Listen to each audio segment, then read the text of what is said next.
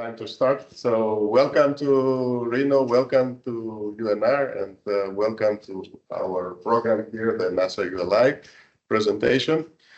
Before we start the sort of technical aspects, I'd like to introduce our team here, Indira Chatterjee, who would like to say a few words to you before we start. So here's the agenda.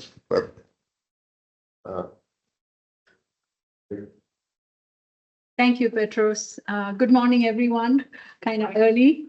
Hopefully you all had a good night's rest and ready for a long day of activities. Welcome to the University of Nevada and the College of Engineering. A special welcome to the attendees from the partnering organizations, the University of Illinois, Urbana-Champaign, MIT, Georgia Tech, North Carolina Agricultural Technical State University, of course, the University of Nevada, Lockheed Martin, and Sierra Nevada Corporation. I'd also like to welcome the program managers from NASA, the ULI Project Advisory Board members from and project PIs and their postdocs and students, as well as the advisory board members from Boeing, Google, and academia, and any representatives from startup companies.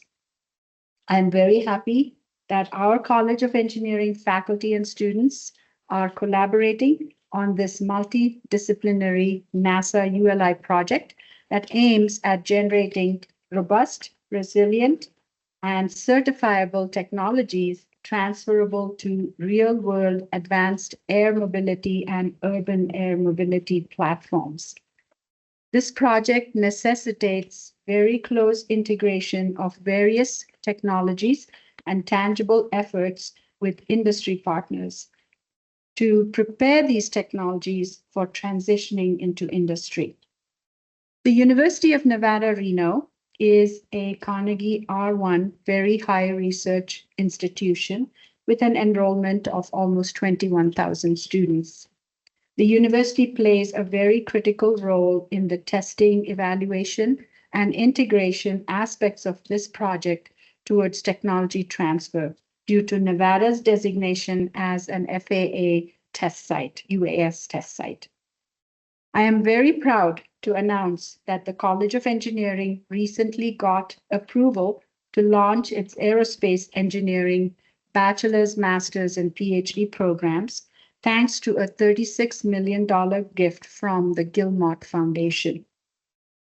The NASA ULI project played a very key role in garnering these gift funds. We have tremendous excitement amongst our current engineering students, as well as our high school students and their parents about this program.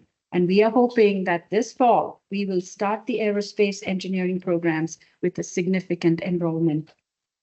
We have also successfully hired several stellar faculty who will be part of this aerospace engineering program, who will not only teach classes, but be involved in groundbreaking research in aerospace engineering. Finally, I want to thank Papa Christos, oh, there he is, and Petros Bulgaris for organizing this meeting and being key participants in the ULI project. So I hope you have a chance to enjoy our beautiful campus. We've ordered very nice weather for you, hopefully not too much wind this later today for all your demos and testing. And so please enjoy the activities of this meeting. Thank you.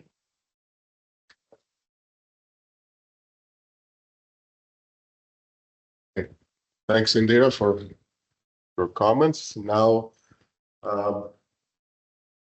Naira will present.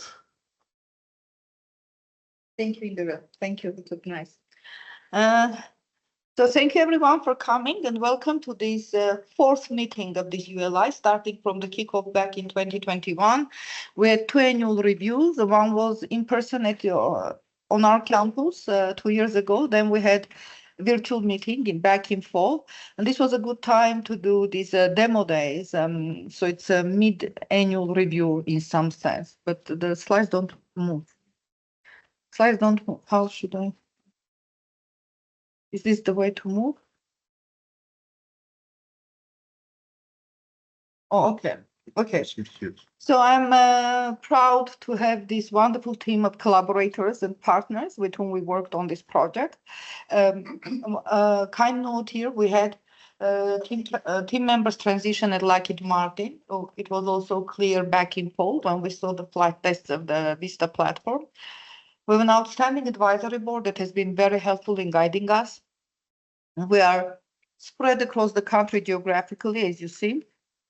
And let's quickly get to the core of the project, right? So we're looking into advanced air mobility platforms that are poised to revolutionize the transportation between small cities and relieve some of our travel time in between small airports, optimize our transportation. And yet these problems that we are kind of envisioning to solve are full of different challenges. The challenge has to do with the scale of operation because we are operating in kind of urban areas that are cluttered with obstacles, skyscrapers, and we don't have steady maps here. This is not like mountain. This mountain is here and will stay here forever, or another mountain is at its place. These urban areas constantly change. The complexity of path planning and routing in these environments, and to achieve all that with assured safety. So we hope that autonomy can play a key role here. I hate to recall tragic incidents, but the recent meteor collision close to DC airport is maybe still in all our memories. So operating in low altitude space is challenging. And if we had maybe autonomous solutions there on the board of that helicopter, maybe that accident could have been avoided because the human pilot just confused another airplane with the other one against which he had the warning, right? Looking into the history of commercial aviation, by enforcing zero tolerance to accidents over the past century, we achieved safety and public trust by having 4.5 billion passengers traveling by air means between countries and continents. That's the commercial aviation, that's the high altitude space. When we go to low altitude space, the developments here were kind of intensified over the last 2-3 decades with the advancement of computing technologies, drones, mini UAVs that are supposed to solve different types of challenges, right? I like this example that quite often comes up why a 1-pound pizza should be delivered with a 3,000-pound truck if it could be delivered with a small drone, right? So optimizing the transportation, emergency care, package delivery, surveillance, and people's transportation between small airports, small towns on short distances.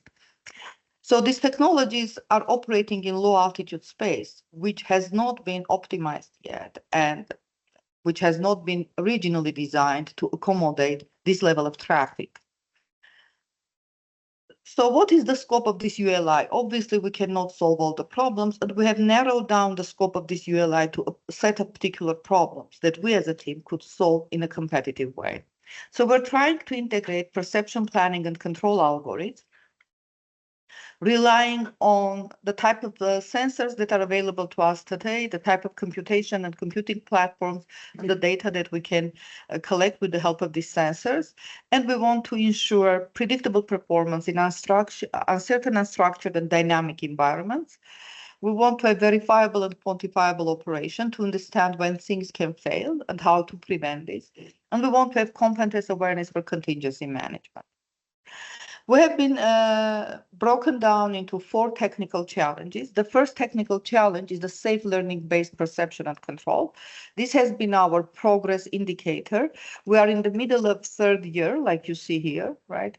And the following milestones have been partially achieved, and we will have the opportunity to observe some of it in physical demos today.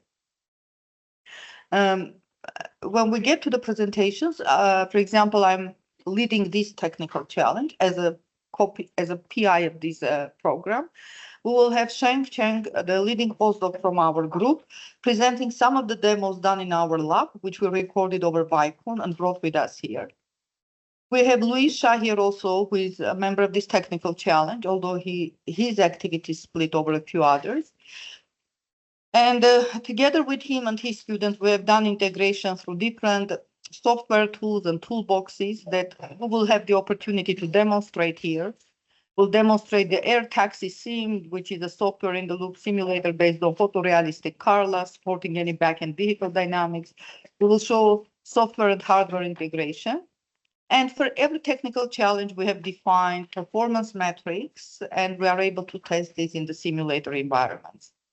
We'll also have physical demos of the Mini Hawk flying with covariance steering algorithm coming from Professor Evangelos Theodorou group from Georgia Tech on the Mini Hawk vehicle, on the physical platforms that Christos Papachristos has here. So we have supported intensive collaboration in between different teams through the years, through weekly calls, bi-weekly calls, meetings.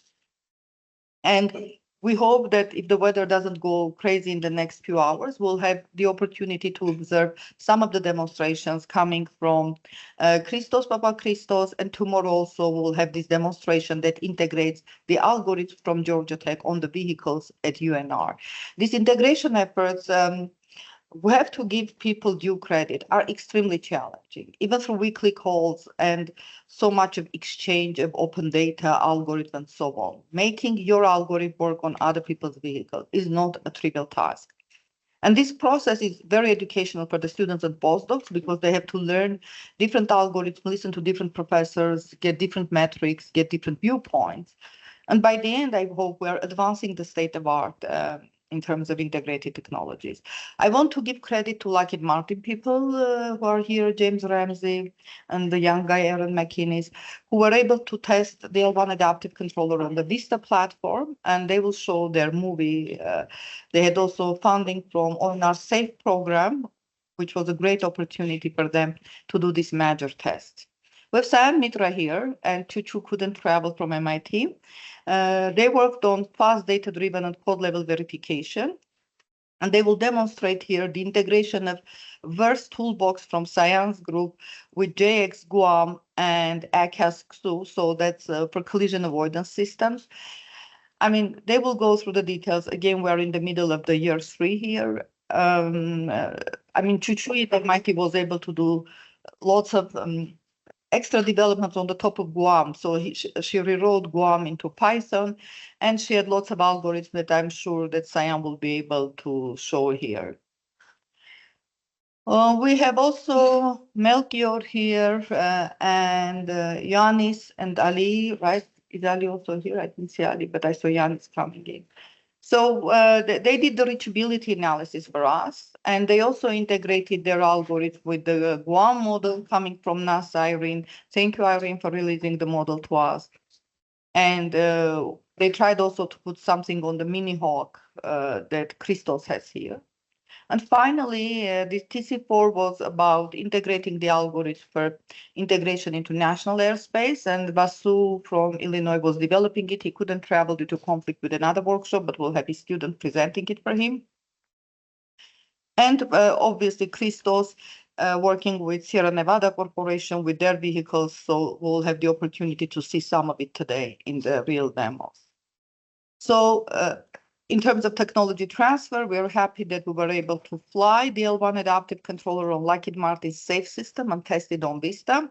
And we look forward to these demonstrations by James Ramsey. And the development of a 3D simulator based on Google Tiles done in collaboration with Sierra Nevada Corporation is also part of the technology transfer effort here. So in terms of the 4 TCs, here are the integrations. We have integration between TC1 and TC4. We have integration that pertains to safe and robust perception, vision-based landing.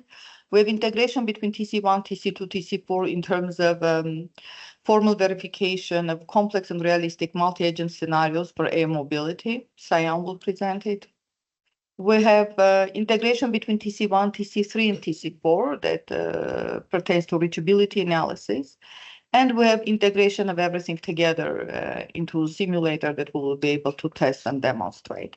So the physical demos are an evidence of the algorithm working in real world, while the simulators give us an opportunity to share our algorithms with the NASA teams, engineers who can transfer this technology and deploy it for other NASA programs and projects. And we will have some demos recorded in our lab from Illinois. Just will show the videos through the program. This ULI program produced 25 journal papers, 5 are under review, 64 papers have been published in conferences, 3 are still under review. We have graduated 30 PhD students, 8 master students, 8 postdocs. We had undergraduate students working on it throughout. Cyan developed this nice course for the autonomy solutions using the technologies, leveraging the vehicles from the Center of Autonomy of University of Illinois that we have, a university-based center with major vehicles there that we can deploy. We have hosted undergraduate students from UNR at Illinois, and Jessica, who is here, did wonderful programs here with the Girls in Aviation program, and I mean, she will give a nice presentation. We did outreach program at the Middle School of Girls in Urbana. Here you see, so I'm here in the pictures as you see as well. We have been very careful and very active in terms of this outreach component of this program. And this is that Lockheed Martin SAFE program. They were able finally to get a video released. It's on Facebook. If you go to Lockheed Martin's Facebook from April 23, actually, I just saw it only 2 days ago. So here it is, they show.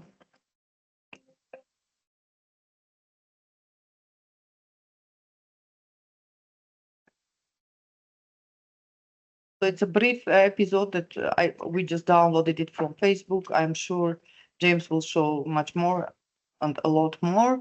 This is an evidence of the fact that when we work on algorithms, we have the end application and the end user in mind. So we keep this close collaboration to ensure that our algorithm can walk from paper pen proofs through software development, through model prototype testing, up to the real vehicles. This is the Vista platform that has pilots on board. Although our project is about autonomous systems, yet the algorithms that we're testing here have the power of reaching the real vehicles with people on board. So with that, I think my presentation seems over. And I'm happy to take any questions, or we just move through the program and the questions will come. I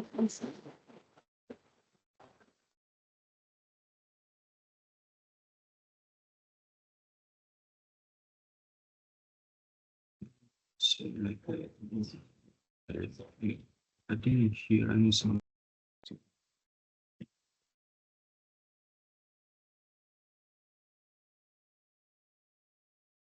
Okay, thank you, Naira, for the overview. I'm not going to say really anything other than going the agenda here, say a few things. So Christos will talk about his testing that will happen soon, and also John from it's not Andy from SNC will say a few words about their demonstration, and also James will present something before we travel to the site. So we plan to leave around 9:30 or earlier if possible, so that we have relatively good weather conditions. And these are like half-an-hour drives, and we have vans that we can accommodate several of you. Of course, if you have your own vehicle and you want to go on your own, and then once we're done with the 2 sites, it'll be 2 sites, one in Silver Lake and one in North. We'll come back, we'll have lunch, and then here, box lunches, and then we will have the presentations, afternoon presentations. So without any other say, and try to stick to the schedule. So Christos, you have something to present us here.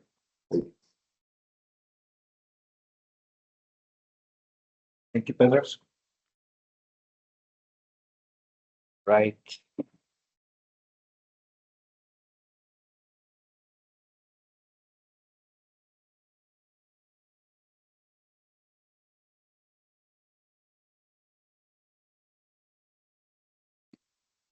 Okay, so for those of you who do not know me, I'm Christos Papachristos, assistant professor here at UNR Computer Science and Engineering Department. My work is in robotics, mostly in aerial robotics. That's the field of research that I followed through my university years and leading up to today. And my interest in all this is, of course, to develop the next kind of technology for the types of unmanned aerial systems of the future. So the topic of today's presentation is to give you an idea of the types of field demonstrations that you're going to be seeing out there in the field, guide you through some of the details of what you'll be seeing, because of course, as they are running live in real time, we do not have a way to pause and explain in the field. So you'll just be seeing things as they flow along, but having this sort of introduction to everything that we do out there should be enough to have things fresh in your head and understand what you're seeing. Then the topic of today's field demos is thematically, let's say, encapsulated around learning-based emergency landing. The second topic, which is going to be tomorrow's work, is going to be around covariance steering for fast and ultimately they guarantee obstacle avoidance. That's going to be the work that comes with integration of Georgia Tech. So today's demonstrations have to do with integrating deep learning-based functionalities on unmanned aerial systems, such that they can support emergency landing operations fully autonomously. So there's some prior work that we have done that has demonstrated the ability to do terrain landmark classification or fully on board, executable on very, very small UAS with neural processing units that have quantized versions of larger neural networks, so that they can be deployed on board very small platforms. And you're able to do things like detect known landmark locations like football fields or such, and even other robots, so that you can have marsupially deployed systems. And this is something that we can do fully online on a real robot in an autonomous fashion. So this is the backbone and like the precursor of what kind of functionality you're going to be seeing today.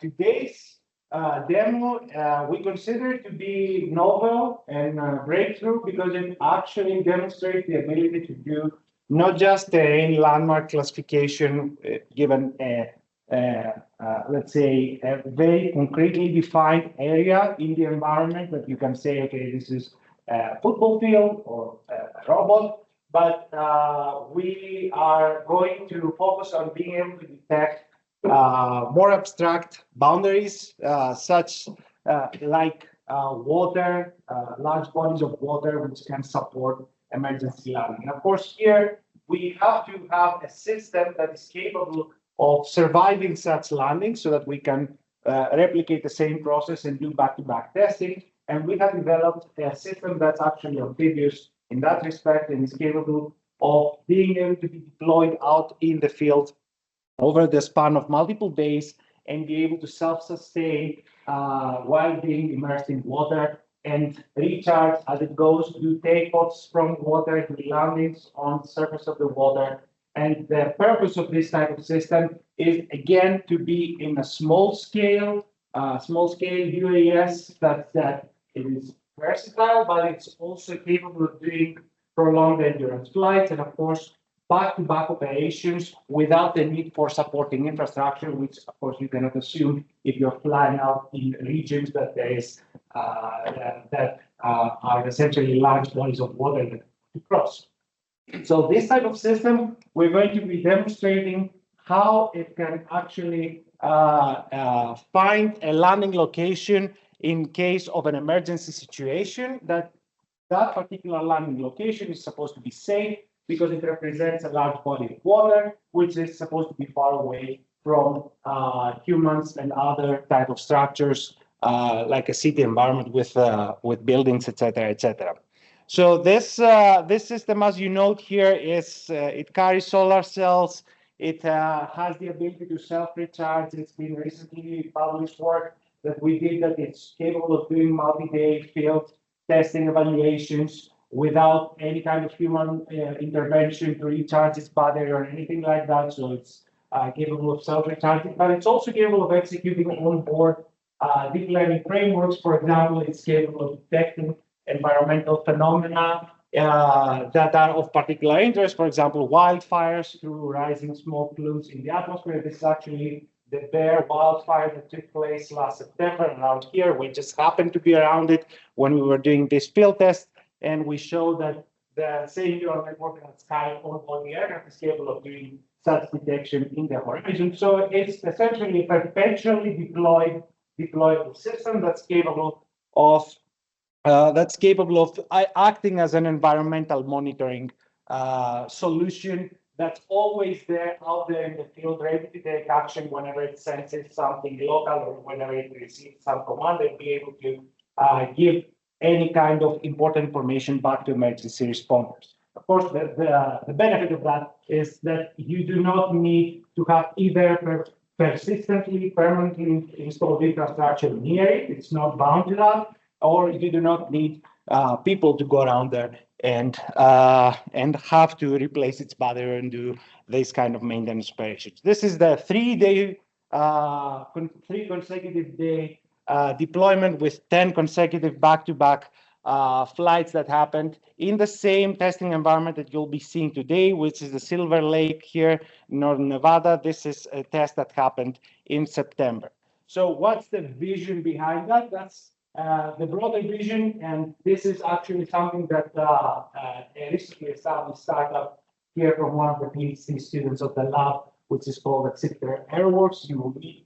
That student, Stephen Carlson, out in the field, will be using the base test, is to have a system that is capable of doing dynamic soaring in order to be able to cross extremely large bodies of water, so oceanic distances, etc., but also be capable of doing midway stops if it has to, and then take off and resume its operation by doing self-recharging. This is something that we are currently working towards. This is the most recent prototype of this type of system, and we will have the chance to talk about that more. But the main goal of having such a system that's water survivable or amphibious is that we are able to essentially demonstrate that this type of activity, emergency landing, by taking a decision to land in the middle of a lake, is something that we can do with the system and have it survive to do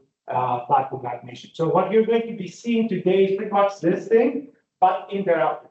So this thing is a flight that we reported yesterday in Silver Lake with the same system. You see, it took off, and then it starts doing a survey mission. This is a pretty large survey mission around the lake that takes a decent amount of time, like 20 minutes or so. But we are, and these are some indicative images of what the system is capable of seeing with its onboard camera. This camera that's now here is an action camera, just to capture some cool footage for you to understand like what the mission looks like. But what is actually going to happen is that instead of ending the mission around here, which is pretty much in the middle of the lake, and this is where we're going to be located during the testing sequence today, we will see that the mission will be interrupted by some simulation. Of course, we're not going to introduce a real fault on the system, but this simulated fault condition will be triggered based on a timer, and at that point, the system is going to have to rely on picking some safe landing location, and instead of running this pre-planned mission, we should see it land somewhere around the middle of the lake based on some detection. And what kind of detection can we do based on onboard processing? As I mentioned, by having this neural processing unit where we deploy a version of YOLO V8sec, we can do segmentation. Of course, we have collected training data. We've done the necessary training and all of that. of instances of what a lake type of environment looks like, and we can do segmentation of that area into from the images, and then be able to pick a point within the center, let's say, of that large body of water as our safe landing location for the victim. So what we are going to be seeing today is that instead of doing this large pre-planned survey mission, sometime at some point as it's doing its mission, it should cut through towards the center, let's say, of the lake in order to end the mission by picking this safe landing location. So this is the first type of test that we'll be going over today, this silver lake. And the second type of test will be based on SNC system, the Volume 10. It will be explained more thoroughly by the next speaker. But I just want to mention that this is a system that's a very large system. It's very tough to test with. So it's always interesting to have to see, as things scale, the complexity and the considerations that have to go into any kind of testing activity has to take place. This is going to take place. I'm not going to describe a lot about the Volley 10 because the next speaker, as I mentioned, is going to be talking more about that. I just want to give you an idea of the whole framework of how we can do a basic detection of a certain landing zone. For example, here, this is a Google Earth image of the area that will be located around. This is at Doyle, and this is a softball park at the center of the Google Earth images.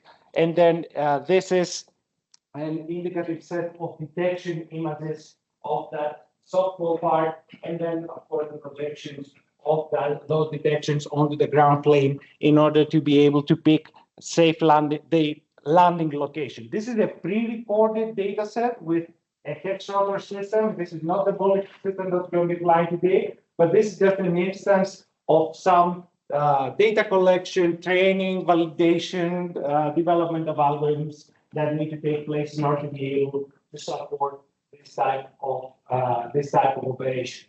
The good thing with such a system is that, of course, it's capable of supporting much more powerful GPUs on board. So we don't have to go through the process of quantization in order to have a compressed version of the network that has to run on a more computationally efficient platform and all that. So, and it can also support other types of learning-based functionalities at the same time, which is a restriction with smaller systems. So without further ado, I will also point to the next speaker. I forgot that. So thank you for your attention, and I'd love to take any questions. A couple of questions. So, the previous slide, right? You're looking for specific safe landing zones for training, etc. Are you also able to exclude? So, for example, if I'm going to be flying around and I need some emergency landing, I don't want to go anywhere near, let's say, parking lots or schools or things like that. So you're kind of doing dual, right? You're saying, here's what I cannot land in, and here's what I'm looking landing in. Is that something that's supported in the current?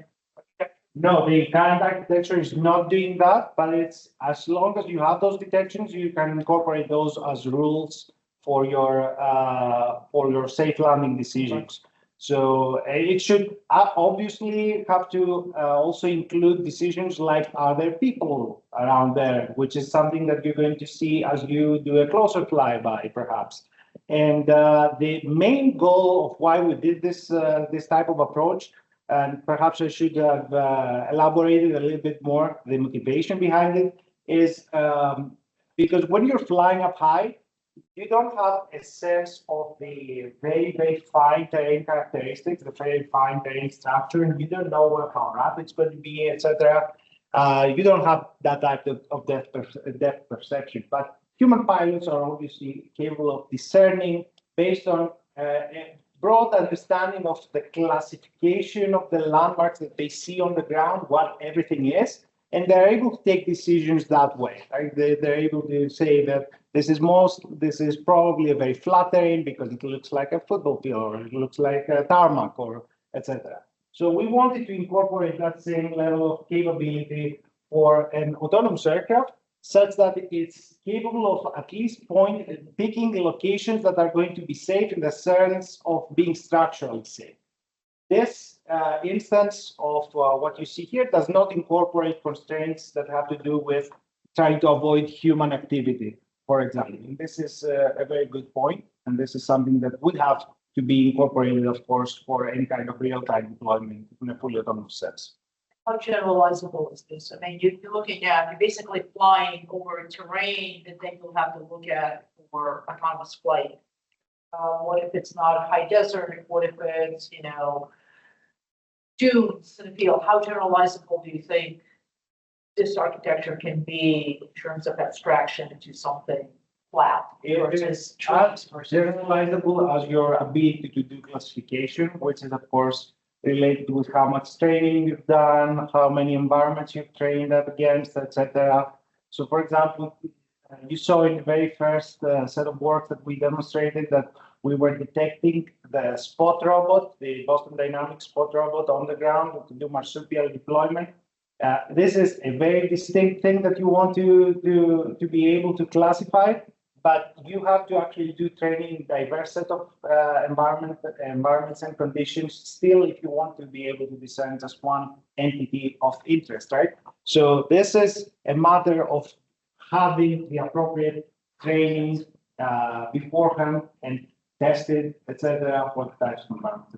So are you training with imagery of the area that you're flying in, or are you training with other sets and then going to a new place to do them? So the training data sets are augmented with imagery of the areas that we are actually flying in, but they are data sets that incorporate satellite imagery that include various terrain maps. So they're open data sets. I kind of just remember these contacts, about how transportable this is through like a new area, right? Where you had no data.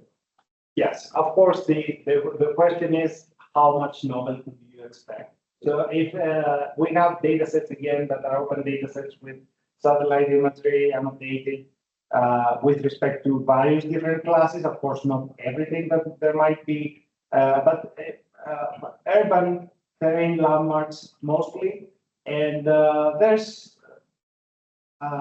richness in those data sets, but of course, if you take them to something, you take the vehicle to something that it's never seen before, it's not going to be able to do faster. So as with everything, those types of learning-based algorithms depend on having done the legwork for the training before. Sarah, last question to follow up with this with Kevin. So is there a way to do certainly quantification or confidence intervals, whichever terminology we use, to say, hey, if I see something quote new, I am X% confident that this is what I'm really seeing versus not, right? Because then the decision maker can make appropriate decisions based on the confidence level of your classifier. Yes, the answer is yes, and you have to actually do that. You have to at least rely on the very basic principle of having a threshold cutoff for your confidence for every detection, but you can do more interesting stuff as well. So, so the neural net recognizes certain areas that it has been trained of million. Is it just as a whole, or if it is possible to incorporate certain characteristics so that then it could classify new areas? Is that something you're considering? You'd have to be more specific. What do you mean by incorporating certain characteristics?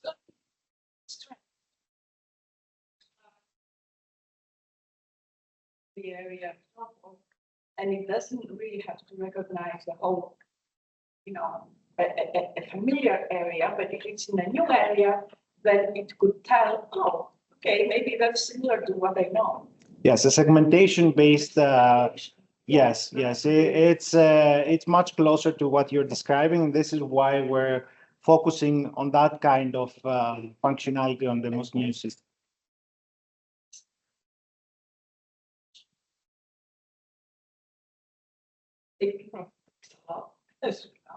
The annotation is what makes it hard. Yes.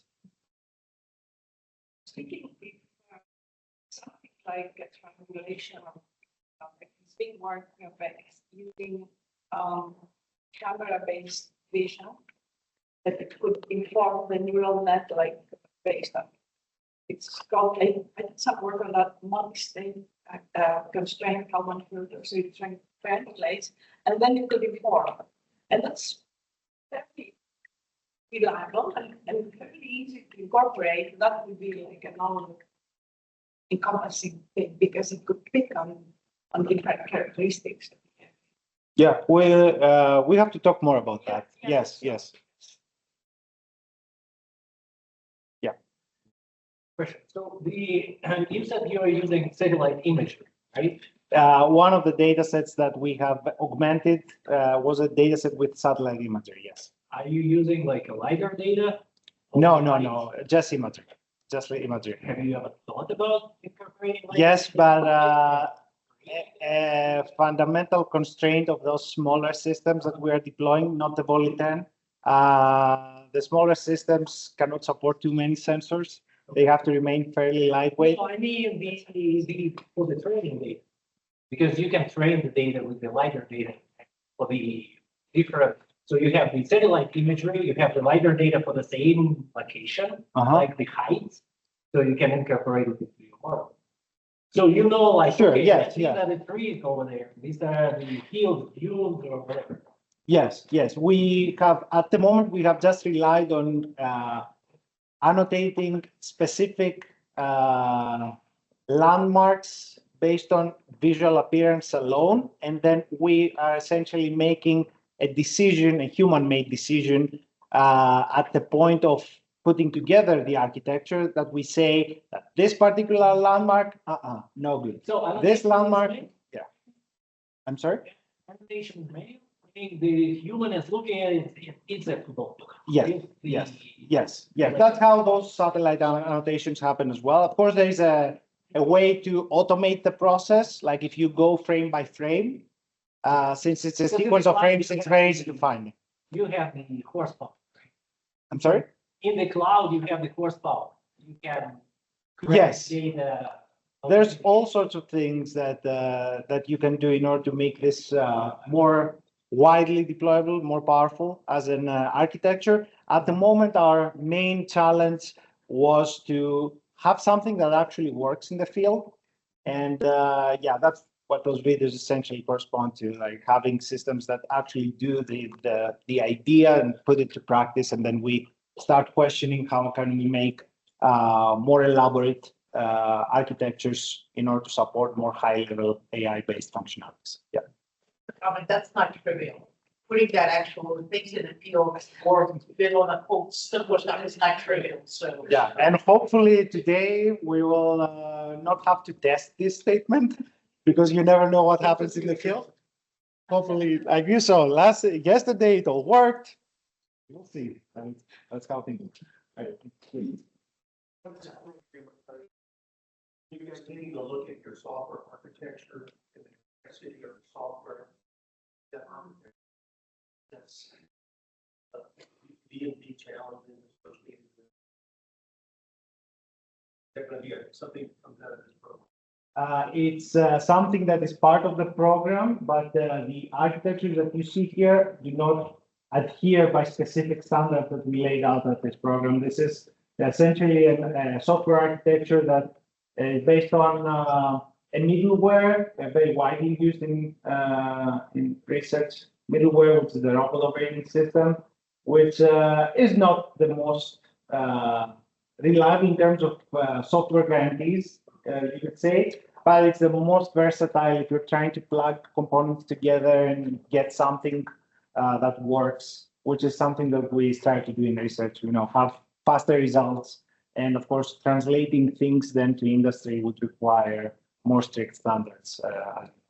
me just make a comment on that with Roth, because we started looking at it recently. So Ross apparently is popular enough that they're now going to be space Ross version that's going to be, so a lot of the, like the timing and all the parts of the architecture middleware, I think they're beginning to towards a more stable system that looking to use, something more elaborate than sort of researchers. So Yeah, it'll be interesting to see it become more standardized. Yeah. There's also an ACLD client for us, a company called Hovakimyan.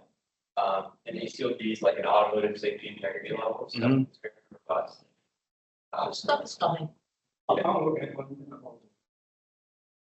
Ross design.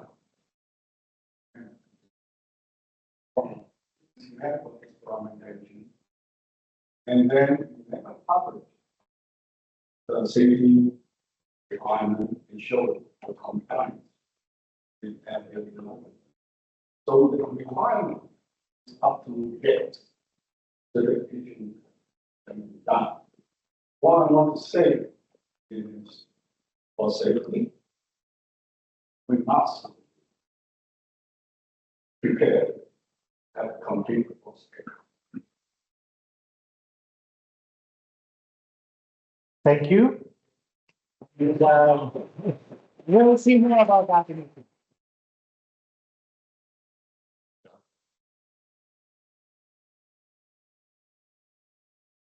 Out the window.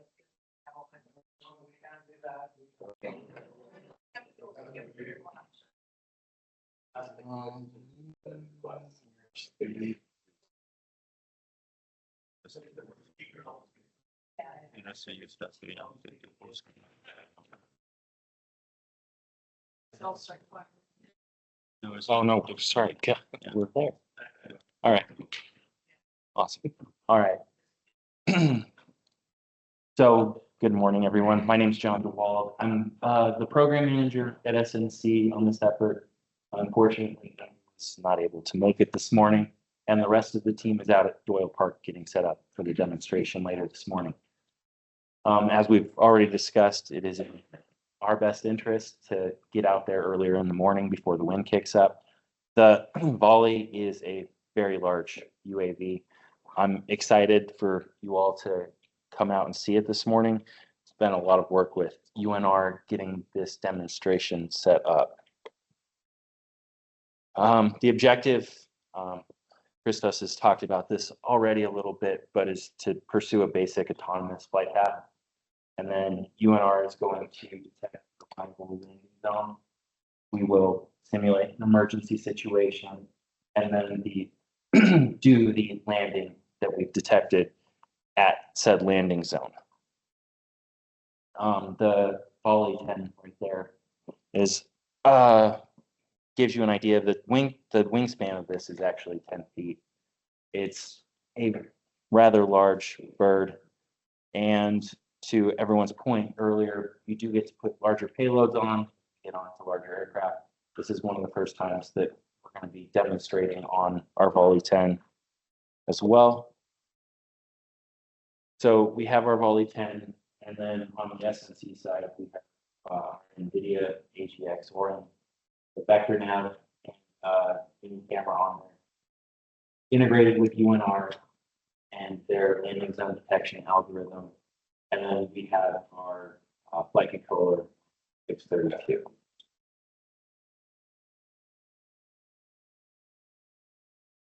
On the software side, we are operating on ROS. We have our RV pilot, quad plane firmware for the autonomy and control, and then a suite of sensor drivers and packages providing us GPS, camera, and transport. And then UNR's packages and landing zone projection. I don't have any simulations or anything to show you. I do want to get you all out there so that you can see this happen in person, give you a brief overview of what the flight plan is going to look like. We do have to drive north to Doyle Park to give ourselves enough space to get the Volley 10 off the ground, do a couple of loops, and give UNR's algorithm enough time to detect the landing zone for us.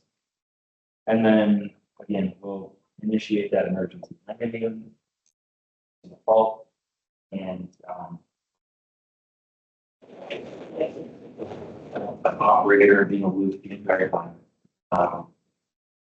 We're going to take off into oil. We'll take our 2 loops from the east in unrestricted airspace. The loops are going to be about the same size. There's no smaller loop. And coming for our landing. I am going to catch us up really quickly. This is my last slide. Like I said, we'll have manual for safety purposes if it were required. The team has done a lot of simulations, a lot of work on the hex rotor prior to integrating on the Volley 10, just to ensure that everything is going to work. And we're in a successful demonstration. What does the operator do? The operator, The the operator will be present. He will have the controls to take over. He would take over.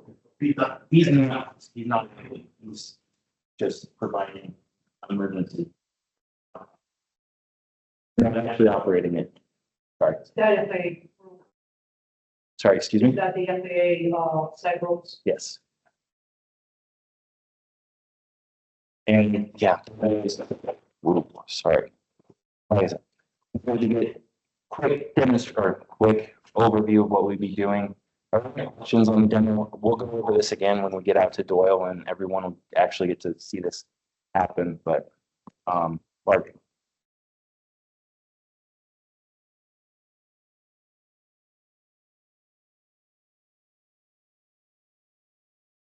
loops are Before you can crash no, I apologize. I'm not sure. I'm pretty sure it is GPS. We can ask the team when we get out to the site though. Awesome.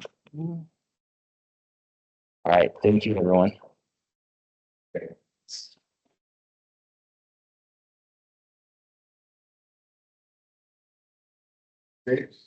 Wow, it will present some buckets work.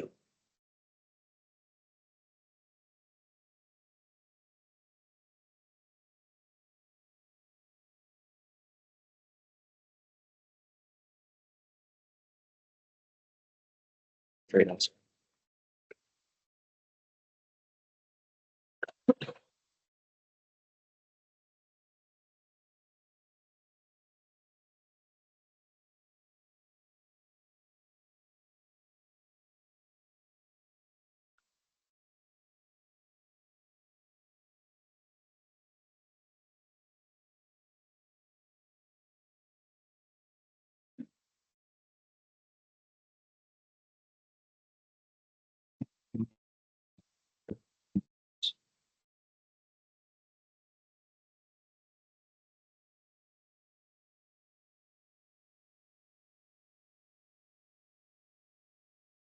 Relatively painless.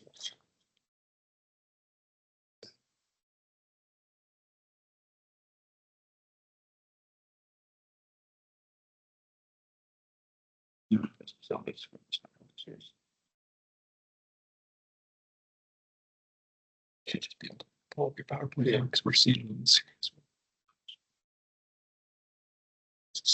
Video.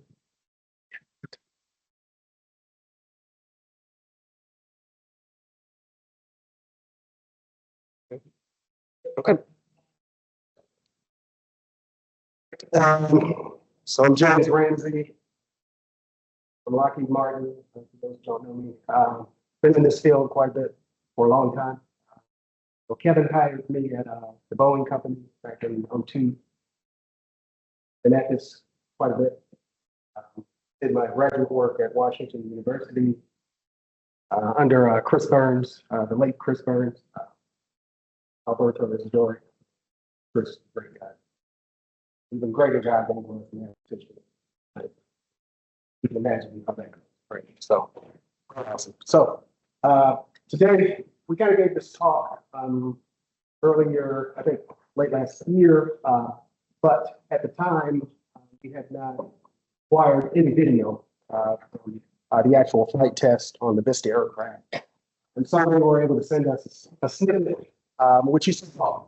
Naira showed that, but we want to add some context to that.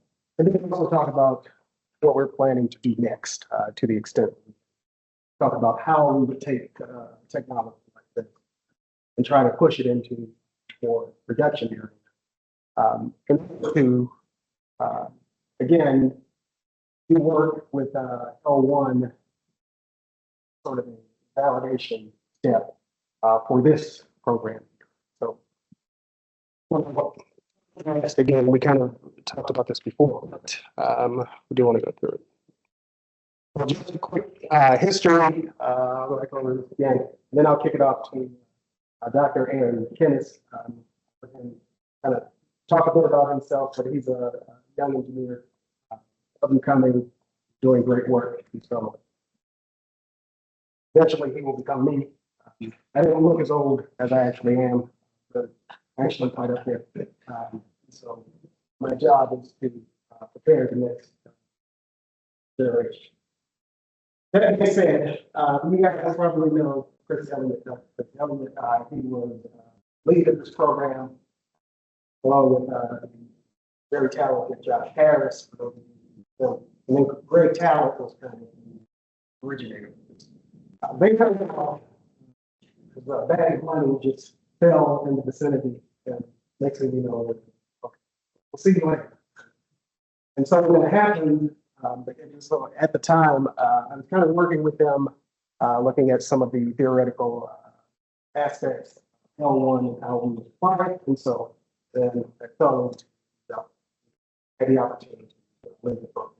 So Dr. Mike Leestroy is not here, but he's the current lead. So, okay. So the purpose of this is, in this case, is to actually take the L1 algorithm and kind of modify it a bit, modify a modified kind of algorithm. So now, it's modified piecewise continuous, which is with the, of course, the MPT, which goes like standard MPT algorithm that people look at. But the idea for us is to kind of augment the existing baseline with the technology and then test it. And so I'll pass it over to Aaron. You can take it. Thank you, Dave. As Dave said, I'm Aaron Kennis. I got my PhD at the University of Kansas. I did flight testing of UAVs and multi-agent autonomy systems. So really excited to come on and be able to start working on something a little different than what I originally had my background in. So this is kind of our control architecture. What we were trying to do with our safe or L1 notification was actually hold on to an already established technique. So we were holding on to a nonlinear dynamic conversion controller, which we designed in-house, purposely designed to be not the greatest dynamic conversion controller of all time, because we wanted to show that we were doing something with that safe block and able to keep some of that performance high using this adaptation technique. So you can see that we're just coming in, we are getting the pilot commands, which wouldn't necessarily have to be a human pilot, it could be any sort of autonomy agent that's able to pass some sort of desired acceleration into your regulator. We're then also taking in that to the safe block, as well as getting some feedback from our sensors. Here's a picture of it is coming out of the plant through the blocks. This is all fed and sewn together at this then coming together and going to a fixed mixer. So we are not using any sort of control allocation techniques that were available to us for this.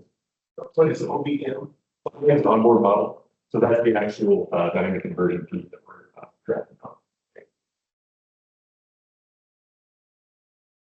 So this is probably very similar to a technique that everybody is used to when we go to bridge that sim to real gap. we first started off very simple. We had a simulated linear stitch model that we actually got from U.S. Army Research Laboratory.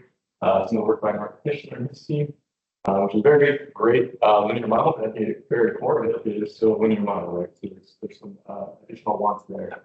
When we found that we had a good enough system that we could go up to the next step, we're actually going to move it to our full 6-degree freedom code model. And when you go to take this step, it's actually a little interesting because the stitch model is done specifically on the Vista. It has those specific stores in mind. It has all the different configurations. When you go to a 6-degree freedom model, that's a baseline of 16.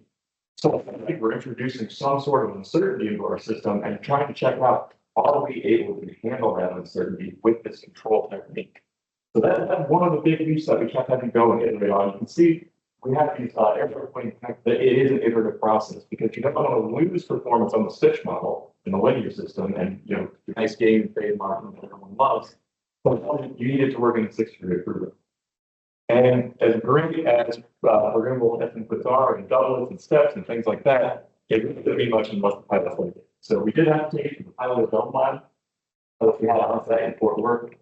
This is where we actually brought in some F-16 test pilots that we had, and some of the students from TPS and brought them in and evaluated what they thought about it. So that's a big step for us to get an idea of, is this going to be an accepted technology for the pilots?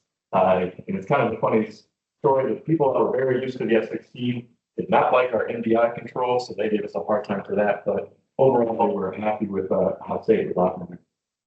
From the pilot dome lab, there's that next step where you really need to go to the hardware in the loop. But in our case, it was straight to bench testing because that's what we had available to us. So we were integrating on some of the stuff at PPS, and then we were able to go on to the actual X62A Vista. So this whole process from the start of the linear stitch model to our deployment took 5 months. So this was not a long-term project. We were not taking a lot of time to tune it. It was intentional that we were going out there very quickly. Sorry, just a quick tangent question. How much of the flight envelope of this stuff are you covering in both your linear stitch model and the full system? So the entire envelope with stitch model is the idea. There's 6 discrete mock breakpoints, and the altitude that we were planning on testing it was 20K. So for what our test envelope was supposed to be, we were going to cover all that with a 6-degree freedom model, all of it. What's interesting though is that we actually only tuned at 1 point and let the pilots go anywhere they wanted. So they decided to go to in the dome lab first some high alpha testing. We never thought about that. They decided to go through transonic region. We never thought about that. So our first real stress test of what this coupled system could do and how that L1 baseline was actually compared, that any other baseline was failing in certain parts and what L1 was helping to beef up and actually get us through some of those interesting test points. Yeah, my understanding is that F-16 is not being done. It is not. So this was a system that we created ourselves because the NDI allows us to have that reference model already built in that we could use for our L1 piecewise controller. So we went out of our way to build our own system because quite frankly, the F-16 control laws have been 50 years of development. So they really fine-tuned and they have a perfectly gained scheduled over the entire envelope. And we didn't want that. We wanted some free for air we could actually work on and adapt to. You dealt with and based at NPI. How big was that? Did you end up having any internal zeros, but then we want to sort of mitigate? Because it's possible if the model allows you can just totally learn it. If not, then some zeros will be like if it's not stable, full stable. So yeah, so this So the cost of the transmission zero. They're very internal, and some systems allow you to do that because there's so strong observability of the output that you can do it. But others end up having even more minimum. Of course, if you run around another switching the L1, when you could sort of mitigate you change your structure. So, but it's probably a good model. So the conditions that we looked at, right, with the stitch model, We didn't encounter any of that. So the interesting thing is that in flight, we may have, right? Depending on what flight conditions they chose to fly through, in those conditions wasn't necessarily the ones that we tuned for. And so that's why this was really interesting. And we can do this on the aircraft, and you can't just go out and pick an aircraft and do this because it has the safeguards in it, right? That will allow us to go to places that you normally would need to get clearance for, right, in order to even get there. Yes. Looking at piecewise linear model, standard practice. Now, interesting question. Periodically, we can verify proof in that model statement. So the real question is, how can we guarantee the stability of a linear model implies the stability of physical non-basic? Right. Right, so, yeah. So therefore, of course, we test microphone. Right. Very exhaustive. Mhm. But there are linearization techniques, which depending on the type of when we move forward, we do the right, then this particular, that's called safe linearization. We imply the original non-linear physical law. You follow this approach, or you use the more traditional approach after looking at this class. Right, yeah, so after that, so part of this is more test-based, and so we're getting into sort of more, how we would DMV it, right? Because now, it's not just, one, you have a, theoretical proof, right? Now we're getting into more of the Lyapunov type functions. I understand. Right. So the ground works. Right. But on non-linear system, Mhm. how to calculate the model, Mhm. actually is open. Absolutely, right. And so the question will be, Mhm. if you want to go beyond the testing of assurance, Okay. then we must set a particular linearized model that really implants the original non-linear system. Mhm. Stability. Right. Without that step, then we're basically doing the traditional. Right. So again, Question you on that. that's definitely something that needs to be done. I don't think it's something that, yeah. I mean, I probably would say that, right? Yeah. I'm going to say, Yeah. well, I know Yeah. it implies important and all. Right. Yeah, absolutely.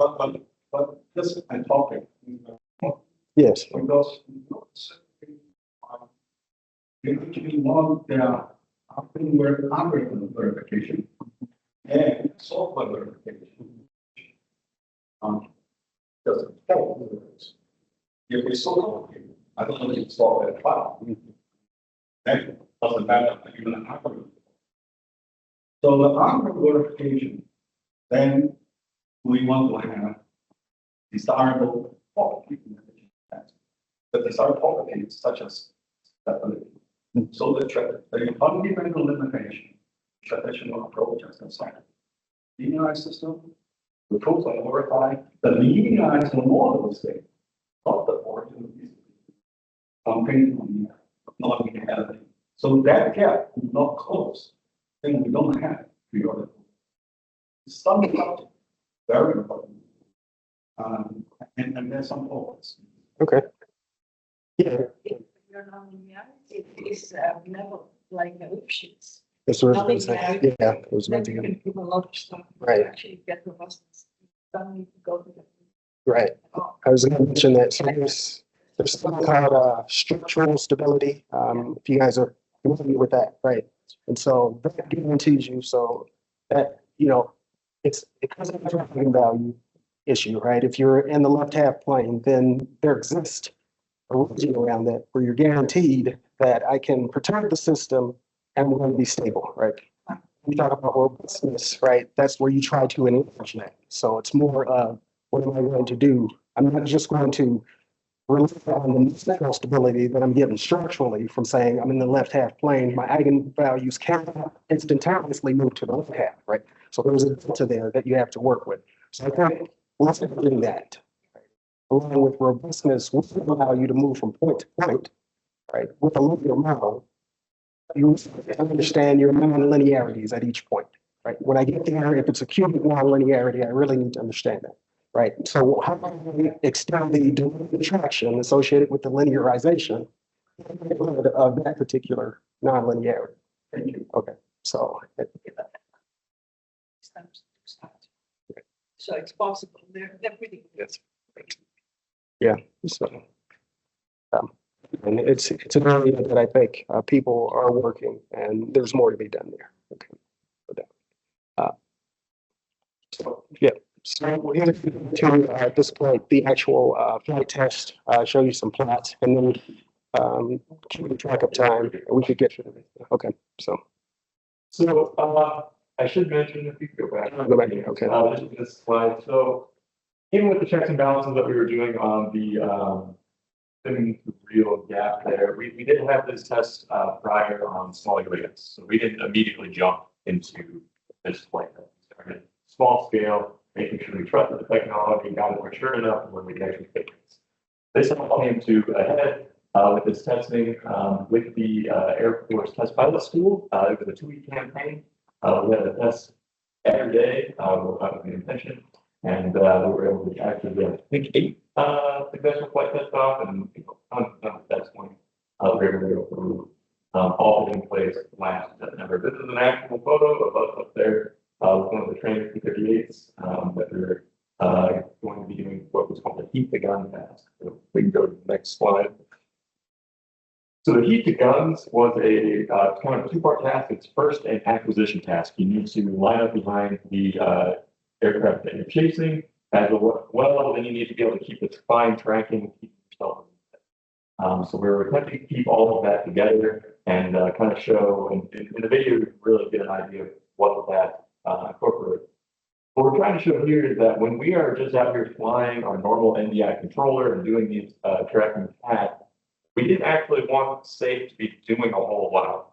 If you have a control technique that the pilot really likes and they're expecting a certain response, and there's nothing wrong with your aircraft, we don't want it to be overtaking that response characteristic that the pilot used to. That was one of our big feedbacks when we first got into the dome lab, is that the city was doing too much. It was speeding up the pitch response, and they didn't like it. It was damping things. They weren't paying for it. So we didn't know after a little bit of the pitch specifically. And you can see that there's some additional oscillation in places, but a lot of it is the pilots themselves commanding it. And in general, it looks like a pretty good match. We weren't able to find anything really discriminatory, and not a lot of correction needed in the pitch axis. If we go to the roll axis, there's small corrections. So we had a difference in the MIST configuration when we went out for flight test than what we never tested before. There was an additional store that was giving us a little bit of additional beta damping, which induced a little bit of extra roll rate that we weren't expecting. And even though you can see here, we were kind of missing the command, when we were able to turn the SAFE technique on, we were able to close that gap. We were no longer seeing this bias in our roll rates. So we were able to push that together and really correct that error that we were seeing out of the OEM, which was a great first start, right? This is just our base. We hadn't really done anything for the aircraft. We weren't intentionally failing anything at this point. It was just up there trying to do a tracking test. Visit your NDI control. On this side, this is with the SAFE augmentation. Okay, next one. We're going to get more excited, right? It doesn't really do a whole lot of good for us if we just tested it in one place. So what we started trying to do is failing control system. And we've done this in simulation, and we've done this in the dome sim. And then we went out to the test pilot school and found out you can't actually fail a horizontal. So we had to, so we went ahead and failed the right flat. In our case, what a failure means that we're just going to hold it at 0. No matter what we're trying to command out there, we're just going to hold it, keep it at 0, which we know is a fairly benign condition. You could lock it somewhere else, but at the start, this was a great first step. In the pitch axis, we actually weren't seeing a ton. It was still pretty comparable. We were getting a good response. partially because we have a large horizontal tail to come in and handle most of that bias that we live with. We go to the Okay, so your NDI controller shouldn't be commanding the plant and pitch out. Right? we do have some mixing on the way out that is doing a symmetric flat. Okay. But for the most part, yes, it's more a role. One of the things that we did see dramatically is that the difference in this bias. So, and you didn't have the pilot put up there, we were getting a constant roll. That the pilot was needing to put about 5 pounds of force and to hold that steady and keep us on there. And so all the way throughout the flight test, you can see where the blue is approximately around our trim condition, and then you can see the pilot is constantly fighting. That's why we're underneath. When we go and snap the tape on, we're no longer seeing. There's still some differences. We're not able to perfectly track anymore, but we don't have one of our surfaces, but that bias is completely gone. We're no longer seeing it. So that was a really huge point for us, is that we could eradicate some of this need and we could let the pilot get back to the task at hand, which is actually going on. So this is just me next to an area. We just went and looked at their commanders to the response characteristics. The base or the NDI is all in blue, and then the safe augmentation is in red. So this is a pitch and roll rate.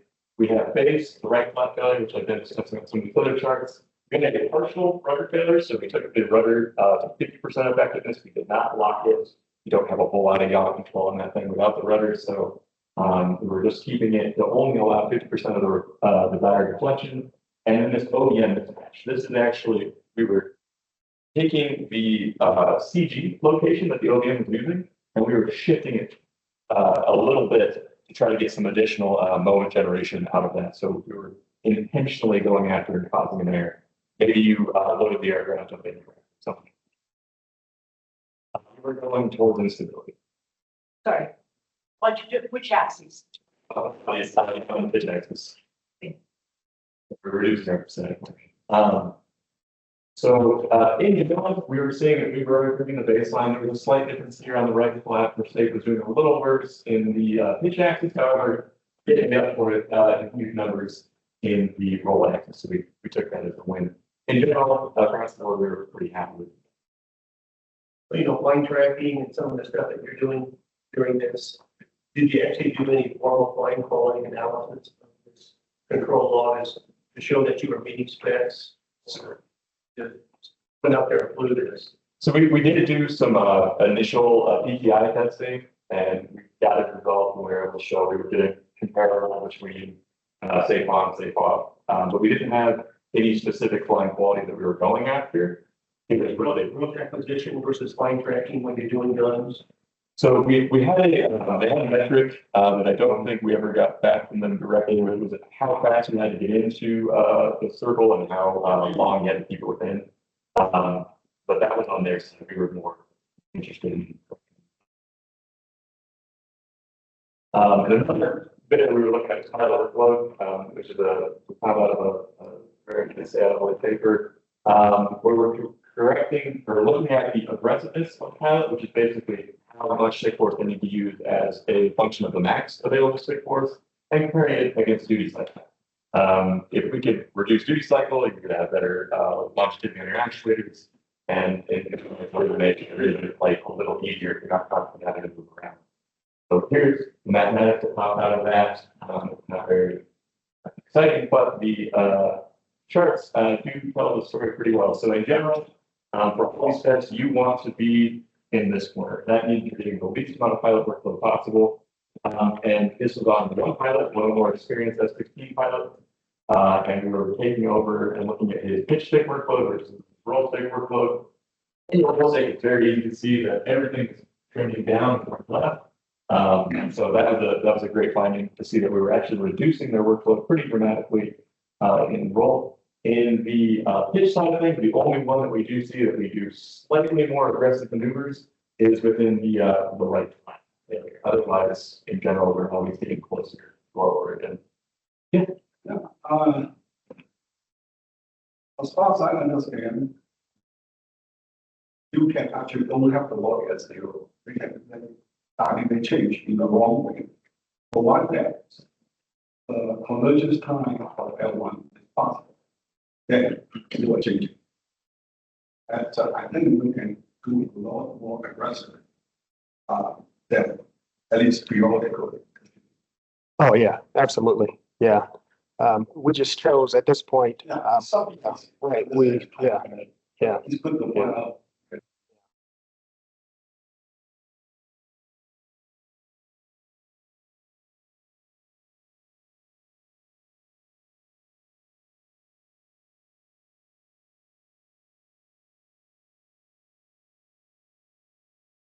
But they still locked it and they can't control the.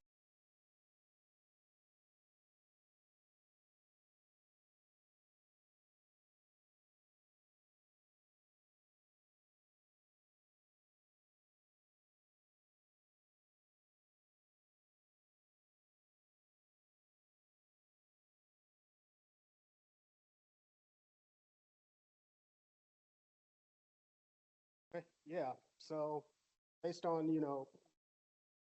the actual flight test, we can kind of summarize sort of what we did here.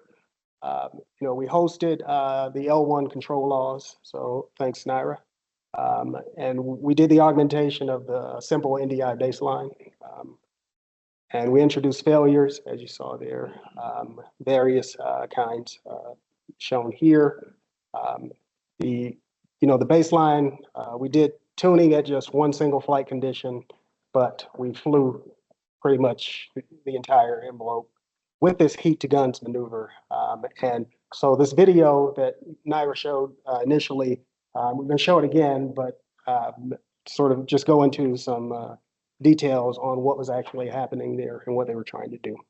And so what we see for at least our contribution right now, of course, for the next one, which, we're claiming it, right? We're not, there's going to be, workaround architectures, but to the extent that we can use, say, Vista, for example, to sort of demonstrate risk reduction for L1 control, that I think is beneficial to what we're trying to achieve here.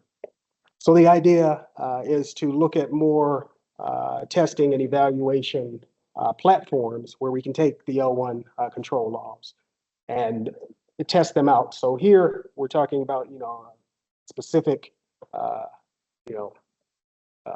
test aircraft that's designed for testing, dropping in algorithms and so forth. So the next stage of this would be to look at,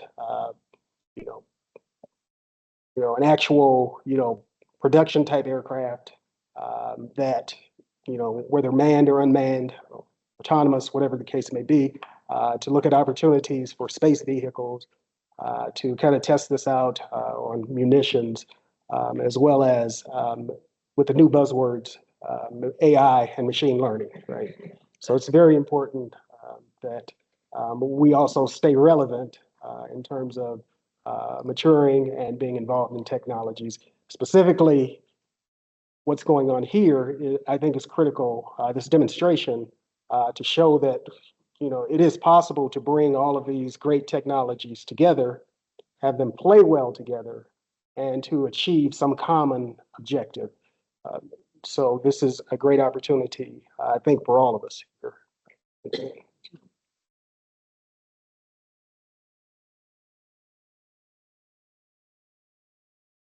Are you considering doing all of the above as the failure conditions at the same time? For these failures that we, Yes. I think, yeah, I'm like always on the edge of the envelope kind of thing. So yes, I would definitely, if TPS would support something like that. So what happens there is you have to reapply, right, for an opportunity to come out and fly something. So in 2026, we'd like to go back and do something else with them. But certainly, as we sort of demonstrate, we kind of crawl, walk, run kind of thing. And so doing something like that would not be out of the question where you're talking about multiple failures. Should mention that in the dome sim, we did allow them to whatever multiple failures they wanted. I mean, you don't get, a perfect superposition of it. That's it. However, we did still see that we were able to control the aircraft with a flat failure and a horizontal failure. The one that we actually struggled with more was the OBM fixing. And that additional layer did make a difference. But no flight that's fancy yet. Able to do, Yes. what the capabilities are. How much redundancy there is on that. Any sense of why you did not see in some cases we saw degradation of the chassis? Mm-hmm. You have an intuition of what it is. I mean, there's a number of things like the particular model, et cetera. Right. You guys analyze and have a sense of why. No, but I think to your point, right, tuning kind of affects, the quality. And also, when we're talking about cross-axis coupling type failures, then we have to also be careful when we're tuning the algorithms to ensure that even though we're solving the problem very well in one axis, we want to make sure that we don't lose too much in the other. And so from these particular runs, I would consider that to be acceptable degradation because the drop off compared to the gains in the roll axis were, not very large, but certainly, yeah. Part of it is tuning, part of it is, the type of failures that you have in there. Something you may consider, I don't know if GPS is going to let you fly it, but why not? Something we did with Airstar back more than a decade ago, when we took the airplane all the way to stall, post stall, and then departures. So this is now you're talking about actually departing the airplane and letting it recover. And get your sense of how well or poorly your algorithms are doing. Something like that. Yeah. And the other thing is, this is what we're playing with right now on urban air mobility, because it's over actuated aircraft, kind of like Vista. The mixer is going to come into play into some of these considerations. Yes. Let's go. Yeah. And so, And see what happens. yeah. And so here, Don't push time. yeah. Take the physics of the aircraft. Yes. Right. Yeah. To your point here, you can't beat physics. Physics is undefeated, right, in this realm. So we also have to, at every point, make a determination as to whether the problem is solvable. Right? Can we actually solve this? Now, if we want to do, sort of entering a departure region and seeing if we can get out, obviously we need some altitude, we need some time, right, and those things. But we could bake, like you said, if they're willing to do that, we would certainly.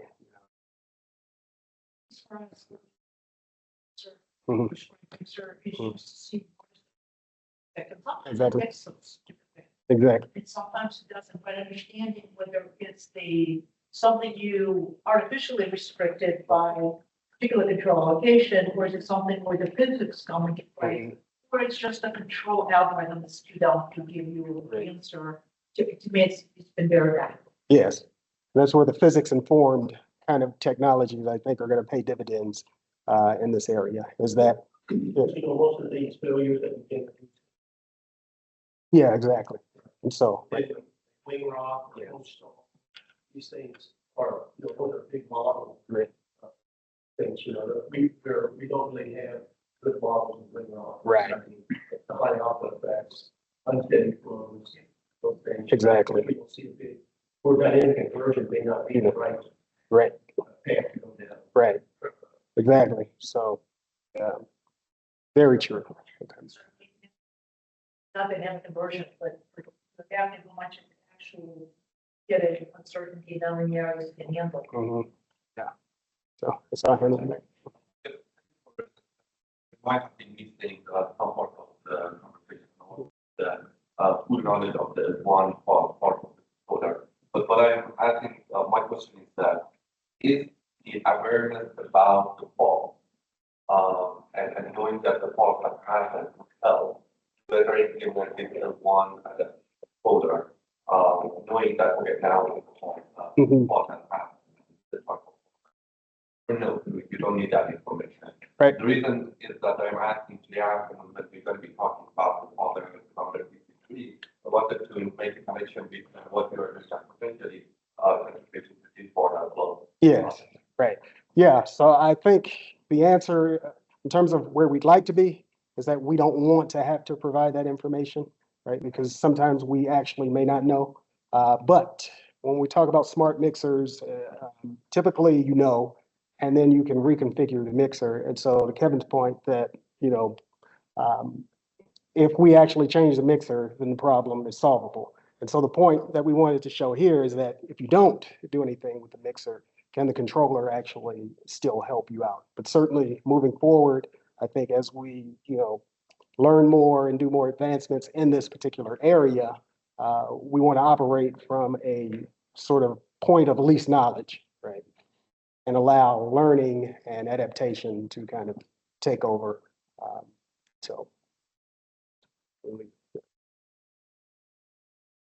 So now if we go back to this video, and we then talk about, Aaron, you can go take it over. Oh, Yeah. Yeah, so this is the video. And unfortunately, we don't have any more than the 16, 12 seconds or whatever it is. This is all that was released to us, so you're just being on a loop here. What we're seeing is the safe lock condition there on your right is the basic NDAI baseline. It's not the S16 clock. I'm sure the S16 actual control log will probably be much better than this. We are locking our right flat and trying to do the heat the guns acquisition tracking task. At least that's what they're attempting to do. And you can see the actual aircraft trying to track is kind of circled over in the blue square. And you can see with the safe on, we're able to first acquire and then keep that blue square well within the middle of our two gun circles. Whereas on the right, we actually lose the aircraft. It's not even able to track the blue square because we've already gone so far out. So that was a very interesting finding for us. We're very happy to actually see this. Grass can tell you a lot of information. We were very pleased to see the biases we created, but to be able to look at something like this and just know, okay, this is what the pilot is actually seeing. This is the benefit that they are seeing. After this flight test, we had some amazing comments from our pilots. We had Cooper Harper ratings going from, in the 6s down to like a high 3. Maybe I have that backwards. However, we're wanting to keep this on so that way we don't have to think about, oh, I'm in a failed state, right? If you're in a maneuver like this or attempting to dogfight, that's the last thing you want on your mind. And the same goes for an autonomy algorithm. If you were attempting to do something like an emergency landing, you'd want to be able to just assume that you're controlling it. And that's what this allows you to do. So, yeah, so I'll just close with a quote. I always have a quote. Right? So, a pedantic professor once said, manifesting forbearance under gradual advancement fabricates unblemished immaculacy. And I'm like, what is that? Patience is a virtue. Okay. And so as we move forward in these incremental steps, we'll get to the, goals and objectives that we have planned for ourselves. So thank you all for having us, and thanks.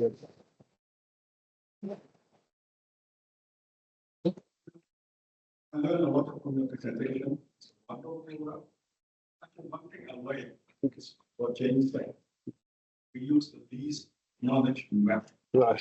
Actually, that's the best lessons.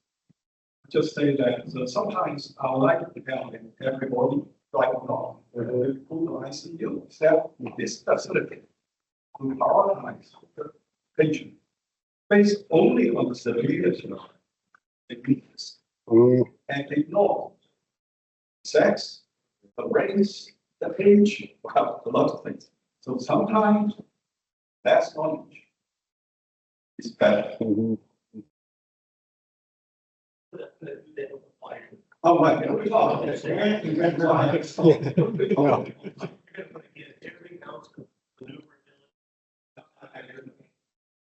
What to know the model, you're gonna want to pull a lot of you're gonna want.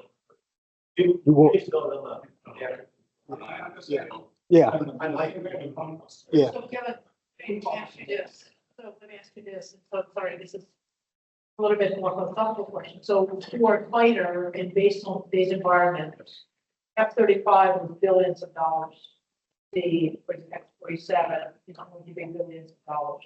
But there's going to be other platforms with CCAs, that's the, for those who don't know, so it's essentially think of a loyal wingman. So you think of one sophisticated fighter, then a whole slew of autonomous or very high level supervision and control aircraft. Perhaps in the capabilities, perhaps not.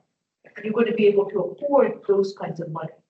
Or you're now looking for methodology that's going to allow you the maximum performance for your mission with minimum cost, which means you're probably not going to for 40 years in missions, right? So some of it is going to be that, and how do we find the right technologies to make it maximize performance with affordability? I don't think so. One of the things that we really like with adaptive control, not to have to do anything. We want it in there in case you do have a failure, you have something that can get damaged, you know, those kind of things. But we want, like we had a bunch of vehicles that we flown in the field wars where adaptive control never turned on because the reference model that we used in the MRAP was close enough. I want to say, yes, I'm being able. The more detailed one that everything was going on, the less one. Because when you put one perspective, the more we can use for that situation. Sometimes problem, sometimes more stuff to get performance. Performance are possibly correlated with all the knowledge in this situation. And the robustness is inversely proportional. So that's an unlimited trade-off.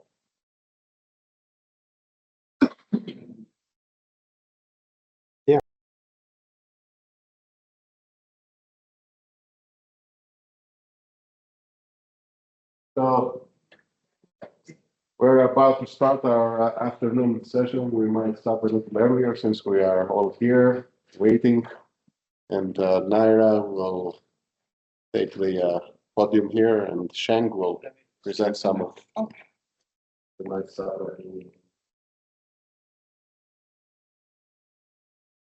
Thank you everyone for attending this workshop and putting up with the sun with our demos. Of course, we're excited to show what's happening as a result of weekly meetings and daily work with students, large teams, different organizations, industries, institutions, outreach programs.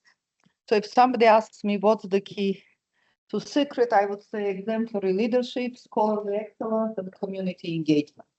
So now is the time to feel proud of what we have done on the scholarly side. I want to introduce Sheng Chen, who is our graduating postdoc, who has been the lead postdoc for this ULI development. Almost everything happening in every group, joining all the calls. Since we don't have a Wi-Fi lab here, I'm sure Christos has one, but it was much easier to record some of our work from our lab and bring it here, so there are lots of interesting videos. I want to emphasize that there will be some repetition. You might see the drone flight that we did with L1 Quad that we have seen, but now we have moved it further to have additional fault tolerance or some autofailure scenarios and so on. We have the deep tune that Sheng has developed for optimal fast tuning of control of parameters. We have the only drone that Andrew Provenza from NASA one just wrote me a nice email after one of our monthly seminars. We'll show the development on Omnidrone. What else? There are a few other things that I believe I can't keep all that on my mind. We have people writing. Sorry about that.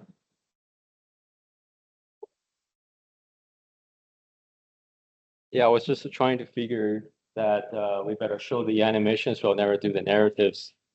And apologize for the noise because we're recently compiling these videos and apparently we forgot about muting the videos. So like Naira just mentioned, this is pretty much what we're going to show today for what we're able to do in our lab related to mostly aerorobotics. So without further ado, let me get started. All right, so we'll start with this L1 adaptive. Oh, sorry about that. Okay. Is there a way that can mute the system?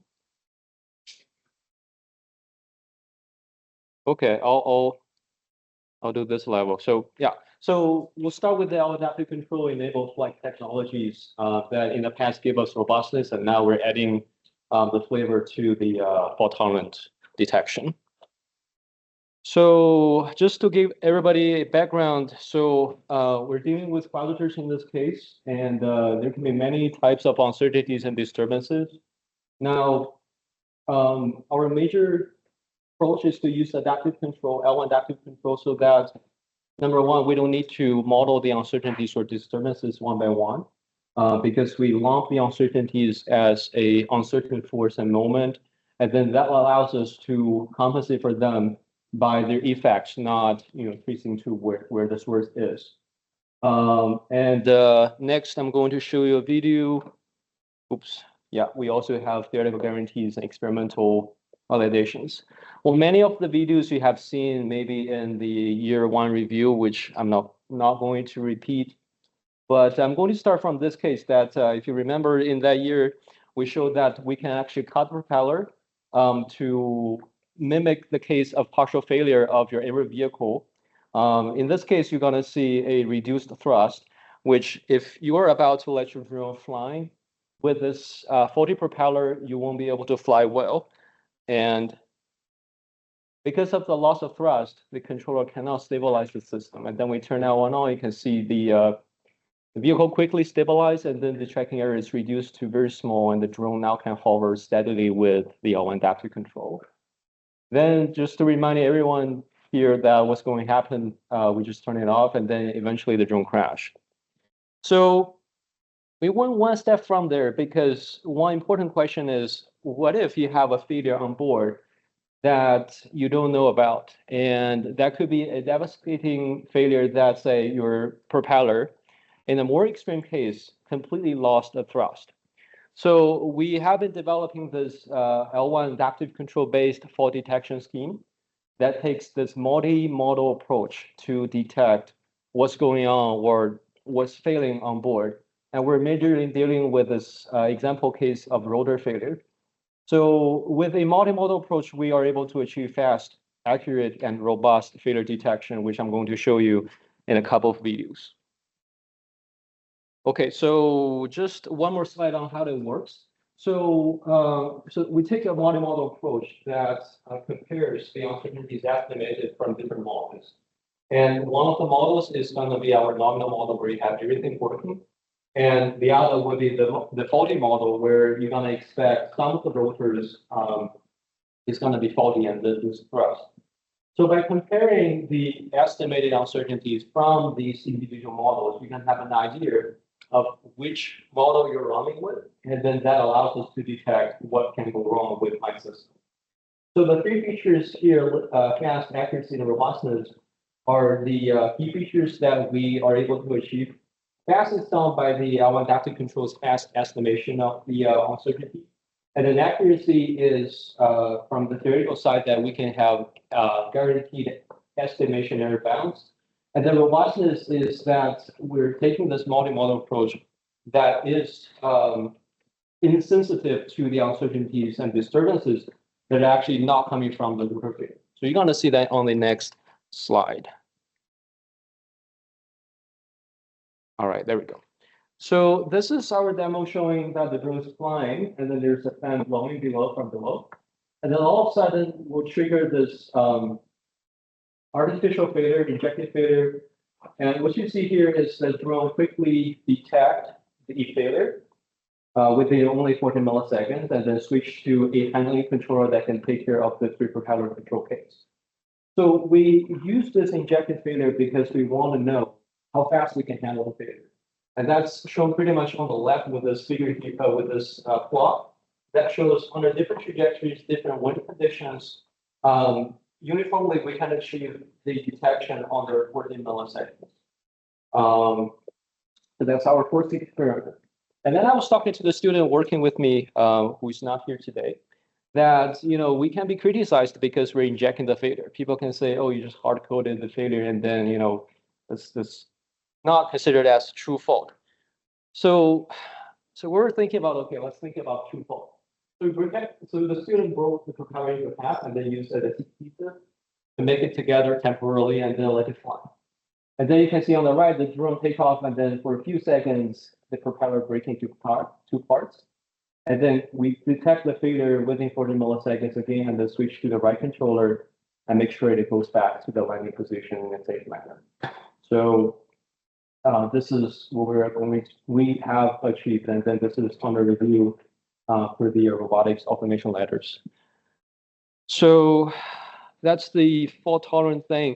And yeah, so we're also collaborating with international collaborators on other type of failure that you might see. So in this case, we, in the animation, you're seeing our drone is being interfered with this intrusion into the propeller pad, which will mimic the case where the drones can one day glide into the environment. So the key technologies here that we developed with our collaborator is the soft propeller, plus this L1 adaptive control architecture. So the soft propeller comes from our collaborator from Japan, who has the soft nodus that are compliant with collision, so you don't suffer or broke a propeller, but the propeller can remain in contact upon collisions.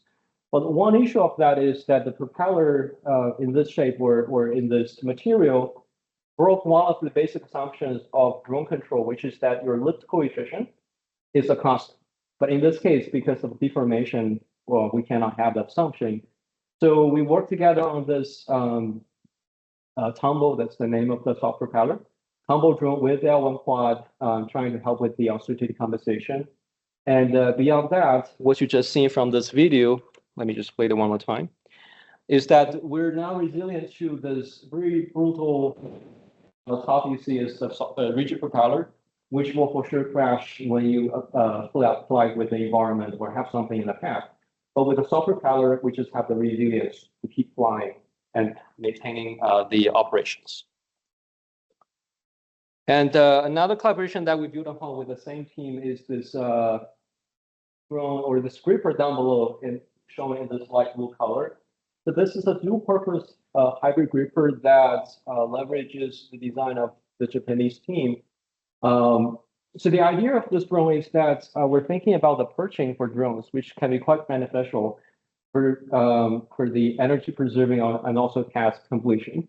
So we're looking at the literature and then we found, okay, so most of these perching drones in the literature are basically bio-inspired. So you're designing this perching mechanism following a bird, and then you can do very nice perching.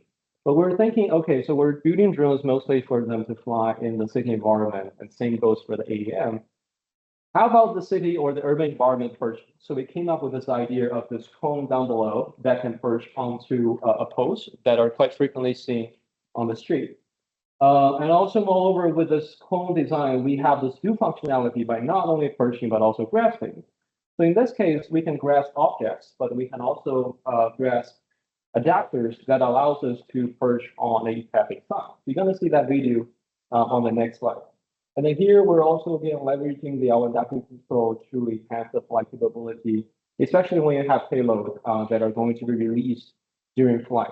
This is known as the payload uncertainty that can disrupt your baseline controller if you don't know how much weight you're releasing or picking up. So yeah, I'm so worried about this video not playing smoothly, but seems it works fine. So there's three capabilities we're showing. One is perching on the left, that we're perching onto this pole that represents what we can see on the street. Basic functionality, and then there are different geometries we can perch on. And then grasping is, maybe I can just replay that. So we're start flying with a water bottle, full of water beneath the drone, fly with it, carrying it to the Boston line and just release that. But what's really interesting is when we combine the two of perching and grasping, which is the third case you're seeing here, that we have a adapter down below, and that allows us to perch on a very irregular shape, which is the clock sign, and other possible thin plates that are also very often seen on the streets. So with this, we can push on the traffic sign, and then maybe if we have more time, we can equip solar panel like the ones we've seen this morning to have the drone charging while also doing some surveillance over what's beneath it. Okay, so that's that. And then, so that's so much about the L1 plot part. And then coming up next, we're going to switch gear a little bit to talk about decision making on the parameter level. So I'm going to introduce DeepTune, which is our work for auto-tuning controllers and also low-level components of your control architecture, especially for the VTOL system applications. So quick introduction. We started this problem because back in the days when we were doing the L1 quad, we were really having a headache trying to tune the controller. There are 12 parameters, nonlinear.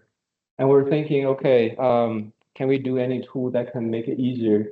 And then we look at the literature, find some, but we came to realize that they're not efficiently using the model information, which in this case can be very helpful that, let me see, what's the next? Yeah, okay.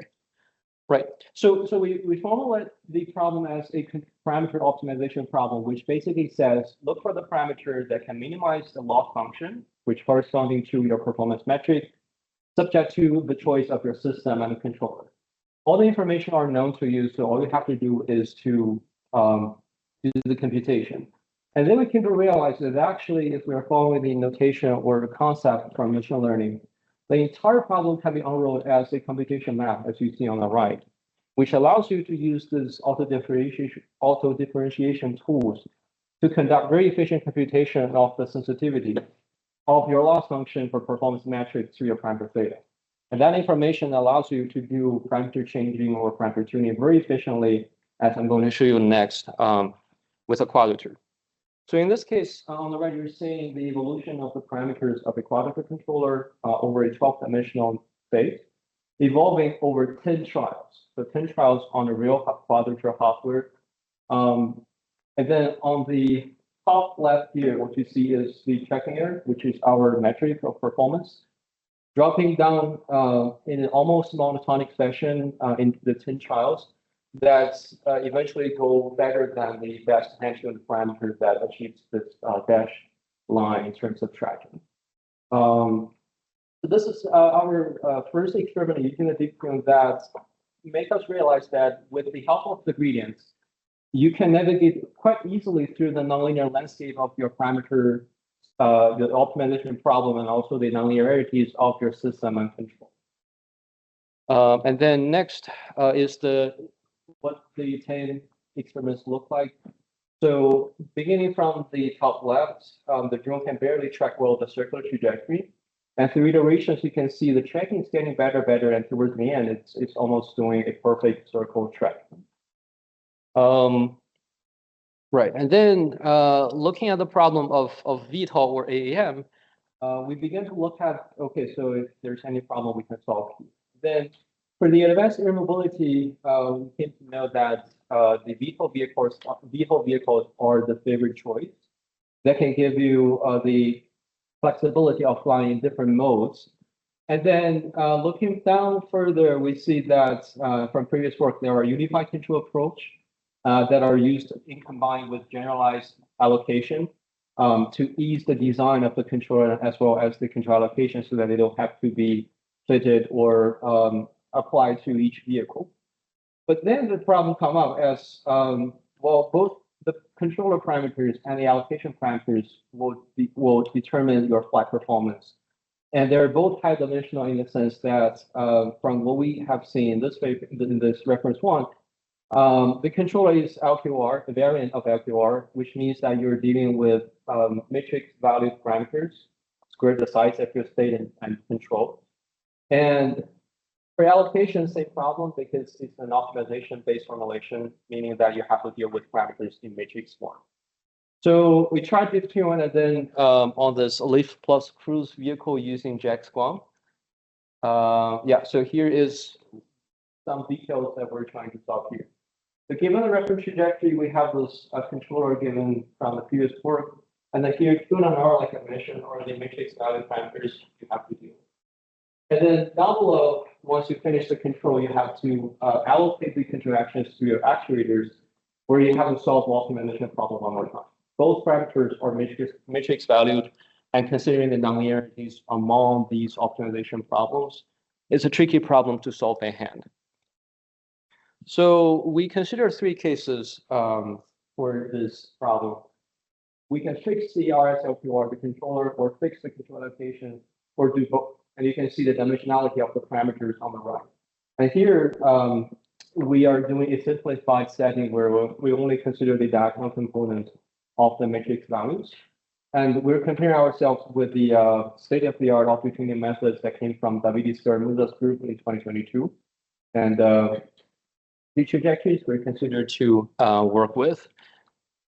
So the results are as follows. So we're able to leverage the model information, which are already known to us, into our opportunity architecture that make us achieve the best possible tracking performance in this case as we use as the performance.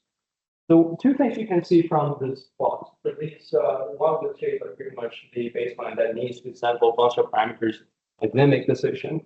For ours, we just utilize the model information that we have, and then we have this efficiency that can reduce the tracking error with the minimum number of iterations.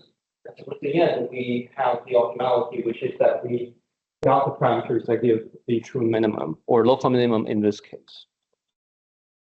And then here is how the trajectory check can look like. You can see with the on-tune parameters in the purple is pretty, oh, sorry. On-tune is the red line, the purple is from multi-tune or baseline. For deep-tuning, it's pretty much easy to work with the system because you already have the system information and all that. Okay, so lastly, again, sorry, I have to switch gear another time. We're talking about this OmniZone. That's our in the lab overly actuated system hardware. So some of you have seen maybe the video on top that shows the aggressive tracking capability subject to a high precision. But this teleoperating error manipulation is new. So, all right, so a bit of motivation. So we're looking at this OmniDrone or omnidirectional multi-rotor not only because it's overly actuated, but also because it offers the advanced maneuverability for aerial vehicles. So unlike co-planar or quadrotors, where your motion is confined for a couple of translational or rotational motions, OmniDrone don't have the problem. It has completely decoupled rotation and translational motions, and also capability to compensate for gravity from any orientation. But with that, we came to realize that when the drone is flying with all kinds of aggressiveness, the rotors have to reverse the direction in the middle of flight. And that can be a problem because the aggressive motions requires a fast response from the motor, but that's not going to happen if you have this motor reversing. So we're developing a model of the motor and then integrate that into our controller so that we can compensate ahead of time of what the vehicle is intend to do to the motor commands. And the results are that we're able to achieve very good tracking. So on the left, this is from trying to do this compensated rotation on the different axes. And then this is the tracking error in rotation and position. And then on the right is what we can do with our method. So, okay, I can just play it one more now. All right. Yeah, so the red dot is where the drone is supposed to be. And with our method, we're compensating for the rotor delay. And that allows us to keep the position relatively well.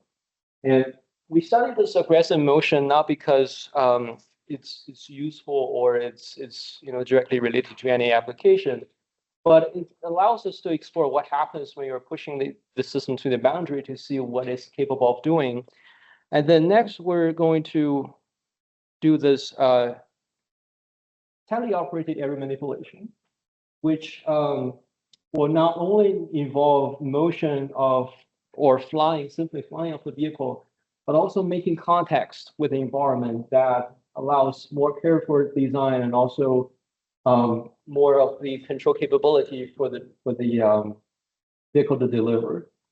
The things are being done in a preliminary fashion, so these are not yet ready for papers, but we're working further on it. One thing to note is that because of the cable that we add to the end for sustained power, there is this uncertainty from the tethered payload as the cable gives this bias of the weight and also moment. So we have this adaptive control to keep the drone into a good tracking of the hand position of the student here. Gives the command through the Viking system to drive it around. Okay. Hope I'm still on time. Yeah, so that's pretty much the end. Just to show you some of our recent progress that we hadn't got a chance to show after the February AV seminar. And then these are the amazing students and also collaborators of us who helped to contribute to the videos that I just showed today. So thank you everyone for coming, and I can take questions.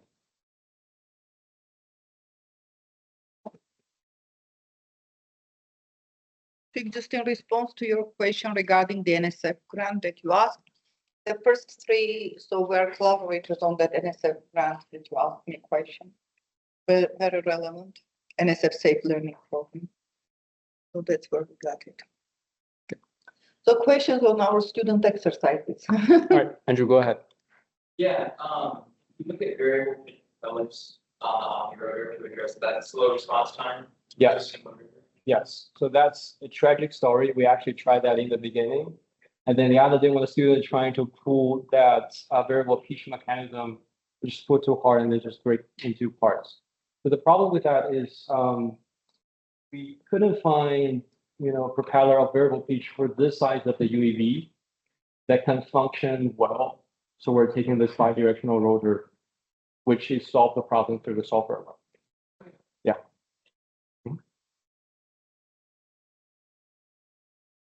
Yes. So how do you ensure that you're going to adopt in like local minimums, etc.? That's the question that I'm going to say, no, we cannot avoid that. Because first of all, this level of optimization problem is highly non-convex because of the nonlinear system, nonlinear controllers, and also possibly non-convex loss function. So regardless of getting the global minimum, getting local minimum is still very great in our case. And yeah, it all depends on the problem you're working with. For simple linear systems, maybe you can have convexity and the global minimum control. So you're getting an answer, it might not be the answer, but it's good enough for getting something.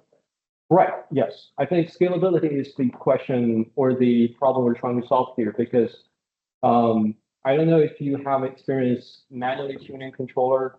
The pain that I had as a student was that, as a human being, the only way I can infer about whether this parameter change is going to be effective or not is by trying change it and see the consequence. And the problem is you can only change one parameter for that particular case because if you change two, you never know which one contributes to the change of the performance. And then that brings the scalability issues as you increase the dimensionality of parameters and also the cost of trying different parameters on the hardware.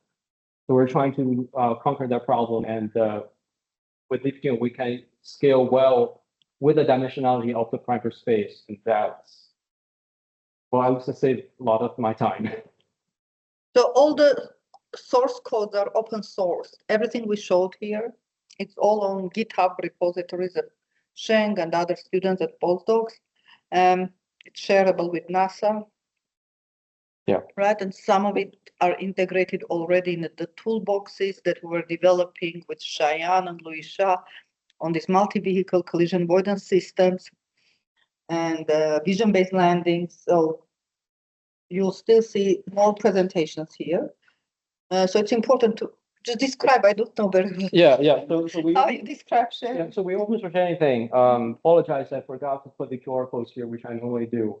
But if you're interested, feel free to reach to me, and then I'm more than happy to share those with you. Yeah. Sharing suggestion, if it's fully open source, Yeah. you may want to add the appropriate links, slides that you upload, AVA, that way people can outside this room can go and grab. Yeah, definitely. Appreciate that advice. I'll do that after finishing that. Yeah. Thank you. Yeah.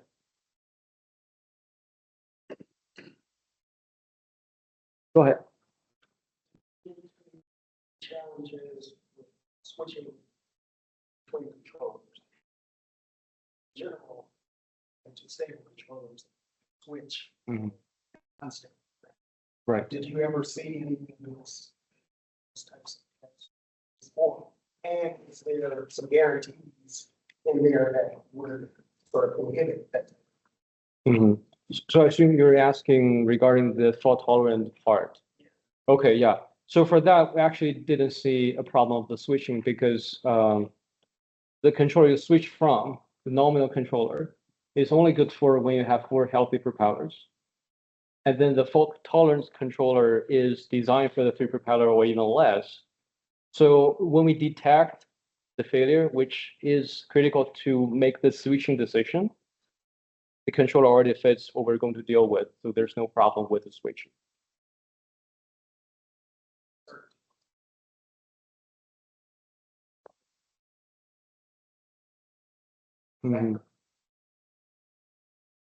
Yeah.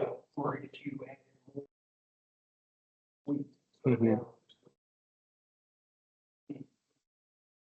Yeah.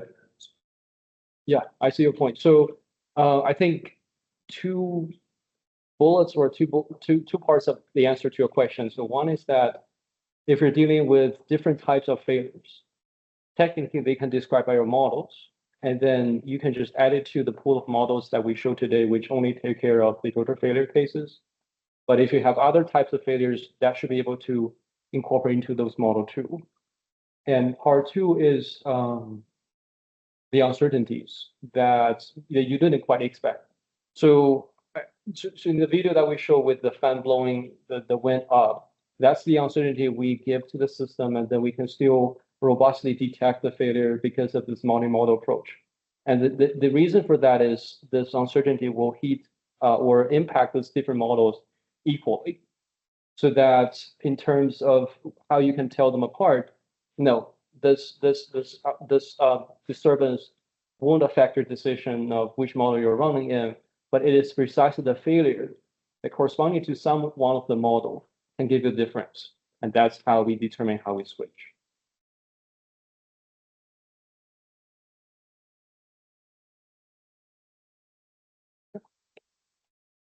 Thank you.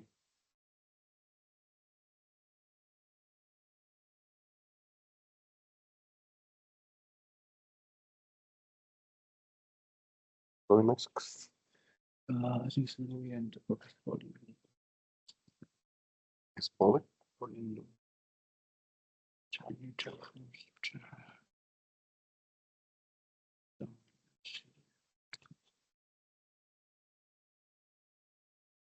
It was uploaded. So.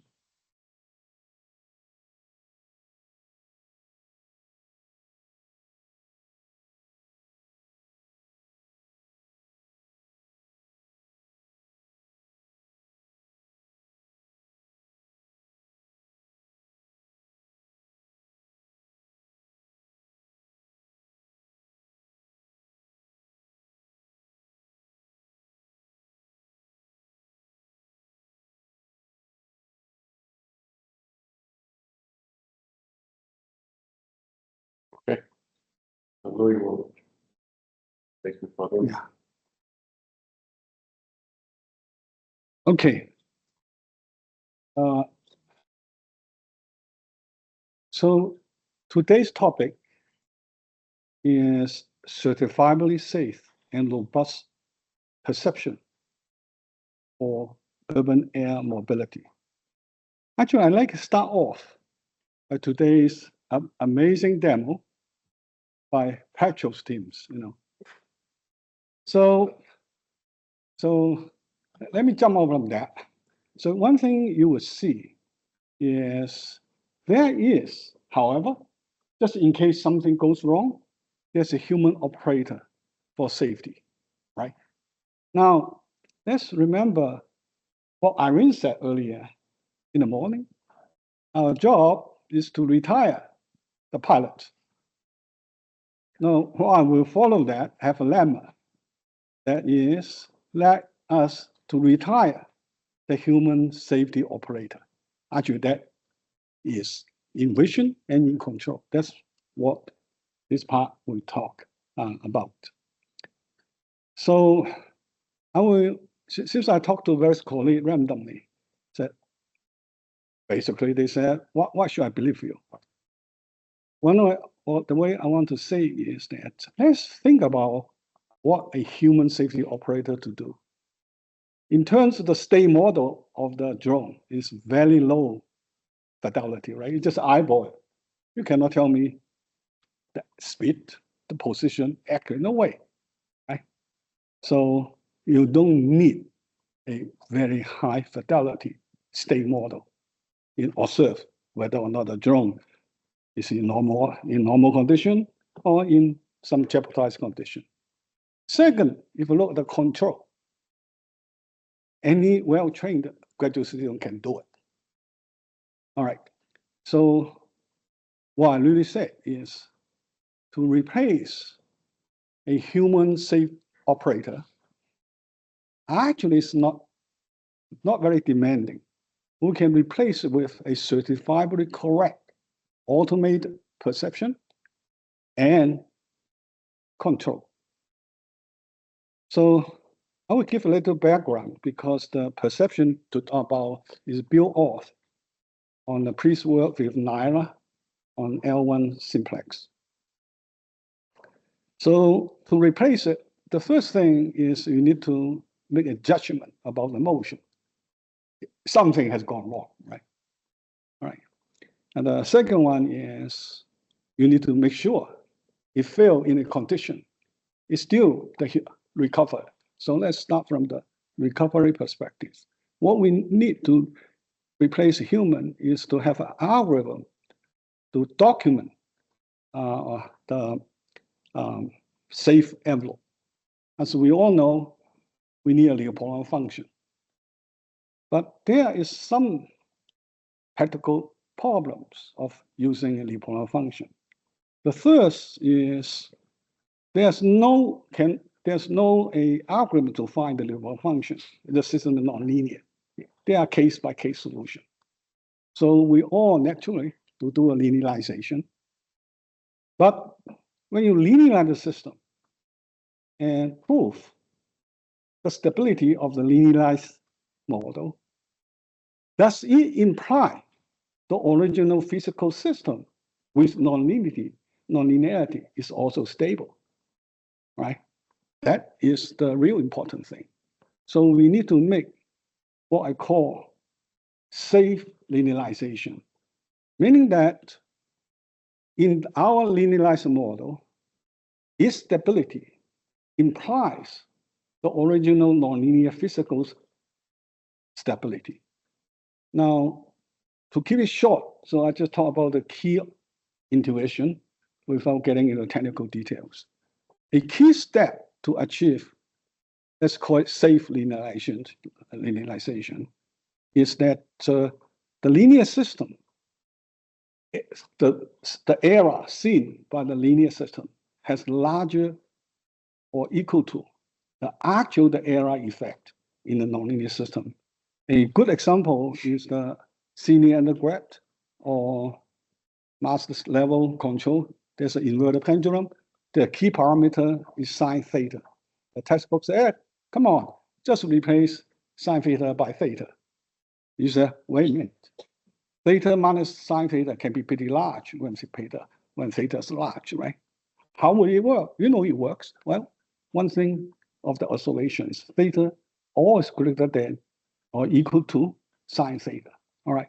So if you do that and a few other tricks, what you can show is that when the linear system spiral towards the equilibrium point, the original physical system will be always inside the spiral. So the convergence of the spiral of the linear model implies the convergence of the nonlinear model. So that's without getting into details. So the first step we need to do. Second step is, as you see, the amazing demo Shan showed us. It's truly amazing. Never seen something amazing about that. All kinds of, almost let me think about the Chinese acrobat, They can do all kinds of amazing tricks and gain the balance. So the issue is what I just said actually is not robust, very vulnerable. Because when we do this, let's say stability envelope or the Leopold function, the Leopold function is a function of the aircraft model and the controller. So when you have any of those crazy things we have seen, Shan has demonstrated, then the stability envelope changes. If you use it, well, you're asking for fail. That is why it has to be integrated with L1. To really communicate why L1 is so effective for anyone with a minimum control background, I have 5 words. Make the reference model working again. Make something is very popular these days. So to paraphrase it is the L1 adaptive control can make the nominal reference model work again in spite of all kinds of uncertainties. So therefore, all you have to do is 2 things. One is to certify that L1 has the wide range of this capability, under which, or the conditions under which, then let's say the damaged model, or the altered model can be converged towards the reference model. That's step number 1. Step number 2 actually is rather straightforward. That means your controller works for the reference model. So from the certification perspective, the L1 adaptive control is very important. The simplest architecture, you'll hear about that, so I don't waste your time in here. So now let me think. So let's go to the topic. So what I really try to say is,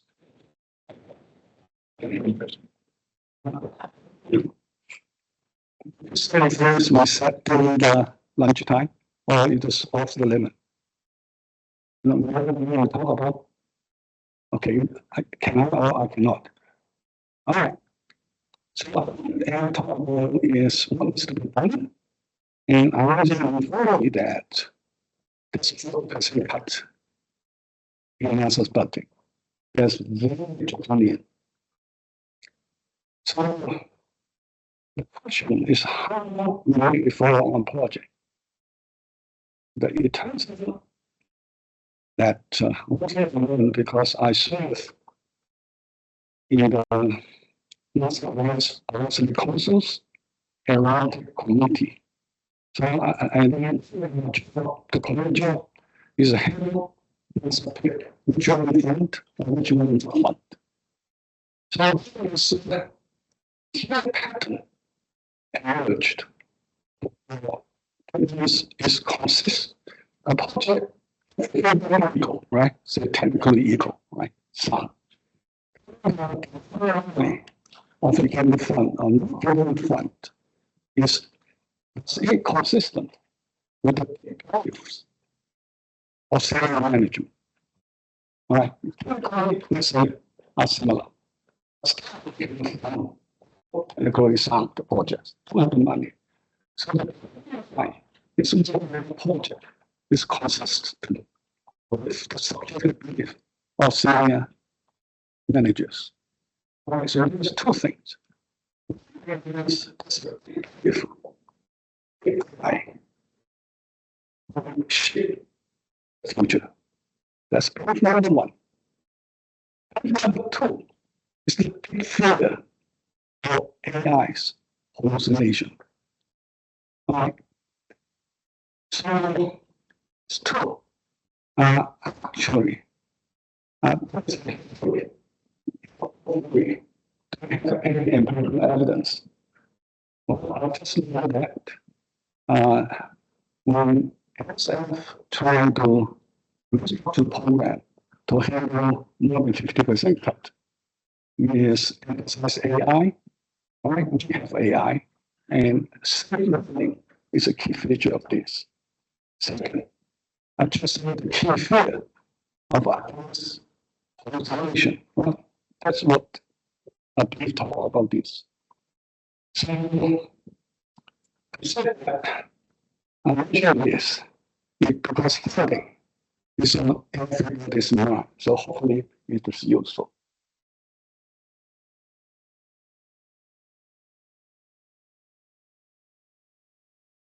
Okay, wait, what I need to get rid of this. Okay. So study the academic sciences on software safety. Because before AI become a very difficult problem to certify. And of AI is not complex, what the committee has extended. So here's the conclusion. It's 100% consistent between all the members because I was one of the members of the committee. So here's the consensus.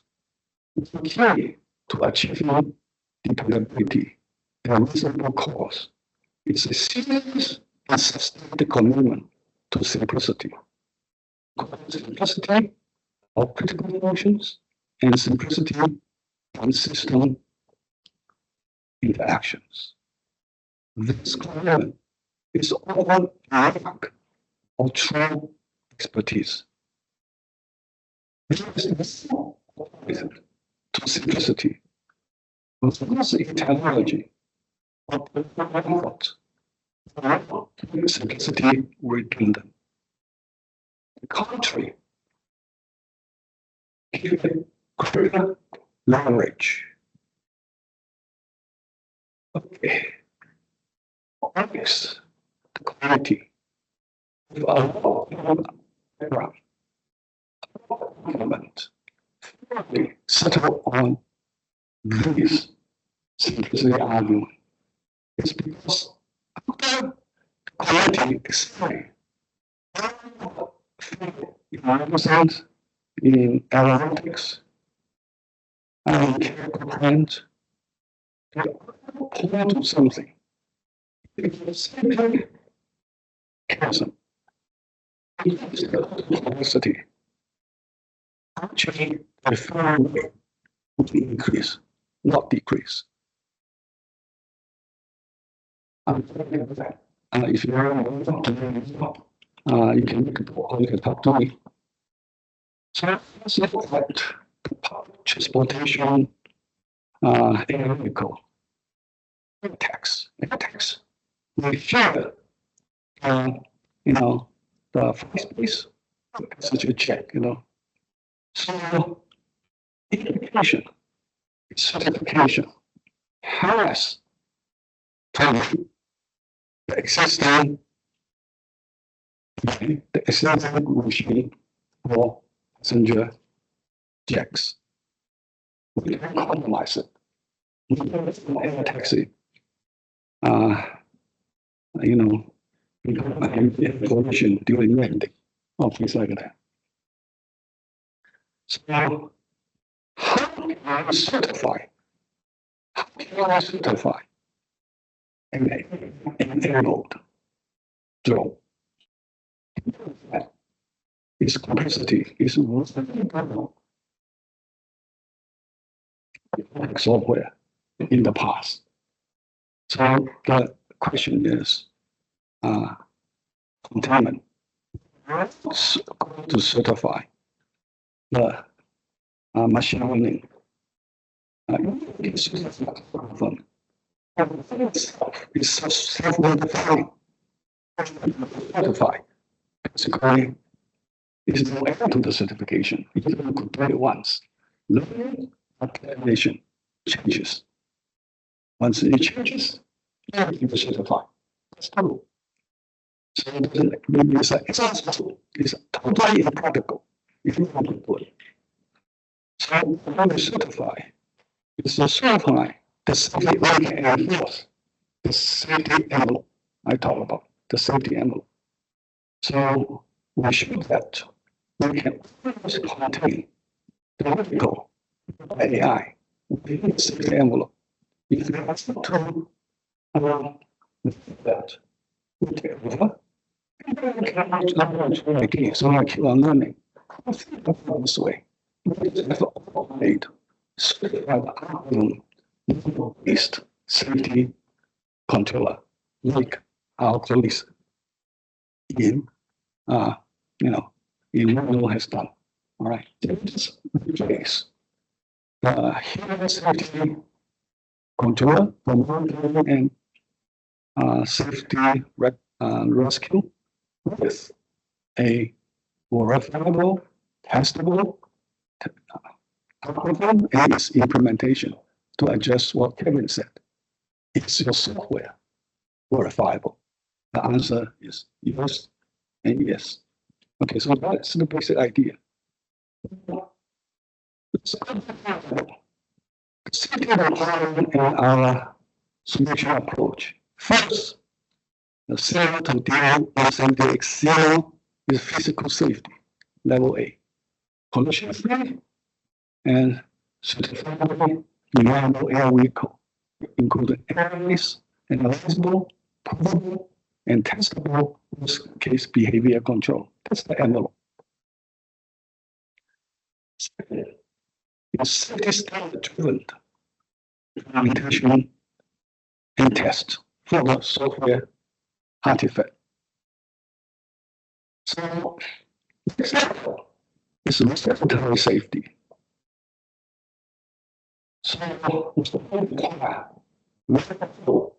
safety okay, safety violation probability. For example, lower and more information on the vehicle's separation requirement. Is informed machine architecture. As I said multiple times, the architecture is disproportionately large. So we hear Simon to give the talk about how can we use human managers into machine learning in this quote-unquote probability circuit. So this gives us the interoperability and many other benefits. And one is the largest supervision, obstacle detection to affect the machine learning perception if if conflicts occurs. I just said this afternoon,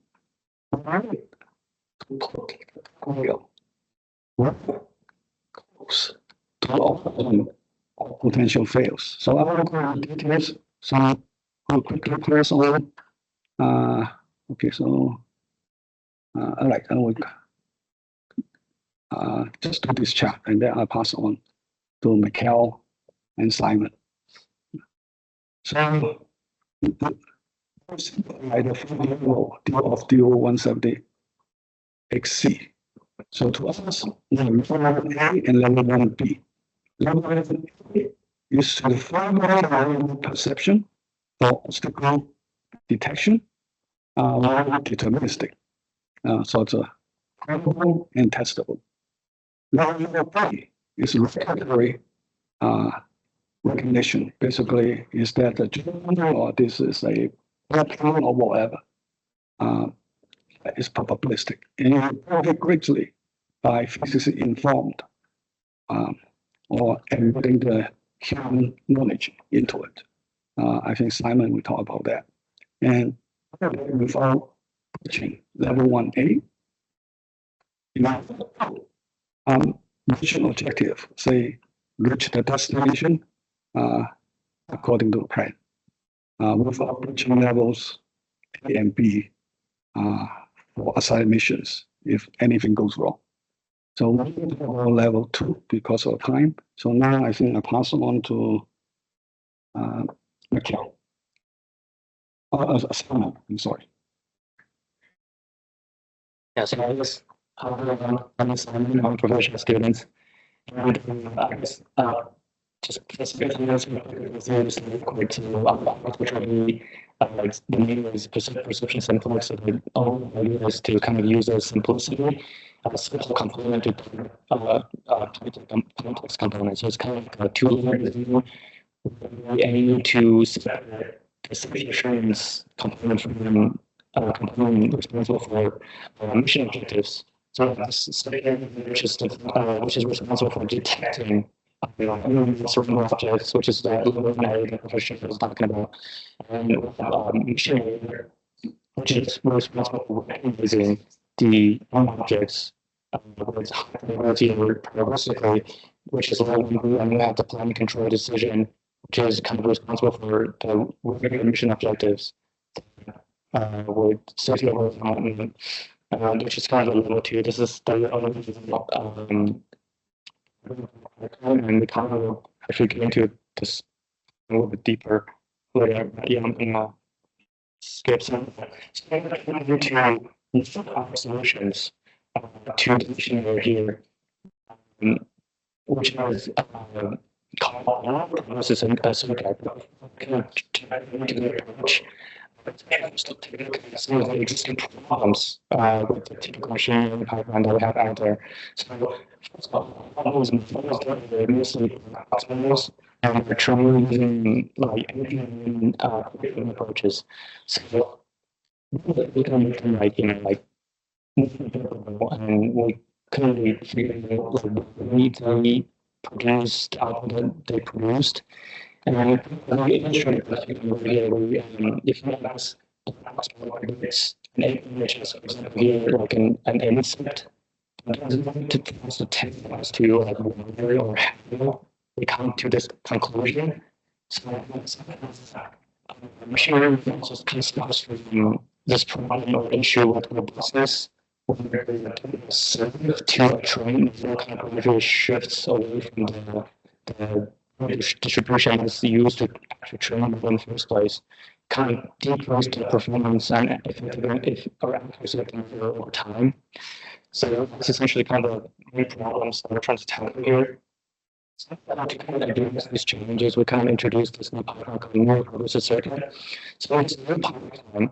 Instead of training anything, like just with a pure data-driven approach, where you kind of the approach goes straight from image to prediction outputs. For a neural architecture, so requiring to first predict video attributes in the input image first, such as like colors, shapes I can see, interpret as human in the images, and then we probabilistically combine these predictions. So, rules here rules which are kind of included in a computation group called progressive circuit. And the progressive circuit can be constructed either through approaches or human injected construction as well. So I'll show you this here. Attributes through post recognition first on the left. We will also combine the predictions with human rules and use a circuit the task predictor to confirm the final prediction results. So to demonstrate how the PC incorporate human injecting rules, let's kind of take a look at an example progressive circuit here, kind of shown on the top right corner. Nodes and associated edges indicate different color here, kind of a rule. So each of the kind of corresponds to a prediction task. So for example, if prediction tasks are to recognize those two different like or head paths showing the road here, the first rule we could represent the simple head path on the right where it has and a shaping, a square shape, and a second could be for the hospital habitat, which has the red color and the cross shape. So you can add more rules or visual attributes that we can find in the input images as needed to sufficiently distinguish all the recognition tasks that we have to do. Trying to discussing some of the results and of our MPC pipeline. So first, the classification accuracy of three methods for MPC. One is with computer knowledge, and one is with the human injected knowledge. So two MPC is against 4 baseline files, with the DNN, which is the model in the first row here. And MPCs with 4 baseline files are also against 4 separate sets with visual attribute labels, which are the columns here. So you can see from this table here, so for simple sets, such as ACRL and GTSRB, the MPC actually outperforms all baseline labels, including the black box DNN. So for more uniform datasets such as SOAP A or any with attribute 2, MPCs typically perform well, except for the black box DNN. Yeah. MPC also performs well in terms of robustness against distribution shifts. Quick mentioned earlier. So if you cover some common distribution shift and distribution attacks on some test images and kind of observe and compare the drops in inference accuracy between the MPC and kind of a reference DNN model. So I'm considering this certain models and distribution shift attacks, kind of such as specters and string and so on and so forth, which can be found in realistic scenarios. Sometimes significant variation in inference accuracy compared to DNN. So indicating its superior robustness against distribution shift attacks. And this superior performance advantages, MPC is also interpretable. So should be predictions beyond the intermediate output to kind of leverage such output to explain and interpret the MPC's predictions. So if you use this approach called counterfactual explanations, we can essentially answer the following question. So MPC predict an attribute as A instead of B, for example, shown in a square instead of cross, perhaps. The MPC will produce a correct prediction. So it's kind of like an interpretation as to in mistake or in the correct prediction.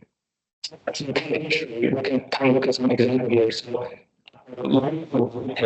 this top one here, which is kind of an example from the analysis accuracy. It's essentially to predict the sum of 2 digits, showing the input image here. So in this case, the MPC correctly predicted the first digit as 7, but the not correctly predicted the second digit as 4 instead of 9. So the counterfactual explanation or the interpretation of this kind of result will just be the following. If the MPC predicts the second digit as 9 instead of 4, the third prediction will be 16, which is the correct sum, instead of 1. So given all these traits, the nervous analysis circuit kind of aims to maximize the reliability of the machine learning perception synthesis pipeline. Such that is even engaged or involved. So just for the sake of time, I'll hand it to Mintan to talk about our solution to the machine layer in our perception simplex called SafeLinder. So, okay. Yeah. So one of the attributes you're talking about is support, right? Under certain atmospheric conditions, I think the color goes away, becomes monochrome. Right, so what happens if you have, that's one of the attributes? So if you can introduce sufficient enough attributes, then this attribute is going up. You can call it like a attribute. So what we should take advantage of doing, which is intentionally took away from the attributes. Just leave Mr. Wing. And if you have attributes, actually okay. So if you can have a situation, we can try to attributes to kind of currency on color, for example. Yeah. And another question, I think it's going to probably how scalable is the so how many attributes can you essentially do you need to describe something and be able to differentiate without introducing conflicts and things that you know. Some of the places we try to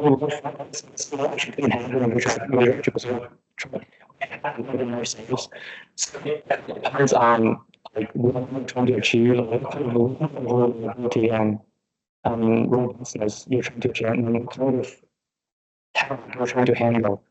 And you should actually increase the computational load of the pipeline as well with the current design. So kind of really just depends. It's again, you're trying to Just have a little more study. yeah, something. You need to figure out what you need to decide. Yeah. Thanks. Yeah. There's future directions to increase the complexity as the attribute increases. Yeah. So I guess I'll pass the main pointers. Thanks. Yeah. I'm Tom. I'll introduce the safety level part, particularly impose the safety verification here into the workflow. So for the system level, we first initialize a path planner, which provides the general plan for the next action.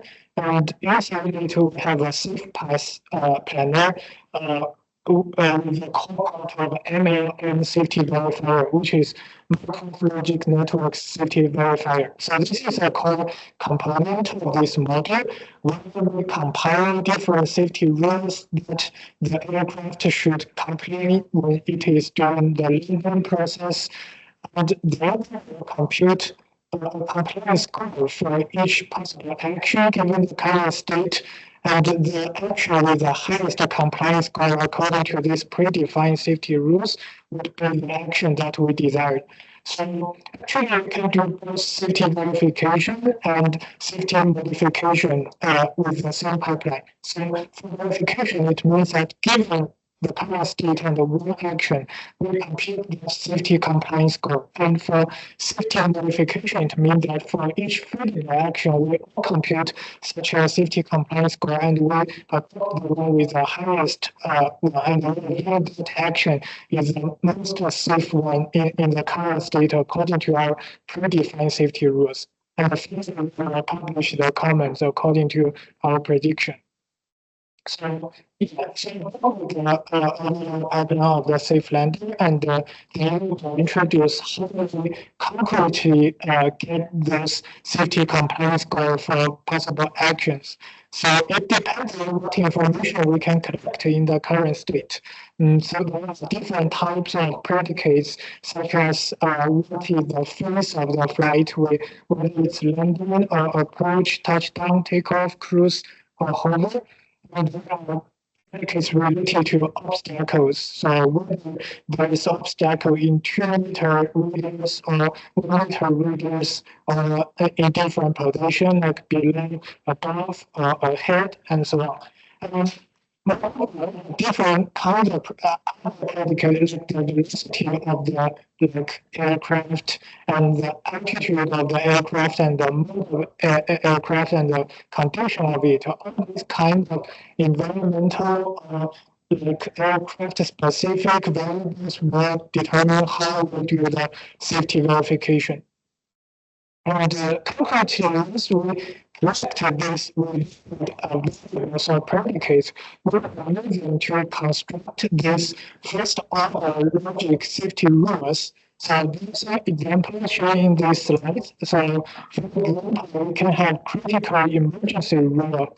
And if the obstacle is within 1-meter radius, then we will do emergency stop. And the second one is like with such data in a bit further distance, like 2 meters, and the velocity is a bit high, like 5 meters per second, then we will do inference stop now. So we can define different kinds of safety rules that will expect the aircraft to comply during the loading phase, and then we will compile the safety rules in Markov logic network. So as needs for implementation, we actually unify all kinds of definition of safety rule in a unified data class so that we can either in different scenarios. For example, in some scenarios, the weather condition is the safety critical factor, then we need to enforce more related rules regarding the weathers, and in other scenarios, we would have other domain-specific rules. So actually, in a framework, we have such flexibility to edit these rules. And within this practice, we have this well-defined safety first logic rules. We are compiling into a probabilistic graphic model Markov logic network. So the basic idea is that when we define a weighted framework, so which moves a set of predicates or variables to a binary feedback. So this binary then we know that for this possible action, it will comply with these predefined safety rules. And safety rules also have the importance weight, which can be named or assigned directions to demonstrate the importance in different scenarios. And for each possible action, we will check whether such safety rule is satisfied or not. If it's satisfied, then the importance weight will be added to the total compliance score for that action. Finally, we have the validation factor, and we get a safety probability vector that for each dimension, it means that the safety compliance score for each possible action given the current state. And then based on these scores, we can do other safety verifications or safety modifications to show which action actually complies.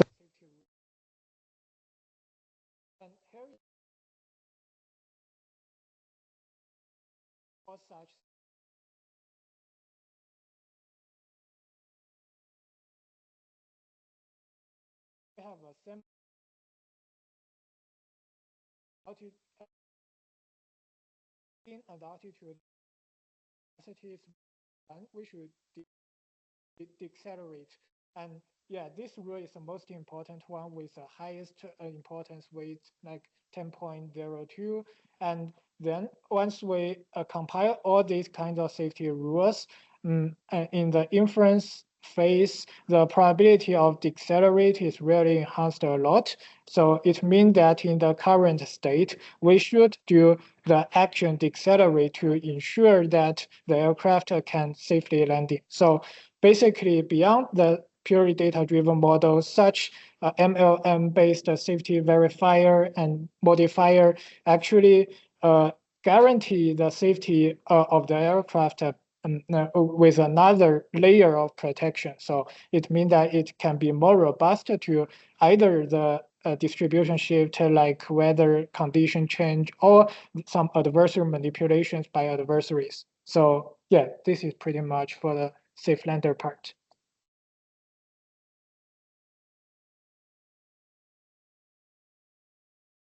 Mm-hmm.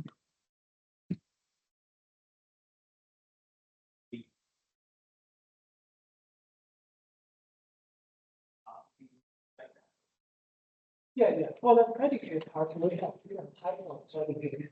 Like we will determine the state, like landing, cruising or not, and we also will determine the altitude or the elevation and distance to the offset. Okay, so let's take that one example. You are estimating the distance to Earth. So we have different types. Yeah, but I have to understand the single burger. Yeah. You're trying to estimate the distance to an obstacle using. Yeah. And the vision model gives you some probability which then goes into this logical formula. Yeah. Okay, so my question is, how do you know that the answer given by the vision model is correct? Is that reference to some doctrine? Yeah, so the freedom part also returns the likelihood. So when we determine whether such a logic rule is compliant or not, we will not only consider like whether the action will satisfy this first order logic or not, but also the confidence of that vision model. Okay, so if the vision model says it is confident, you believe that it is. Yeah. Yeah, so it also depends on the precision of the vision. Yeah, thanks for the question. Yeah.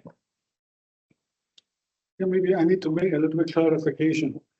So he is working with Professor Bowley, and Simon is with Professor Han. So we agree on two parallel approach, how to make reliable vision. So the next step is we work closer together and see whether or not we have a fusion. Pick the best of two other approach. So yeah, there are two different approach. At this point, we cannot come to an agreement what's best. So we take a parallel path, go down both, and try to evaluate, compare, evaluate, and do a fusion. Yeah, thanks.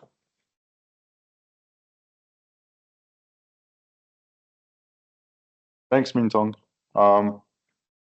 It looks like all of us are a little sleepy after a good lunch, so please bear with me.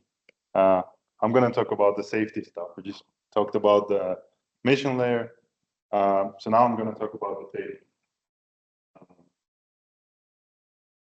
So on the left here, we have a little diagram describing how perception simplex works, which is the core of the safety layer. The diagram is basically showing light beams, and the idea is super simple. We have two consecutive points returned from 2-point returns, and the idea can be simplified to just being the following: if the angle between two return points is above a certain threshold, then we're probably hitting an obstacle. And in a very simple setup, this idea makes sense. Right? If you have a LiDAR, right, and a bunch of points hit the floor, they're going to be parallel, right? The angle between 2 points is going to be 0. But then once you reach, for example, this part, the LiDAR point returns will go up, and the angle between 2 points will grow. So we'll say, okay, this is actually an obstacle. Everything else was grown. And top right, you can see the result of doing all the math, which comes from this simple idea, but the math actually turns out to be a little convoluted. And you can see this dashed black line is basically a lower bound on the obstacle side that you are guaranteed to detect depending on the distance. That distance goes on. You can only detect bigger and bigger obstacles, and that's what you see. The dashed line is going. So basically, this work, which is the perception simplex paper, where the first author is actually a colleague of mine who recently left Professor Sha's group, Ioannis, he's the first author. This work basically theoretically guarantees that you detect obstacles under a certain constraint. These constraints are not too constrained. Bottom right here is the diagram that you saw a little earlier. This is how everything black together. We have the safety layer where we have this verifiable optical detection, which communicates with the mission layer where you have MPC, neurophotovoltaic circuit, which Simon just talked about. And you also have safe render work by Professor Bowley. And basically the safety layer is overseeing what the mission layer is doing and intervening whenever this is going in the wrong direction. So this work was extended to air taxis in urban environments to detect obstacles. And it's basically, it works the same way that I just described. The one limitation that whenever you go, your altitude is too high, you don't say that there is ground, whatever LiDAR should turn is obstacle. That is it. So also as part of our work, we have been developing a simulator to facilitate research on autonomous aerial vehicles in urban environment. Just a quick motivation. Developing autonomy stack is not easy. You need to have perception, planning, control, and so on. You need to have the environment. And there do exist some simulators like AirSim by Microsoft, I believe. But they all come with some trade-offs. So we're developing the simulator based on Karla, which is a simulator for vehicles in urban environment for autonomous ground vehicles. Just to quickly go through the blocks, where the simulation control block, which basically oversees all the simulation, does pre-checks, converts user config into scenarios and so on. We have the environment, which is built on Karla. We're building the simulated pipeline around it. Then you have the perception block where you can insert whatever perception you like, followed by the planning block where you can put in whatever planning algorithm you like, RRT, A-star, E-star, or maybe learning. It is then followed by the vehicle model control combined with the controller. And I'd like to mention that the goal of the ULI is not to actually develop the autonomy algorithm, but actually to provide researchers with the infrastructure to develop the autonomy algorithm on their own. And we do not enforce this particular structure where the information is flowing from the environment, perception, planning, and control. We try to make it as easy as possible such that the user, or for the users, it's extremely easy to redirect the information flow however they like. So we have a little trailer for the simulator. Okay, let's see. Oh, well, it's a pity. It's not there. It hasn't been downloaded. Well, what can I say? Let's go forward. I can show it to you later during the post session. I'm sure you will. This is actually pulled up from the trailer. The simulator allows you to collect visual data and library data. The goal is to enable collecting realistic data that enters the autonomy pipeline, which is high fidelity. And currently we're relying on Karla, as I mentioned, which is Unreal Engine 4, but we're also aiming to extend to Unreal Engine 5, which is more realistic, it's more flexible. I think you can even visually see that on the right, it's a little more pleasing. But one thing I want to mention, these are not physics-based renders. Maybe at some point in the future, this is something we currently are not considering, but maybe at some point in the future, we can consider using physics-based renders, which will make the data even better. So now I'm going to pass on to Simon.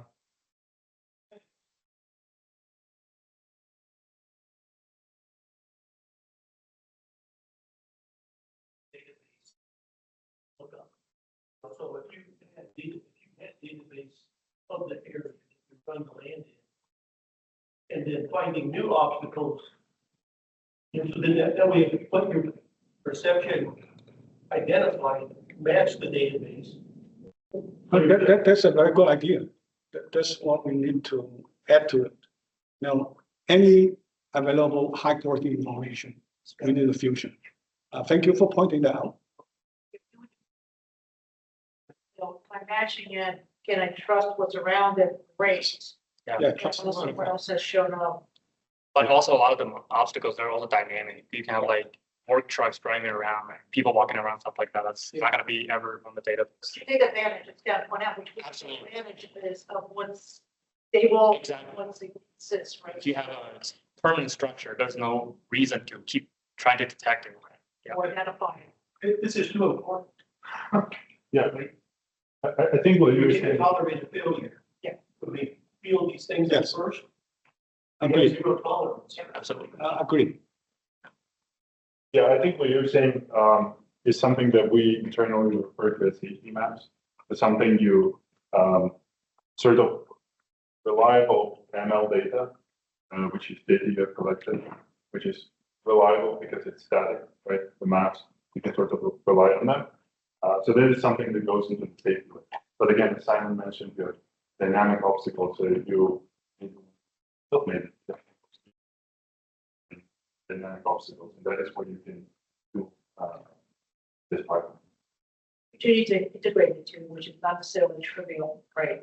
Kind of like when you're getting sensors, if you're getting sensor data from the outside, you have to verify that data with your own sensors, because colleague Mike is pointing out, it may tell me, here's, one person, or here's Kevin, and by the time I look, there's three and his friends, right? So again, it's not just separately using the database with which you identify, but how do you properly integrate that so that they properly speak to each other?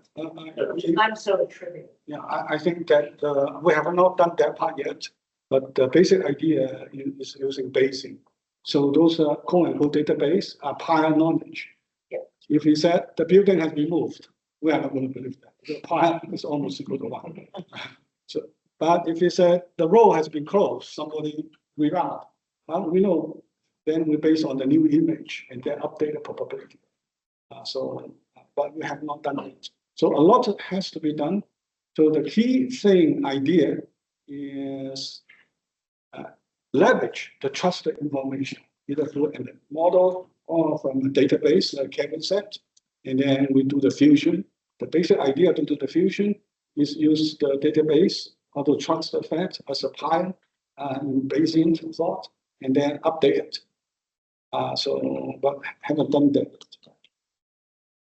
Yeah, quick FYI, you guys really want to look at Unreal 5 because it has a really nice atmospheric effect. It's much better than Unreal 1. Yeah, I agree. But currently, I think people developing Unreal 5 will have a bug, and the memory consumption keeps growing. But yeah, we'll go with it. Okay, yeah, I think next is Simon. Yeah, so aside from the simulation environment that Mikhail has been working on, we're also kind of developing this hardware software evaluation platform called Biped, which is kind of like a versatile, flexible platform that can be integrated into various different types of chassis. So right now we have it integrated on the ground chassis, kind of like a 2-wheel balancing robot, but we kind of designed the platform to be flexible enough so we can easily kind of integrate it into an air-based chassis, such as the Quasar helicopter shown on the right over there.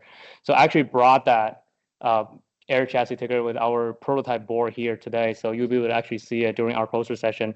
I'll try to get it to run and have does like currently just does basic control, but in the future we'll like add more sensors and try to integrate all our pipeline into the kind of this platform.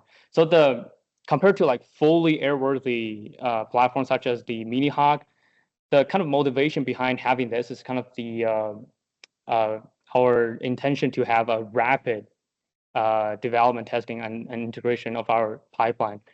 Because with this kind of setup, we can just directly like kind of deploy onto a table and indoors, and we kind of don't have any like risk of crashing or things like that, and it's very easy, convenient, and easy to set up and operate, and you don't really have to travel to a field and collect data and come back. And kind of if we want to build pipelines such as the neural probabilistic circuit, we kind of need like vast amount of data just to get started. And with this kind of platform, we can build like miniaturized models kind of below this helicopter platform, and to be as close as the real scenario that we want to be, that we want to have the model to be run within. And then with that, kind of use that as like the baseline model. And then when we try to eventually transition to platforms such as Mini Hawk, we can then employ techniques such as transfer learning to reduce the amount of workload we have to, or data that we have to collect in realistic scenarios to kind of, improve the transition and be more efficiently developing these kind of pipelines. Yeah, that's pretty much it. Yeah, I'm just gonna summarize. This slide is actually close to what we just discussed. Just to summarize the future work, well, I guess number one is creating the synergy between the safety layer and the mission layer. And not only by utilizing the safety information in the mission layer, but doing the opposite, utilizing mission layer information or ML data for enforcing safety. So we don't cover it much in this presentation, but I'll be happy to talk to you about it during the presentation session. We got a couple of interesting ideas, and it would be interesting to hear your feedback on that. It's also developing the communication between different mission layer components, like the safety layer and neuroprobabilistic circuits, and obviously eventually combining all this such that it can easily be deployed both on the simulators and on the physical platforms. So I guess that's it. Thank you very much for your attention. We're open to questions.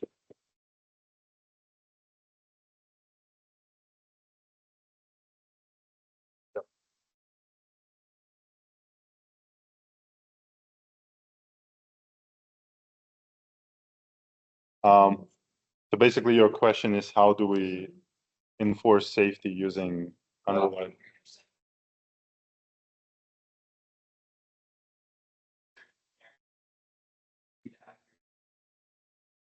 Oh, I see. So that is one of the constraints, I guess. An easy answer would be, let's say you're in a foggy weather, super foggy. You probably won't get LiDAR returns, right? So that is one constraint you have. Depending on how clear the weather is, your dependence on the sensor data changes. But this is also true for humans, right? If it's super foggy, sometimes you just stop and you don't drive or you don't fly it. I don't know how. More about the precision of the sensor. How you factor the precision of the sensor. So I guess. I think at this stage we just don't. Like that's essentially not within our scope in terms of certifiability, because like within our current scope it would just be like algorithmic.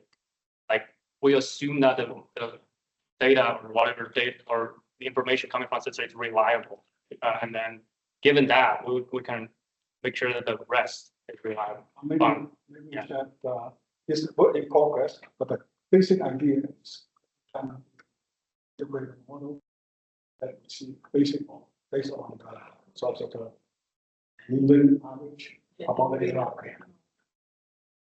Wait, that's the basic idea. So address what Mikhail said. In the foggy environment, we know that very effective. So the weight equation basically we just try to come. I haven't get that one done yet. And just a quick comment on that, because we work a lot in this field of like certifying robots.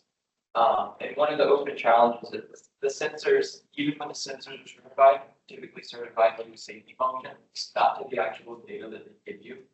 And so what people have to do in the field is use multiple, like diverse, redundant sensors without overlapping failure modes. And then they use something like ISO 62998 to be able to say, we've got this type of sensor with these failure modes, this type of sensor with this failure mode. Together there's enough justification when the sensors overlap to be able to actually certify something. So I know that's kind of outside of the academic perspective, but I just wanted to share that when talking about verifiable obstacle avoidance, that there's a lot of work being done in robotics in terms of how do you actually do that practically with sensors. Yeah, that's very interesting. It's like a couple of technology right in that level ahead of what we just talked about.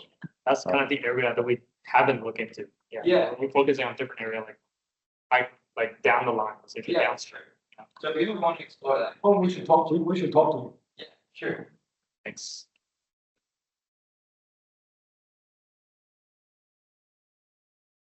Okay, thank you. Next, It was TC3. Ali is going first of the 3 TC3. Okay. Speakers. Okay. Thank you. Okay, thank you so much. We're going to be talking about the TC3, which is on runtime fault diagnosis and reachability analysis. for the flight contingency management plan. This is work that is done by my colleague, Dr. Raptis and Dr. Ornik as well, and group of students and postdocs, which will be also contributing to today's talk and presentation as well. So that being said, let me to briefly provide an overview of the TC3, which is in this TC, we are trying to collect the information from different types of sensors, which are sometimes are continuous signals and sometimes are event-driven. So that's what we are referring to them as discrete event systems. And then coming all of them together, detecting the faults, and then coming up after that, how we can come up with a reachability analysis that can be used by TC1 as a part of this story. So now, starting, my colleague, Dr. Raptis, is going to be talking about the continuous the value fault diagnosis, and Dr. Ornik also is going to be talking about the reachability analysis. I'm going to be focusing on discrete event fault diagnosis, for in the next 15 minutes, hopefully. So that being said, a little bit about the discrete event fault diagnosis. We're going to be having a sequence of events that are happening in the system. Not all of the events are observable. So based on the limited observations that we do have, our aim is to diagnose the faults. And what do we mean by diagnosing the faults is detecting the faults, isolating the faults and identifying the type of faults and potentially locating the faults where they are located. So the case study that we are focusing here is the Guam simulator. And what we have been doing, we have leveraged the Guam simulator, and we have added the actuator models and specifically aileron model to the system. And we wanted to see what happens when we apply a sort of when we inject a sort of faults, what happens to the system and how we can diagnose the faults. We have developed an integrated simulation platform that brings all these together, the Guam model and the aileron model, and that's the structure of the system, having the Guam model and then the aileron model.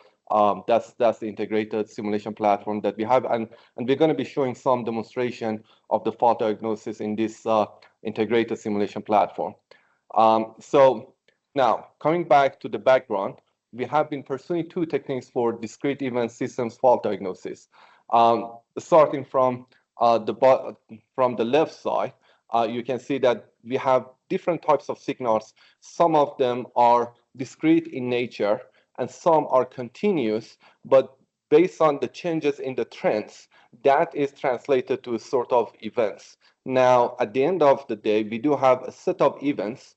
In an abstract model of the system, we try to diagnose the faults. We have been exploring two techniques, and we're going to be showing you the results of two types of techniques. One is model-based fault diagnosis, and the other one is a learning-enabled-based fault diagnosis for discrete event systems. So starting with case one, so when we have different types of signals, for example, the derivative of the measured angles, the force, and also the common angles. Some of them are, we can have a thresholding on, okay, if the signal passes a certain threshold, then we can say that a particular event is triggered. But sometimes it is not that easy. And that's sometimes that we have been using a sort of machine learning techniques to understand the nature of the type of events that is happening. And then we have been given it to the diagnoser to detect the faults. So that being said, I'm passing it to from I know all up to this point. From here afterward, Asmund, who is a PhD student in our team, has been exploring all this. He's going to be discussing the details of this implementation. I'm passing it to Asmund. Thank you, Professor. So we started small. We started with the just aileron subsystem. For the implementing the fault diagnosis method, we consider two faults. First is the jamming fault, in which case either you inject a jamming fault in the bearing or the piston of the aileron. Here, the aileron system that you have considered consists of 3 lead screws. Injecting a jamming fault in either one of them causes the entire aileron to jam. So that is one of the faults that we considered. Another one is power failure. So in case of power failure, we inject power failure in one of the lead screws, but since we have redundant lead screws available, the other 2 lead screws still actuate the commanded angle. So we see them compensating for the bad lead screw. That's the second fault that we considered in this case. So after understanding the system, we came up with the definition of the events, and we came up with the definition of the signal values in terms of thresholding.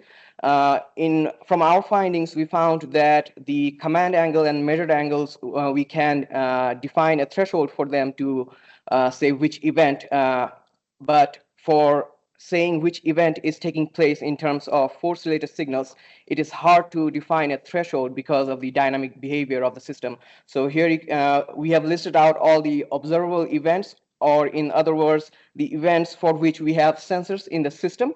And the next table shows us the unobservable events for which we do not have any sensors in the system, but we define these events by placing probes in the system to understand them. And also we are considering the faults to be unobservable, and we have listed them out here as well. So to train the machine learning model which detects the force-related signals, we came up with our own data set by running the simulation under multiple case scenarios, normal and faulty, with faults being injected at different timestamps. And we compared different machine learning algorithms to see which machine learning algorithm performs the best to detect the events that we wanted. And we found out that KNN and the regression tree to be performing close, but we chose the regression tree because it had a lower standard deviation. So here, this slide shows how the modeling is done. Basically, we first define the states, different states of the system. Here, we have defined them in terms of which state the aileron is in, whether it is staying at the same angle or whether it is going up or down. So we start from the constant angle state. The edges are the events. So from that constant angle change, if the system receives a command to change the angle, after receiving that command, the motor starts rotating, force is generated, gears turn, and we go all the way to the aileron movement part. From that part onward, depending on the next event, the states change. And we can all translate that to the discrete event system convention, where we express the states by numbers with circles, and the edges are still events, but we define them by letters. And here we see one branch on the left, the one that I just showed you, which is the aileron going up in terms of the entire aileron system being modeled. And on the left side, we have the aileron going up and the faulty events related to that. So the orange marked states are the states related to the system being jammed, and the red marked states are the system's states when a power failure has been injected. The right side shows the aileron going down and the related states. So we developed the diagnoser by means of natural projection of the events onto the observable set of events. And this slide shows how we do that. And this is basically an animation to basically simplify the things. So on the left, we have the model. On the right, we have the diagnoser. The first event is an observable event. So the system goes to the state number 2, and the diagnoser also goes to the next state. But in this state, the diagnoser doesn't know what event will take place next. So it waits for the next observable event. But we can see from the model structure that depending on which event takes place, it can go into a faulty state. So the diagnoser in this stage is in a belief state where it doesn't know. So it waits for the next event, observable. And the next unobservable event doesn't trigger any change. So it waits and then goes into the next state where it observes an observable event and goes into a definite state where it says, okay, the state is in normal. And that's the normal case scenario. So in case a fault has been injected, we can see that the blue circle moves to the faulty branch, but the diagnoser doesn't know that, so it stays in that belief state and waits for the next observable event. And depending on the next observable event, it then goes to the definite state of faulty, where we can see that the fault level F2, which is the power fault, has been diagnosed. And that's how it does the diagnosis. So these graphs show the implementation results of the system. From the top, we have the change in command and measure angle plotted in the same graph. The second graph is a classified force event by using machine learning. And the third graph is the graph that we get as the output of the modeling that we did. And the last one is the fault label. We inject a power failure first at the 7.5 second point. And we can see that after that point, the brown dotted line, which is the measured change in angle, no longer follows the command angle as closely as it was before. And we can see that at the very last graph at the bottom, the green line changes from 0 to 1, which is the fault indicator for actuator number 1. So basically, it was able to detect power failure in actuator 1 at close to 7.9 second mark.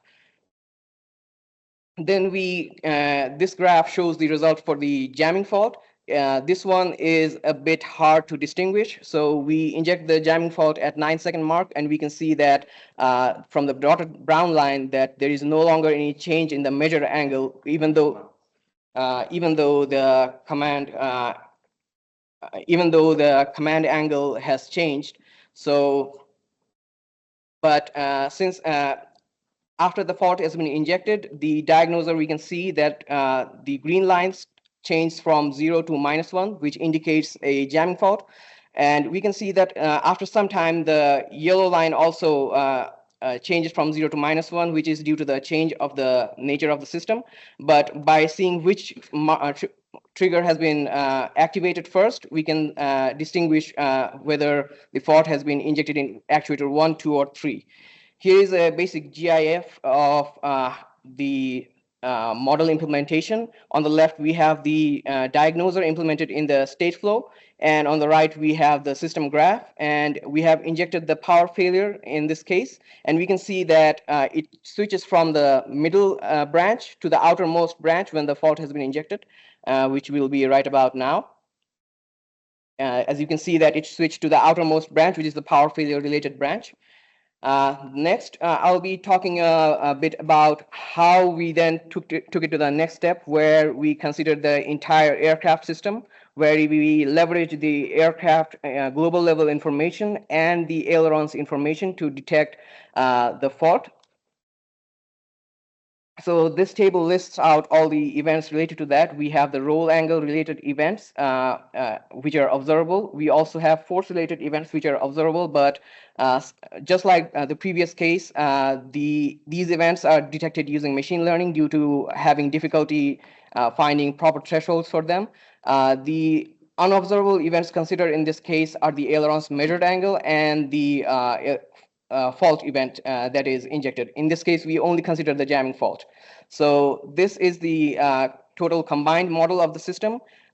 In this case, we consider the aileron, the aircraft banking to the left or to the right. So I'll just be talking about one half so that the other half is just the opposite. So for the aircraft banking to the right, we start with the aircraft being in the level position. When the aircraft starts to bank to the right, there is a acceleration in the roll rate, and the acceleration of the roll, it starts to increase. There is an increase in the force observed, and the aileron angle changes. All of these states combined, we say mode 1, and this is the beginning phase of the aircraft rolling to the right. Once it has reached the desired roll angle, the roll rate starts to slow down, and this we define as mode 2. And similarly, we have the recovery phase, where the aircraft starts moving back to its original level position, which we have defined as mode 3 and 4.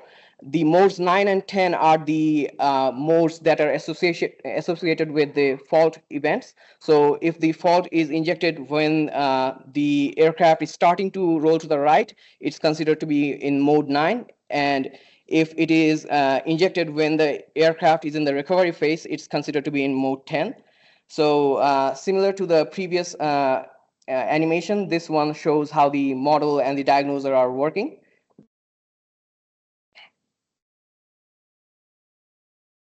And the next GIF shows how this is the combined system that the professor talked about.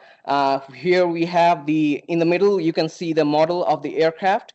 On the right bottom side, we can see the aileron, and on the right top, we have the visualization of the aircraft. So, and on the leftmost side, we have the aircraft and aileron related information. So on the topmost graph, we have the aileron roll angle and its derivatives, first and second derivatives. And on the second graph, we have the aileron's force measurements. The third graph represents the force events detected by the machine learning model. And the last one is the fault label, which can be either 0 or 1. So when the fault is injected, you can see that the state flow model, which is in the middle, it switches from the middle branch to the outer branch. And at the same time, you can see the fault label at the very bottom switching from 0 to 1. So for a better visualization, here are the graphs of the results of the aircraft's roll angle and its derivatives. The jamming fault is injected at the 3.8 second point, and by using the machine learning, model-based diagnoser, we detect the fault at 5.6 second mark. There is a bit of delay there. To present the next part where we discuss the RNN-based diagnoser, I will like to invite Dr. Milak to the stage, and thank you, everyone. Hello, everybody. For developing the learning-based fault diagnosis system for the combined system, an AI model is used. The AI model, which is a second-order recurrent neural network, is trained by a data set extracted from the abstract behavior of the combined system. The RNN model has 3 layers: input layer, recurrent layer, and output layer. 2 signals, roll angle and force, are measured from the combined system and applied to the event detection part. When the detection part detects the occurrence of an event, this event is applied to the diagnoser. Diagnoser, as soon as receive the events, predicts the system modes and system states. The stage of providing the learning-based fault diagnoser is first, the first step is the analyzing behavior of the system. Then we have labeling of this data. Next is the data set generation, and then training the RNN model. In this table, you can see the RNN training parameters. We have 2 inputs, 2 outputs. The number of hidden neurons in recurrent layer is 40, and other parameters.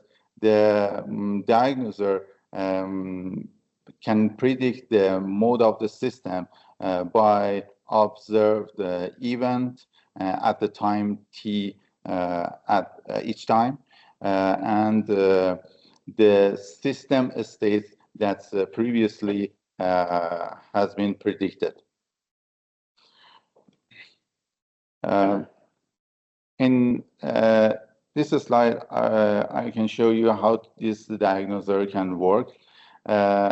Initially, the aircraft is in a level position corresponding to the state 1, and it means that the system is mode 0. When the system goes to the state 2, the event AC occurs, and it's observed by the diagnoser. The diagnoser predicts the diagnoser predicts that the system has transitioned to the state 2 and mode 1. Then when the system remains in the when the system goes to the state 3 and Ki occurs, the system predicts that the system has transitioned to the state 3 and mode 1. When the system goes to the state 4 and LC event occurs, LC is unobservable, so the diagnoser cannot detect anything. But when BC occurs and the system goes to the state 5, the diagnoser detects this, observes this event and predicts that the system is in mode 2.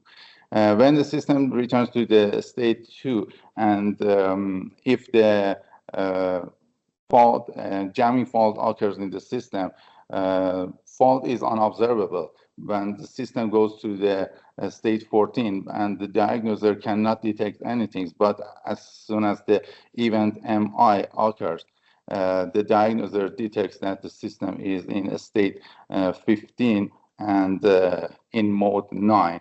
And mode 9 is faulty mode and start alarming. This fault diagnoser was implemented in the MATLAB Simulink and used to detect aileron jamming fault in the Guam model. The graph shows that the diagnoser successfully detects the fault after it was injected into the aircraft while it was rolling to right. The jamming fault was injected into the actuator at time 4.8 seconds. The signals roll rate and roll acceleration after injection of the fault, and 4 signals are here. And the second graph shows the output of the diagnoser. It shows that the diagnoser could detect the occurrence of the fault at 5.2 seconds.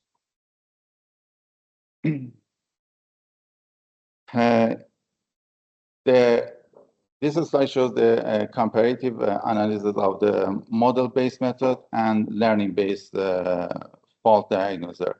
For comparing these two methods, we run the simulation with these two systems concurrently and measure their parameters.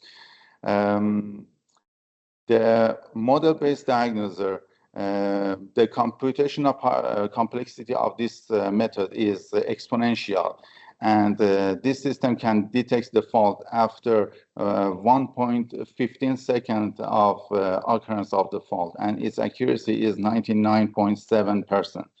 While the learning-based diagnoser, its computational complexity is polynomial, and this system can detect the occurrence of the fault after 0.8 seconds, and its accuracy is 99.52%. This table highlights the significant advantages of the learning-based fault diagnoser over the model-based fault diagnoser. The model-based approach relies on the detailed discrete event model of the system and suffers from high computational complexity, poor scalability, and limited flexibility. In contrast, the AI-based diagnoser offers a more practical practical alternative. It minimizes modeling requirements, has lower computational complexity, and is well suited for large systems. Thank you for your patience. Thank you. Next, we're going to be having it on the continuous signal side that Ioannis and then Melkior. But if there is any question now or at the end of this whole fault diagnosis, either way is fine. Sure, it's just a quick question. When at the end we were saying, okay, this is exponential, this is polynomial, but it's in different variables, right? because the exponential was in the number of states and the polynomials was in N and P. And I'm wondering if you have some sort of intuition about the relationship between these variables. The sense of, is the amount of data that you need for in the on the learning based side really kind of exponential in the number of states to start with? Yes. Yes. For model-based, when you want to use this system, this method for large systems, for complex systems, the number of states and events grows significantly. Right. So when you want to design this diagnoser, you will have a phenomenon called state explosion. Right. So it's super difficult to design this diagnoser. Maybe it's impossible. But for learning-based diagnoser, as far as you can collect enough data from your system, you can finally design your diagnoser. Yes, you're right. Finding the better data set you have, the better fault diagnoser you will have. But this is the main problem of all AI systems. Yes?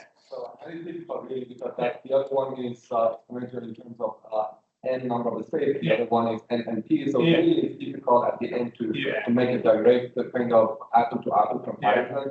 But remember, in this particular case study with 37 states, we were able to come up with a small neural network. What was the number of neural nodes or whatever? Can you go back? The complexity for learning based. Not about complexity. Go back to. For the neuron is 40. 14. And it was pretty nice. It was very small. Yes. AI model of it. Yes. For learning based, you have a simulator. You have a system can extract the behavior of the system, so you can finally you are able finally to find your data set to collect your data. But for model based, maybe you are not able to. I was just kind of wondering if you have some intuition on how much data you need. Yes. I guess for this particular case study, we can't say exactly, and we were trying to say size of the neural network compared to that one, but in general, it's really difficult to compare. Right. Yes. I thought I've given you guys a hard time over the years.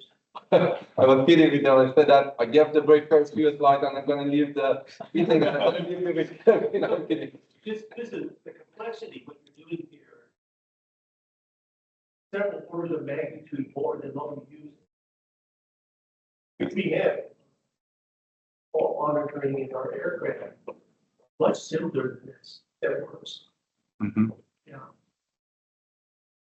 You're going to say it. Yeah. And understand, tying bank game into a monitor, that makes no sense. Understand? Bank angle could be anything. I think in many cases, PID might work way better than many other advanced controller. That's correct. And here might be also the case. But I think here also we were using minimum sort of data, but we try to make it as simple as possible. But at the end, you can see that the neural network that was developed was pretty simple, and kind of it wasn't really that much complicated, to be honest. So typically, I don't mean to give you much more time. We do what I call a causal analysis to see what could possibly go wrong with this subsystem. Okay. Where we work with those engineers, and then we build monitors that check some signals based on the physics and electronics associated with the unit. Yeah, typical actuators, like on the X45, we had 14 of them there. We use the same monitoring on all of them. So, an aileron position and bank angle don't correlate. They're probably roll rate correlates more to an aileron position. The bank angle trying to use those kinds of signals in your logic could be problematic.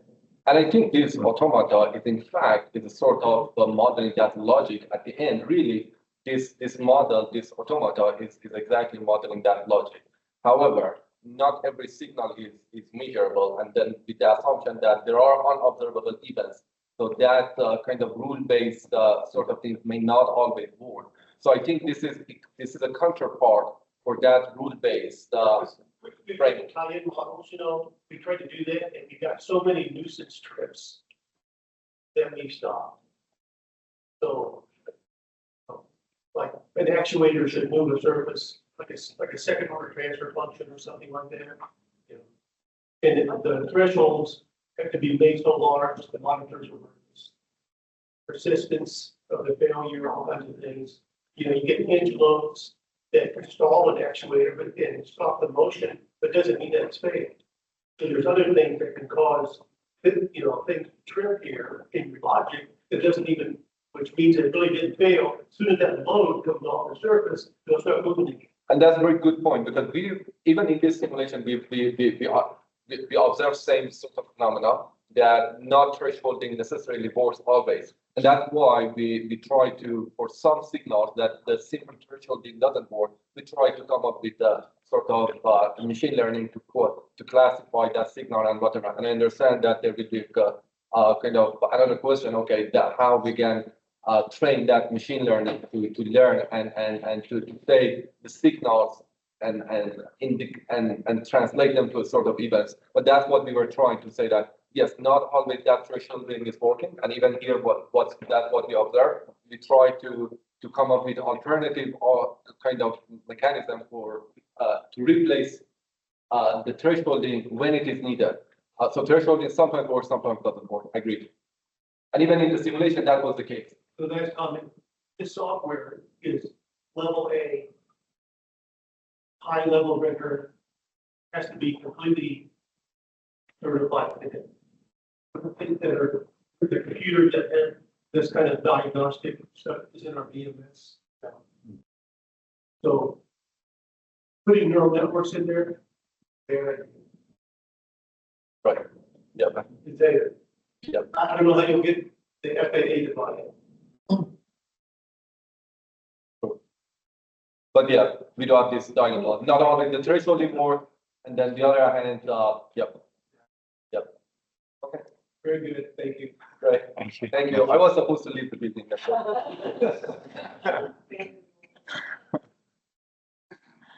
Okay, great.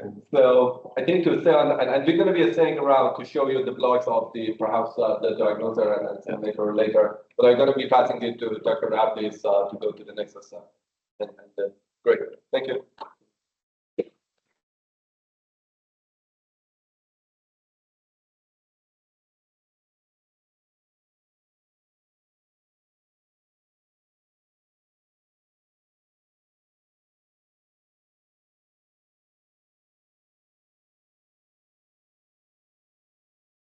Can you do it sort of Adobe again and then?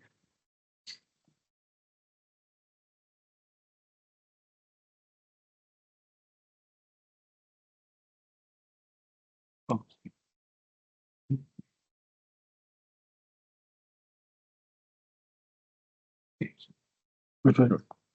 Hello everyone. I'm Ioannis Raptis, and I'm going to present you our implementation and integration results that took place with my PhD student Vincent Guo. So, I mean, the theoretical framework that we are working is hybrid state filtering with hidden Markov models for fault diagnosis, and this is what briefly Ali described as the continuous valued fault diagnosis method. Just to let you know where this thing is lies in the landscape of the project. Essentially, this modality, what we call the fault diagnoser, is providing some sort of indication to the controller what to do, and also it prompts some prompts another block in TC3, which is the reachability analysis, which can be considered as being some sort of a predictive mechanism for control design and for fault-tolerant design that Melkior is going to next present.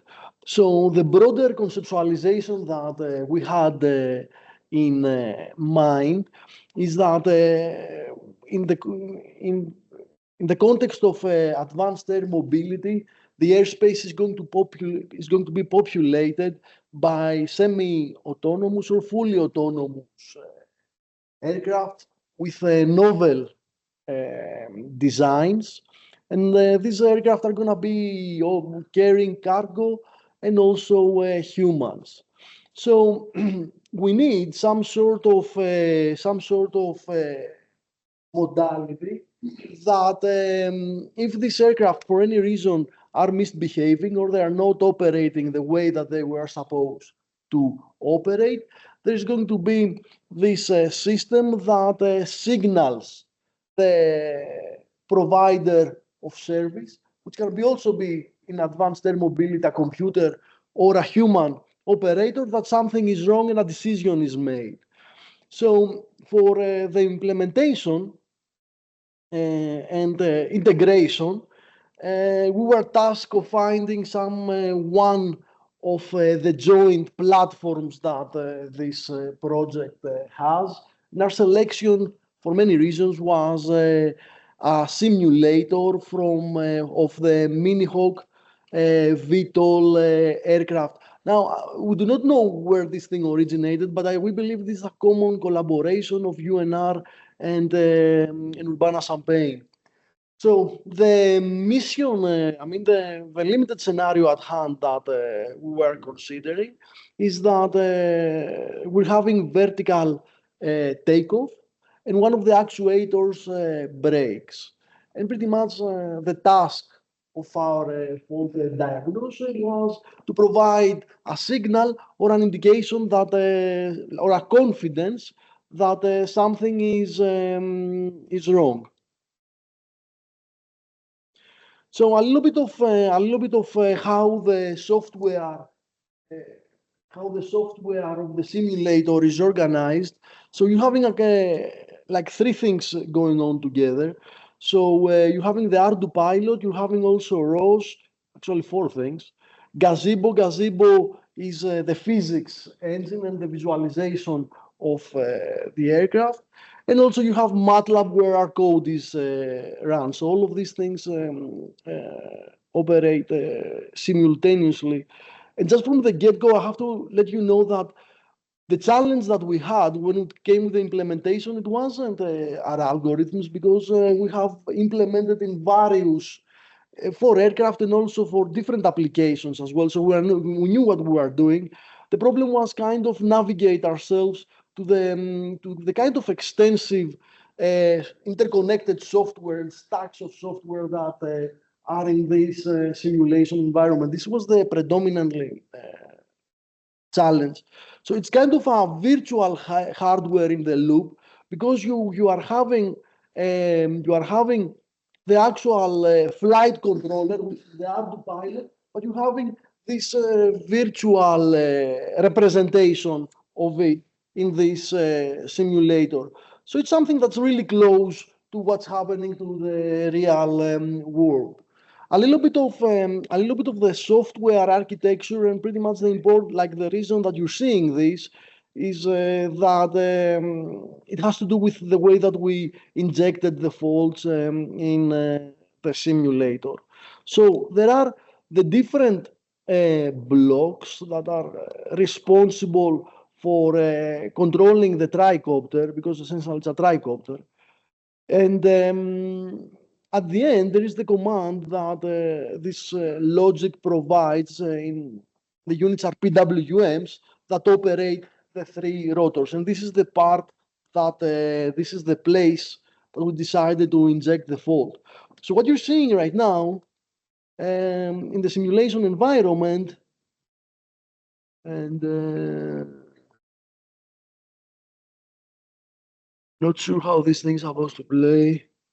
Duo, can you? Okay, it's playing. Right, it's doing something. All right, perfect. So this is how it's gonna look like, and we're gonna see this a little bit more extensively. This is, I believe, it's the no-fault case. Just a simple takeoff. This is how the simulator looks like. Now, a little bit about the fault that we injected. We call it loss of controlling effectiveness. This pretty much tells you that if you're giving a command of 1 PWM and you expect to get 10 newtons, essentially what's going to happen is that you're going to end up having 0.8 newtons for some reason, because one of the motors, in particular the rear motor, is broken. This block diagram also shows kind of the placement of the diagnoser in the broader scheme. It receives measurements from the aircraft and also from the controller, and based on this, it provides some sort of a decision. First of all, it conducts parameter estimation and also has a signal that tells you if a fault is present or not. Now the fault is injected halfway the trajectory after takeoff. So a little bit about the mathematics here. The force, essentially the external forces acting on the quadcopter, it is the sum of the three thrusts plus the weight. And in one of these rotors, we seed the fault, and again in the form of loss of rotor effectiveness. The quadcopter dynamics are the classical 12 equations of motion, 6 from translation and 6 for rotation. Now, the other thing that was a little bit of a challenge is that we did not have a model of the quadcopter, so we had to do a little bit of like in a very short time interval, we have to do a little bit of street fighting system identification, trying to get the best possible fit that's going to give us the parametric representation of the nonlinear parametric representation of the quadcopter. So this is something that we also had to do for our task. Now, a little bit, some words about our method. Before we got awarded of the project, there were discussions with Ali about the recent trend of trying to find the common language between formal methods and control theory. There are multiple attempts happening, and they're starting to mature the last years. Now, I mean, discrete event systems and in general formal methods are very capable of characterizing with some way that it's more understood to the human designer of how systems work. On the other hand, you're having a control theory and classical estimation, which falls under control theory, that is really useful for things that like parameter estimation, and also some advanced notions of contemporary notions that we're having about safety and fall tolerance. So, I mean, we were looking for some sort of a bridge, some sort of a connection between these two worlds, and this is discrete event systems and also informal methods and control theory. And as the community these days suggests, this common, like one preliminary common language between these two areas are considered to be the hybrid systems that include both discrete event, like modes of operations, and at the same time continuous valued states. So how does it work? I mean, we're having models of how systems or subsystems work. We also have sensor measurements, and there is the algorithm, which essentially is software in a microcontroller. And this software, at least in our context, because we are using which relies on Bayesian inference, we produce a probability of fault occurrence. And based on this density, you decide whether or not a fault takes place in a system. So where the fault diagnoser lies, there is a symbiosis with the autonomous controller within the flight control system. And we also try to bring it as close as possible to the data. I mean, just receive data and be able to have the capacity of edge computing. Now, what does the diagnoser does? I mean, and again, as we mentioned, again, it can be part of the broader fault tolerance and decision-making process of the avionics system. In other words, if something goes wrong, then you decide, like, instead of going from one vertiport to the other, you decide to land, I don't know, some road or some other area. And again, I mean, the beginning, the primary consideration here is model selection and essentially change detection. What do I mean about that? You're having the nominal dynamics of your system or subsystem, and something goes wrong, and those dynamic change. In fact, many things go wrong, and everything and every fault has its own signature, its own dynamic signature. The methodology that has been developed can include both abrupt fault modes and also excipients like creeping in fault modes. Coming back to the kind of the discussion that took place earlier, again, you're having discrete event systems and automata, where indeed you may have this explosion of fault states, and you're having a very big fault space. And at the same time, when it comes back to traditional control theory, which involves dynamical systems, you may have the multiple models approach, which is very favorable in some former, like in the past, has been very favorable to target tracking methods, and also parameter estimation. I mean, the process of figuring out if something is like the fault can be perceived as a parameter that can be identified online. So those are a bunch of things that we took together, and pretty much what I'm trying to say here is that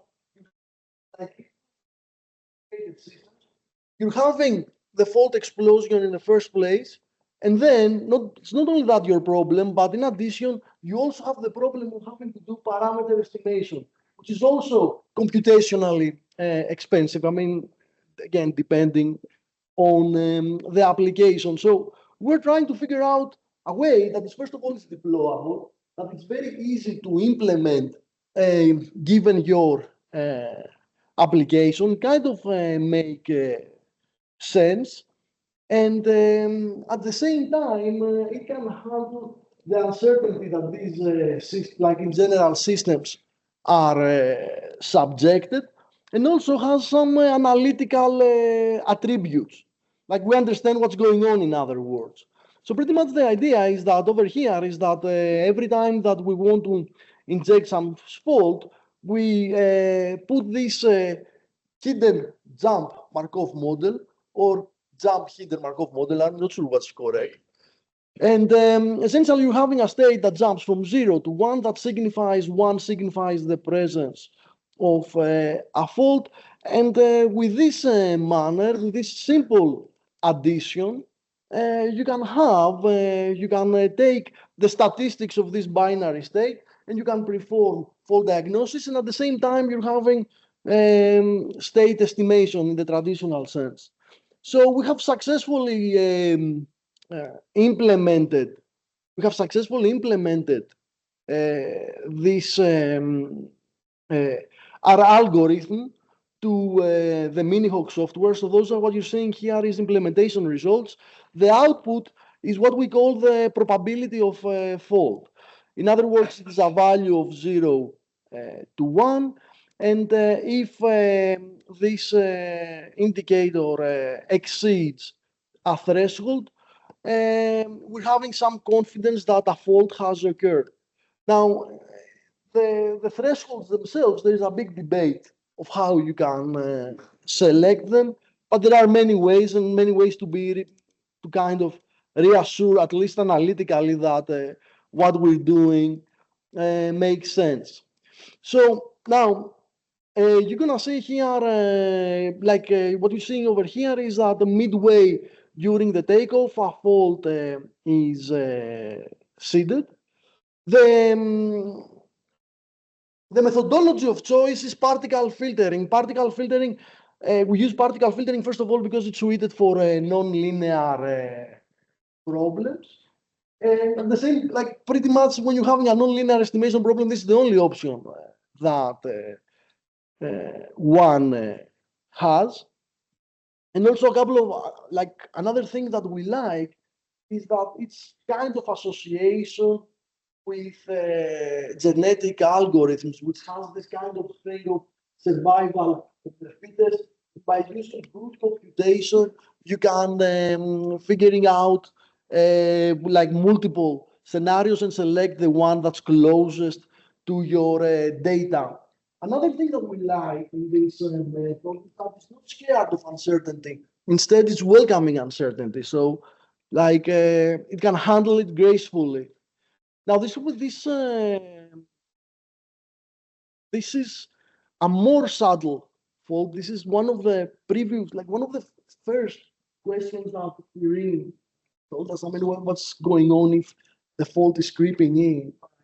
So what we tried is to inject a more subtle problem again to the rear rotor. And as you can see, I've been a little bit slower, but nevertheless, again, the algorithm was capable of producing a probability of failure that indicated that a fault has occurred on the rear rotor.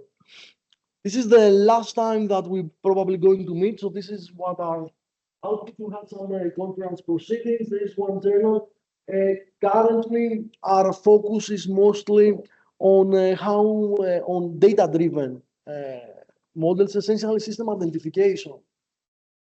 How system identification can be embedded on our framework. We do not believe, and we're having some strong positions about that. We do not believe that some people may disagree, but we do not believe that fault diagnosis essentially is a classification problem. We believe that fault diagnosis is an estimation problem. And in fact, having some sort of structure, some sort of understanding, it's required of how the system works. So again, this is the guy who is putting all of the hard work. This is Vincent. He took in a very small time interval. He took this chaotic code. He organized it. He managed to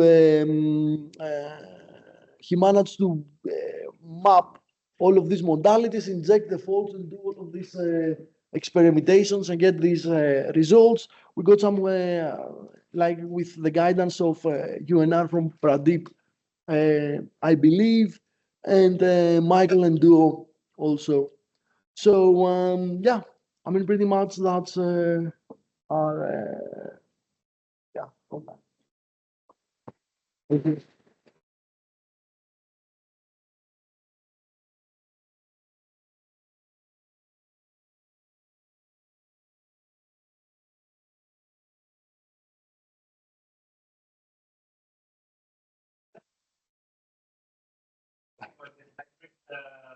Identification is a lot of work.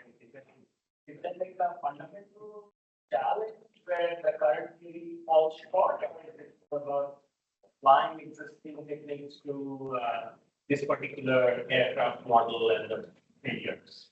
Absolutely. So there is some prior work on hybrid model identification and system identification. Right? So I was wondering if the challenge is applying the existing algorithm theory to this particular aircraft model, the Melkior, or do you have to, there is something that does work with the existing theory and you have to develop new algorithm? So just to let you know that it's not that we haven't, the system of multiplication was just square apps. Okay. So there was not any contribution on the system of multiplication portion. Now, if you are talking about what is a current work when it comes to the system of multiplication, it's solid code. Okay. So pretty much the idea is that as not just that data can be classified in terms of something is wrong.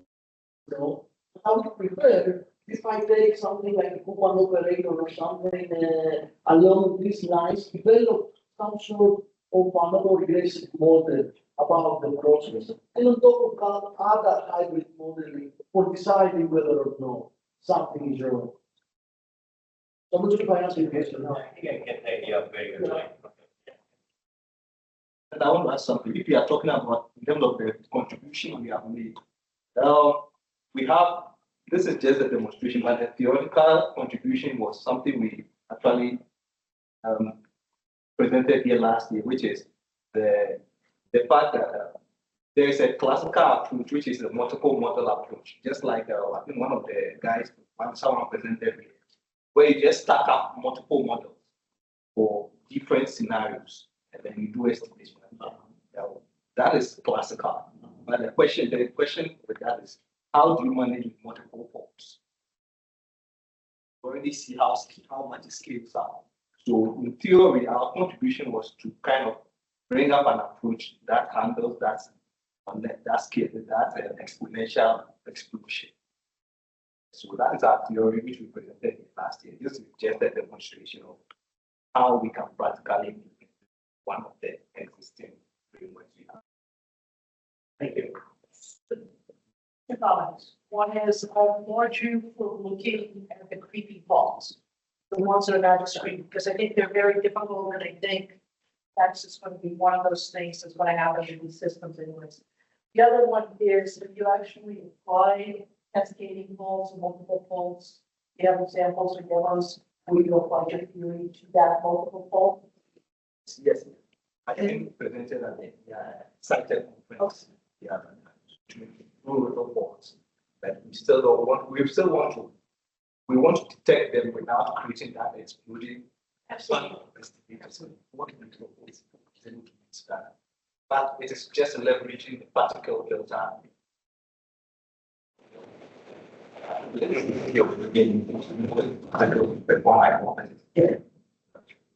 And computation is. So at the point, once you mention particle filter, Well, that's now.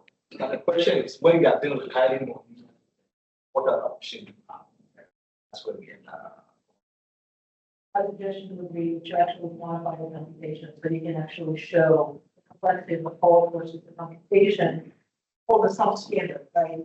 Yes, we have that published in one of our papers as well, where we do a rigorous analysis of the but how quick we didn't show it, but the question is, how many are we detecting the that's also a metric we want to that one that.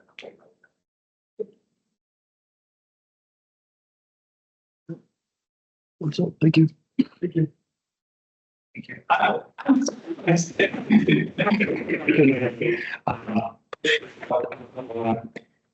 Where do I start? There we go.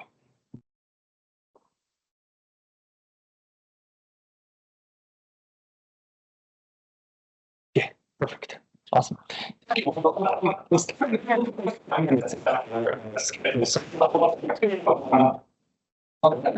And then I think kind of fits fits that constraint in the sense that I've been preaching for 2 years now about the whole mathematical work that we've been doing on guaranteed reachability and guaranteed reachability on manifolds and things like that.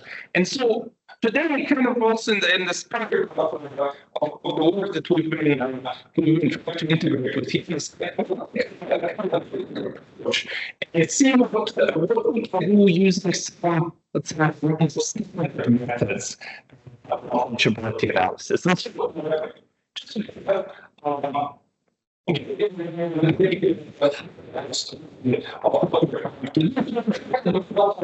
capabilities in there. This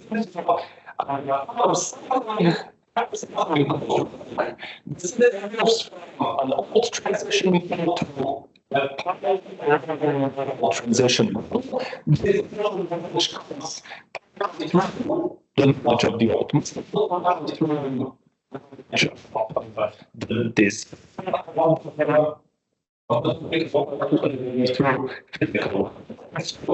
the physical or something that's certainly kind of gets reflected through the flow mechanisms. In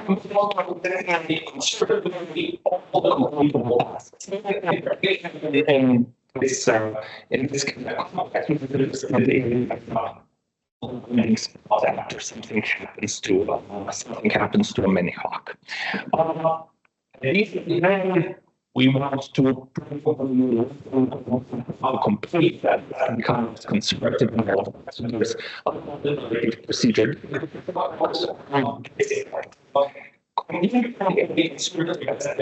Completable tasks. This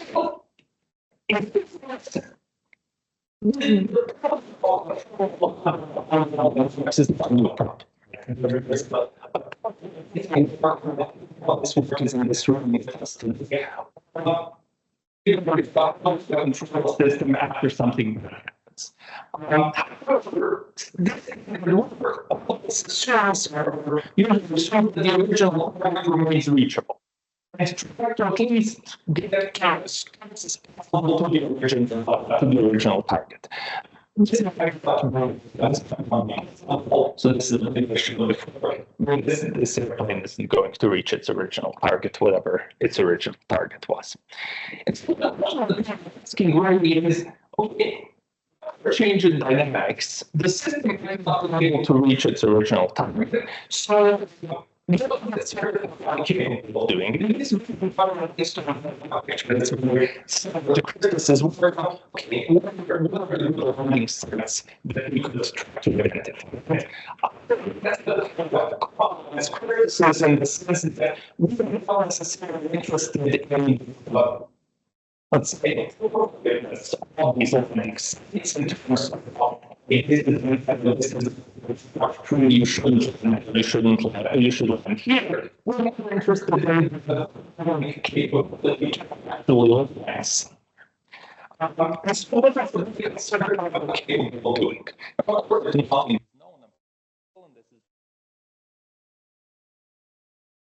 if we have some set of possible ground truth, then I can do what I call the guaranteed reach set, which is the intersection of all the reachable sets for all the possible ground truths.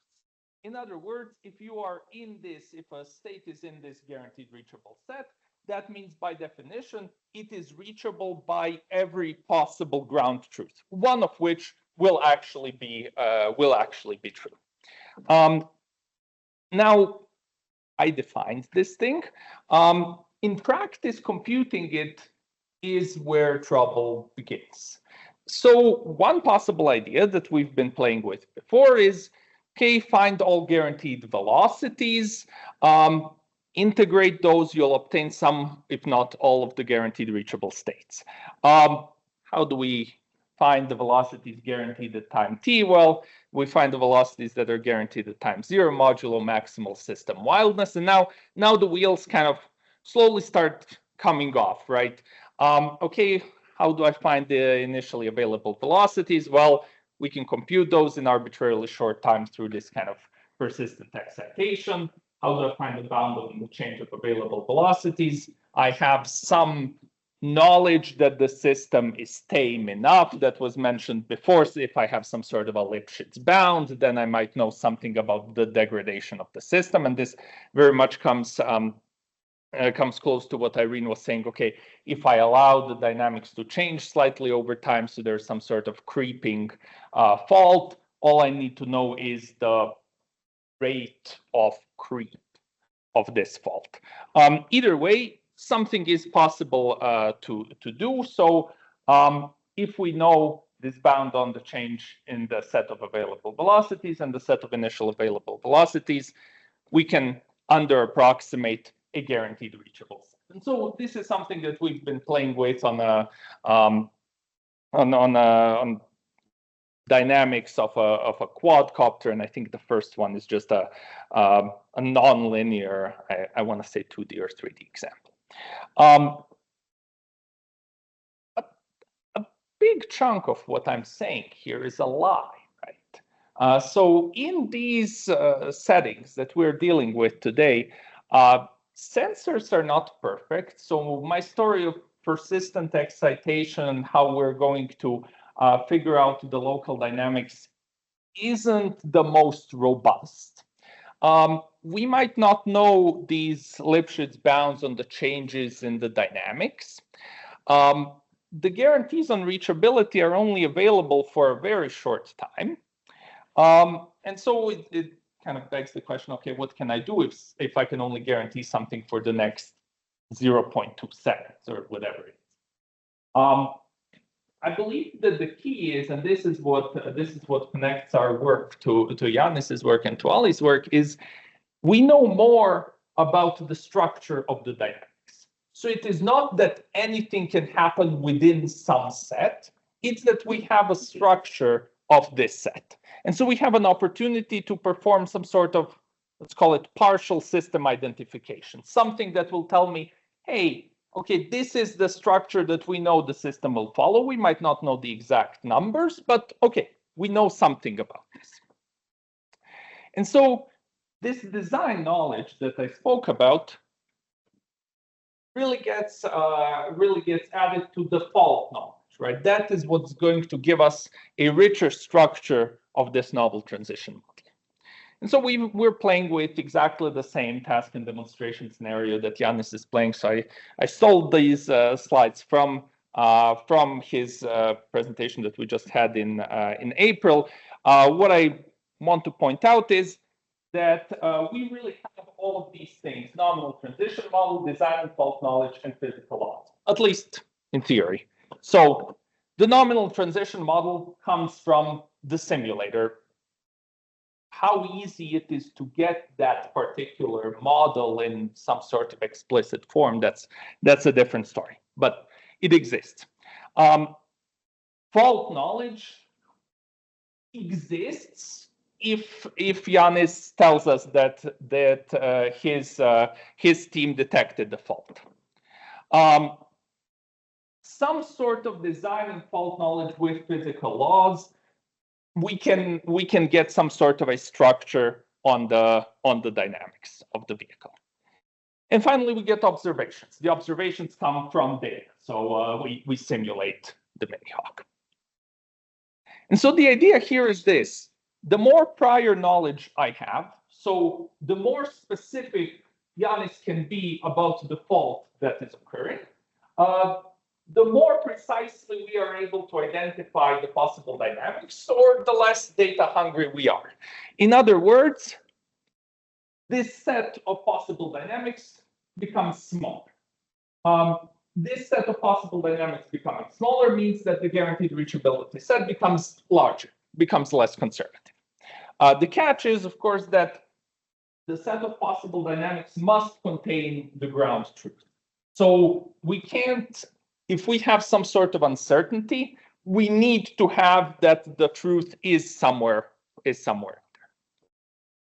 And so what we do, what we did for this short demonstration is really kind of 6 different approaches of trying to get these reachable sets, guaranteed reachable sets.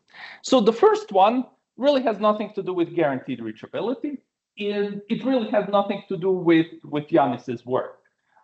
It simply takes the data that happened around the time of default or after the time of default. I think we have a few data points before the time of default.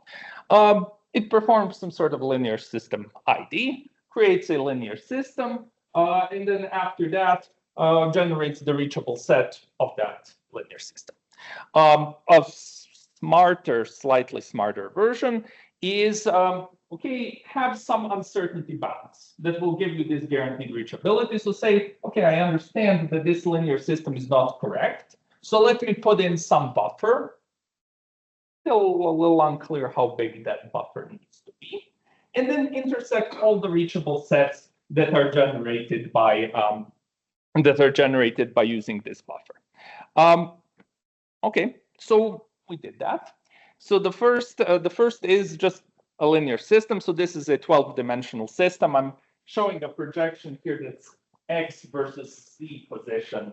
I want to say it's time 1 second. Yeah, I think I wrote the time 1 second. This is because it's 12 dimensions. I could have generated a lot of pictures. I chose this X versus Z.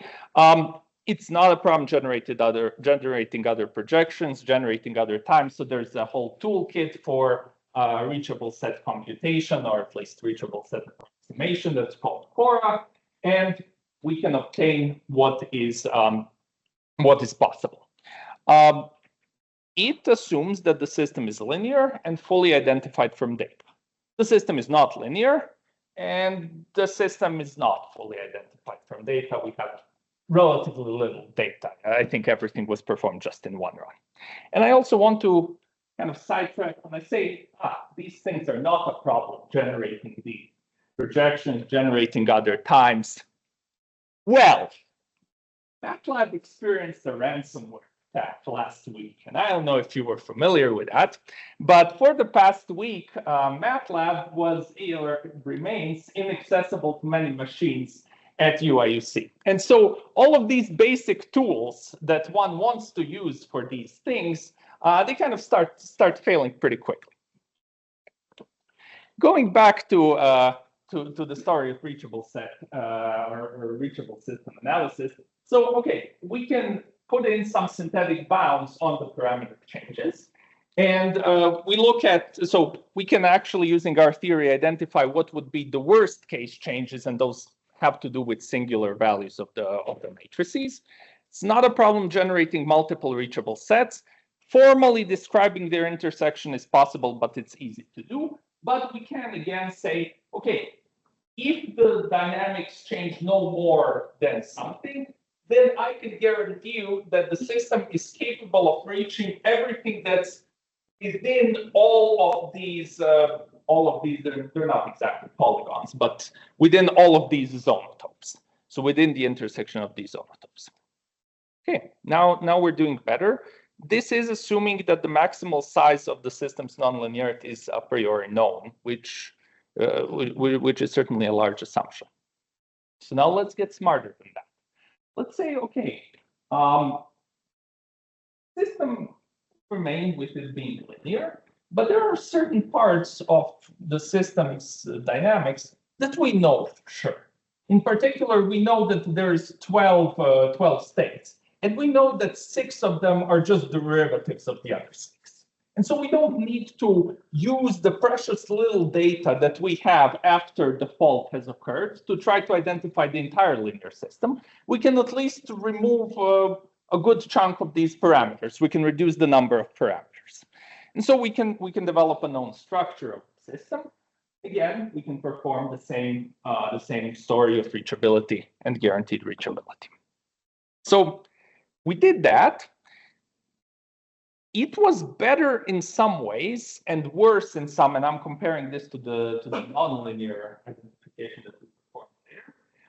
In particular, the reachable set, which is here, and we start at 10. So the position of the vehicle at the time of the fault was 10. It believes that the system continues to be capable of moving up. The nonlinear identification and the original linear identification did not believe that fact. Sorry. That is a a question of, there's two possible causes for that. One is that the data might be contaminated. The other one is that we haven't checked this work because MATLAB was not working. The good thing is that somehow the reachable set seems to be less biased on the possible X position. So the system identification seems to believe that the system is being pushed to the right, which I don't necessarily believe is the case. Either way, so this is a possible numerical issue. Again, this assumes that the system is linear, has a particular structure, fully identified from data. We can remove the fully identified from data by talking about the guaranteed structured linear results. The data becomes more valuable in the sense that now we are kind of robust to misidentification, but these synthetic bounds on the parameter changes become more influential. And then we come to the last two attempts, which is okay, this system is nonlinear. We know that this system is nonlinear. Ioannis is able to tell us, given the fault diagnosis, he's able to give us a model of the structure of the nonlinear system. So now we don't need to perform linear system ID anymore. What can we do now? Let's perform nonlinear system ID. Let's perform reachability analysis on that. System ID is perhaps not hard. Reachability is non-trivial. But this is almost correct now, in the sense that, okay, it assumes that the dynamics are known perfectly. It uses significant expert knowledge, and that expert is Ioannis. That comes from the fault diagnosis. If we want to make that robust and want to talk about reachability guarantees, so if we are also given reasonable uncertainty bounds about how wrong this model is, we can perform guaranteed reachability. This is not easy. This is now computing online reachable sets or intersections of reachable sets of nonlinear systems. So either we need to perform something very conservative geometric, or we need to perform some sort of Monte Carlo. And so for this exercise, we performed Monte Carlo. So what we did is we identified the reachable, we identified the nonlinear system based on Ioannis's fault diagnosis and the structure of the system. We generated the reachable set by simply plugging in different control signals that might be possible. These are the different blue dots. It is truly not a problem generating any kind of data for graphical analysis. Now, the rigor of this data assumes that things are convex. When I say, oh, these are the things that are possible, there's kind of assumptions of convexity there. But this provides something that is actually quite similar, at least in size, to this. So we enjoy that.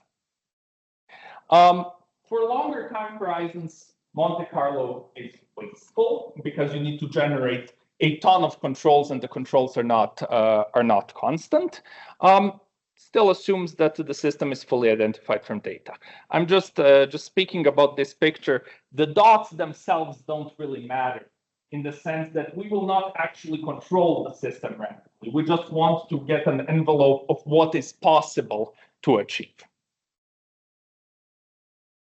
And so we can, this was a XZ coordinate, an XZ projection. Now in XY projection, which comes closer to what Chris was saying, we are able to identify the states that might be reachable by this vehicle.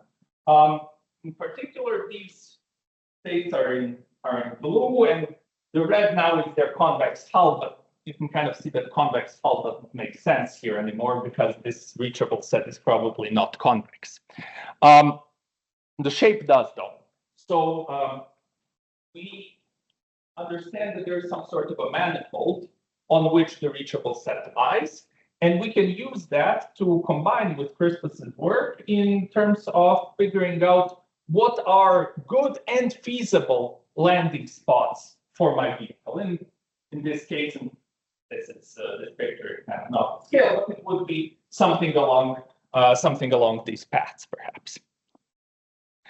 Okay, finally, we can put in some robustness by adding some sort of unidentified nonlinearities. The problem is that here we don't have an a priori idea of what are the worst case unidentified nonlinearities. We don't have an idea of, hey, this is what can cause the system to change the most.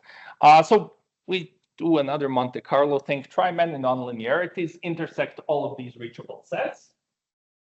We get something like this. So the lessons here are, even if the system, so after all of this, we are not necessarily able to tell you exactly, hey, this is what the system will be able to do, and I can guarantee it with 100%. Because for that, I would need to know the size, or I would need to have some sort of an informed bound on on the misidentification in my model. However, I am able to give some lessons to the control designer. These lessons could be something along the lines of, hey, this system is unlikely to be able to hover. Hey, this system can slow down its fall significantly, and it can significantly affect where it's going to land. So it can still retain a fair bit of motion in the XY plane. Now, how to determine these maximal possible nonlinearities, that's hard work. And so what I kind of want to, this PowerPoint kind of messed up my arrows, but so what we're currently doing is really, in these 6 cases, we take simulated prior data, we take uncertainty bounds, we perform system ID, and after that, we perform reachability analysis, either using existing tools, if the system is simple enough, or Monte Carlo, or some sort of more difficult geometry to get the guaranteed reachable set. Ideally, we would like to use real-time data and not just real-time data. So we would like to have multiple runs. We would like to have uncertainty bounds coming from prior invariants that kind of say, hey, this is how much the system can be off of the model that Ioannis gave us. And we would also like to deal with more complicated measures. Right now, I don't care about safety. All I care about is reachability. So ideally, I would like to have online computation of the guaranteed mission set. I want to acknowledge particularly my PhD student, Taha, who has spent the last 10 days trying to corral MATLAB into doing anything, mostly failing, but nonetheless, the effort that counts. And my postdoc, Yiming, my undergrad student, Jess, and then, of course, our wonderful PC. Thank you.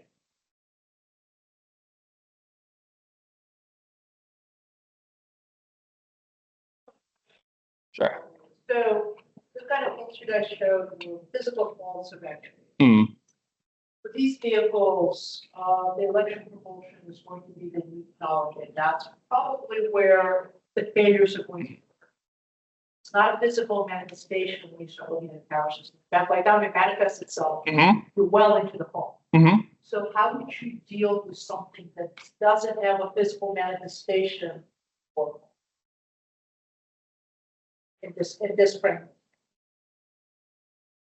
I think that's a very good question. I think what it really gets to is the way that I'm thinking of what you're saying is that there's really a delay between the fault occurring and me seeing the symptom. You start taking preventive action, you change what you're doing, etc. Right? Yeah, exactly. And so I would say there's 2 options here. One is so if you can identify the fault, and I'm certainly not an expert on it, but if you can identify the fault solely from the states, then you need to have some sort of instrumentation within the vehicle that tells you that the fault occurred. So when you say states, you need to be a little bit careful how we define it. Vehicles. Right, because there are measurements, states, voltage, et cetera, but. So if you can, from all of these sensing, if you can see that the fault occurred, all that comes to mind is that you should constantly believe that it is possible that the fault occurred, and you might not have seen it yet. And you should kind of try to be conservative with respect to that.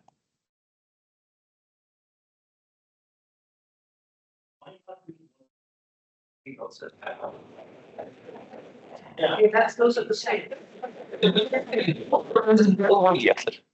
be visible immediately, but what you don't see is you don't see the physical change until.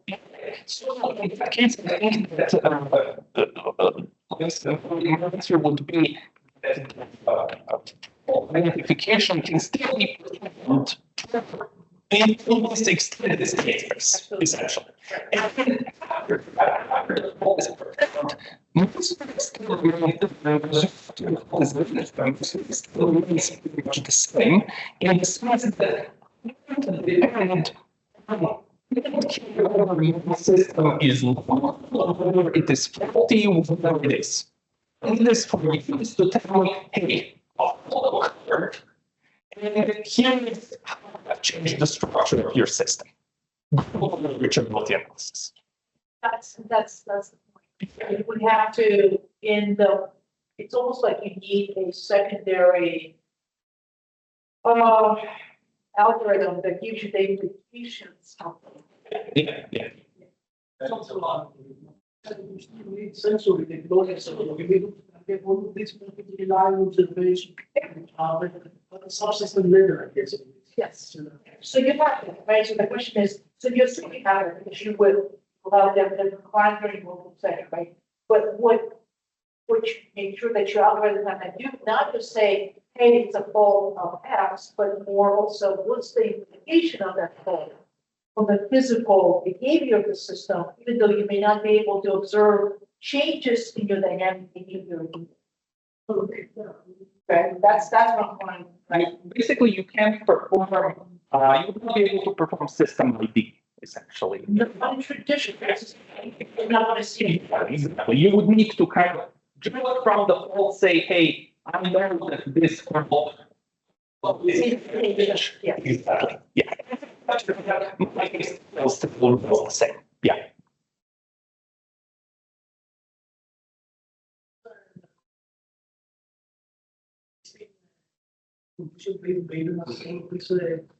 They take place in the subsystem level, but there you still have the models, they have dynamics.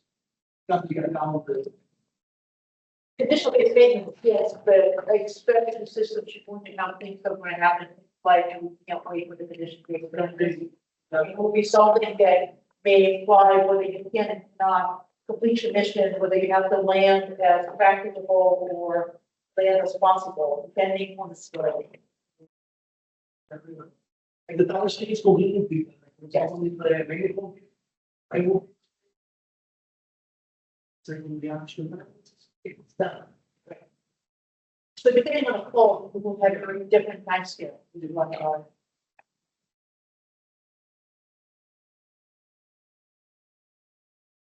it's not a trivial problem. I'm just going to get it. That's the next level of what has to be considered for full diagnosis and implications of it.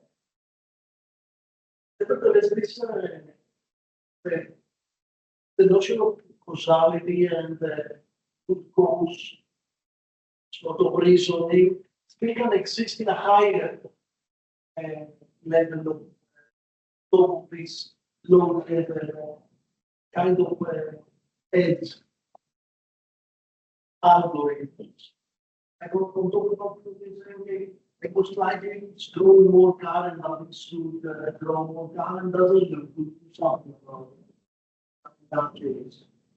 I think the core challenge here would be the automation of something here that I kind of glossed over that was entirely human done.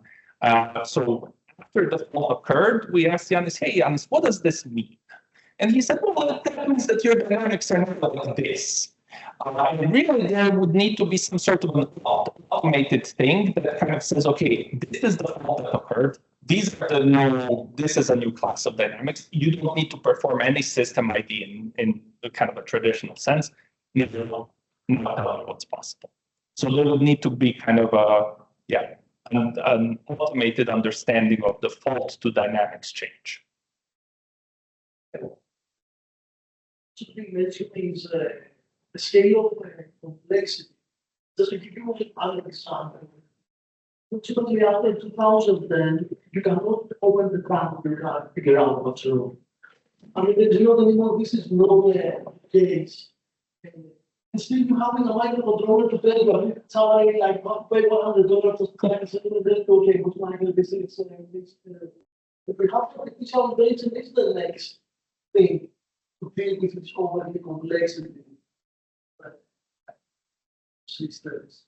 Because if you keep adding complexity and you keep over-engineering systems, there is some price to pay. Kevin, how much data is there collecting off of 787 for this fault monitoring? It's huge numbers, I remember hearing. I don't know the details. Yeah, maybe one thought on the low cost UAV or sometimes we don't have the advantage of having that low level of subsystem monitoring of all the components. It's really low cost, they might be too small or expensive.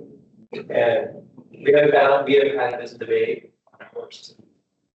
Okay, we invest money on a low level sensing build models to identify specific faults and causes versus monitoring at a very high level, which is more of a high level. For the unknown unknowns that we might see at this scale. And the famous example that we had is we had a Raven attack on our road. We didn't build a Raven for that. But we did have a high level monitor looking at saturation where like the plane knew something going on. But delivering the package home with the plane could be solved. I'm sure it would save it. It wasn't time with an hour. But I think there's a balance in low level subsystem monitoring and high level monitoring. This kind of comes to a discussion that Chan and I were having in the today to the demonstration of kind of what is the maximally informative kind of resources that you can put in, right? If you really care, if change in your subsystems can really ruin your mission and you can't wait a second to detect that change using other means, then sure, you should invest in that. On the other hand, if your mission is such that, yeah, you're probably already noticing things for 2 seconds and it's only noticing them from physical states, then yeah, why invest in that? Then do something else. I think it's an interesting question of how do you even formally define this this kind of mission-specific information gain that you would get from investing into sensing on different subsystems. I expect that single point failure that would cause loss of control, you need to be done. Right, so you got multiple motors, you know you can lose one pretty much, you probably can't lose two. Right, so as soon as you lose that one, you may not have dynamics to show you you didn't want failure. But if you know you have loss of engine, then you're gonna land the aircraft before you ever say. There's probably something to be learned about, but people have chosen to display confidence. You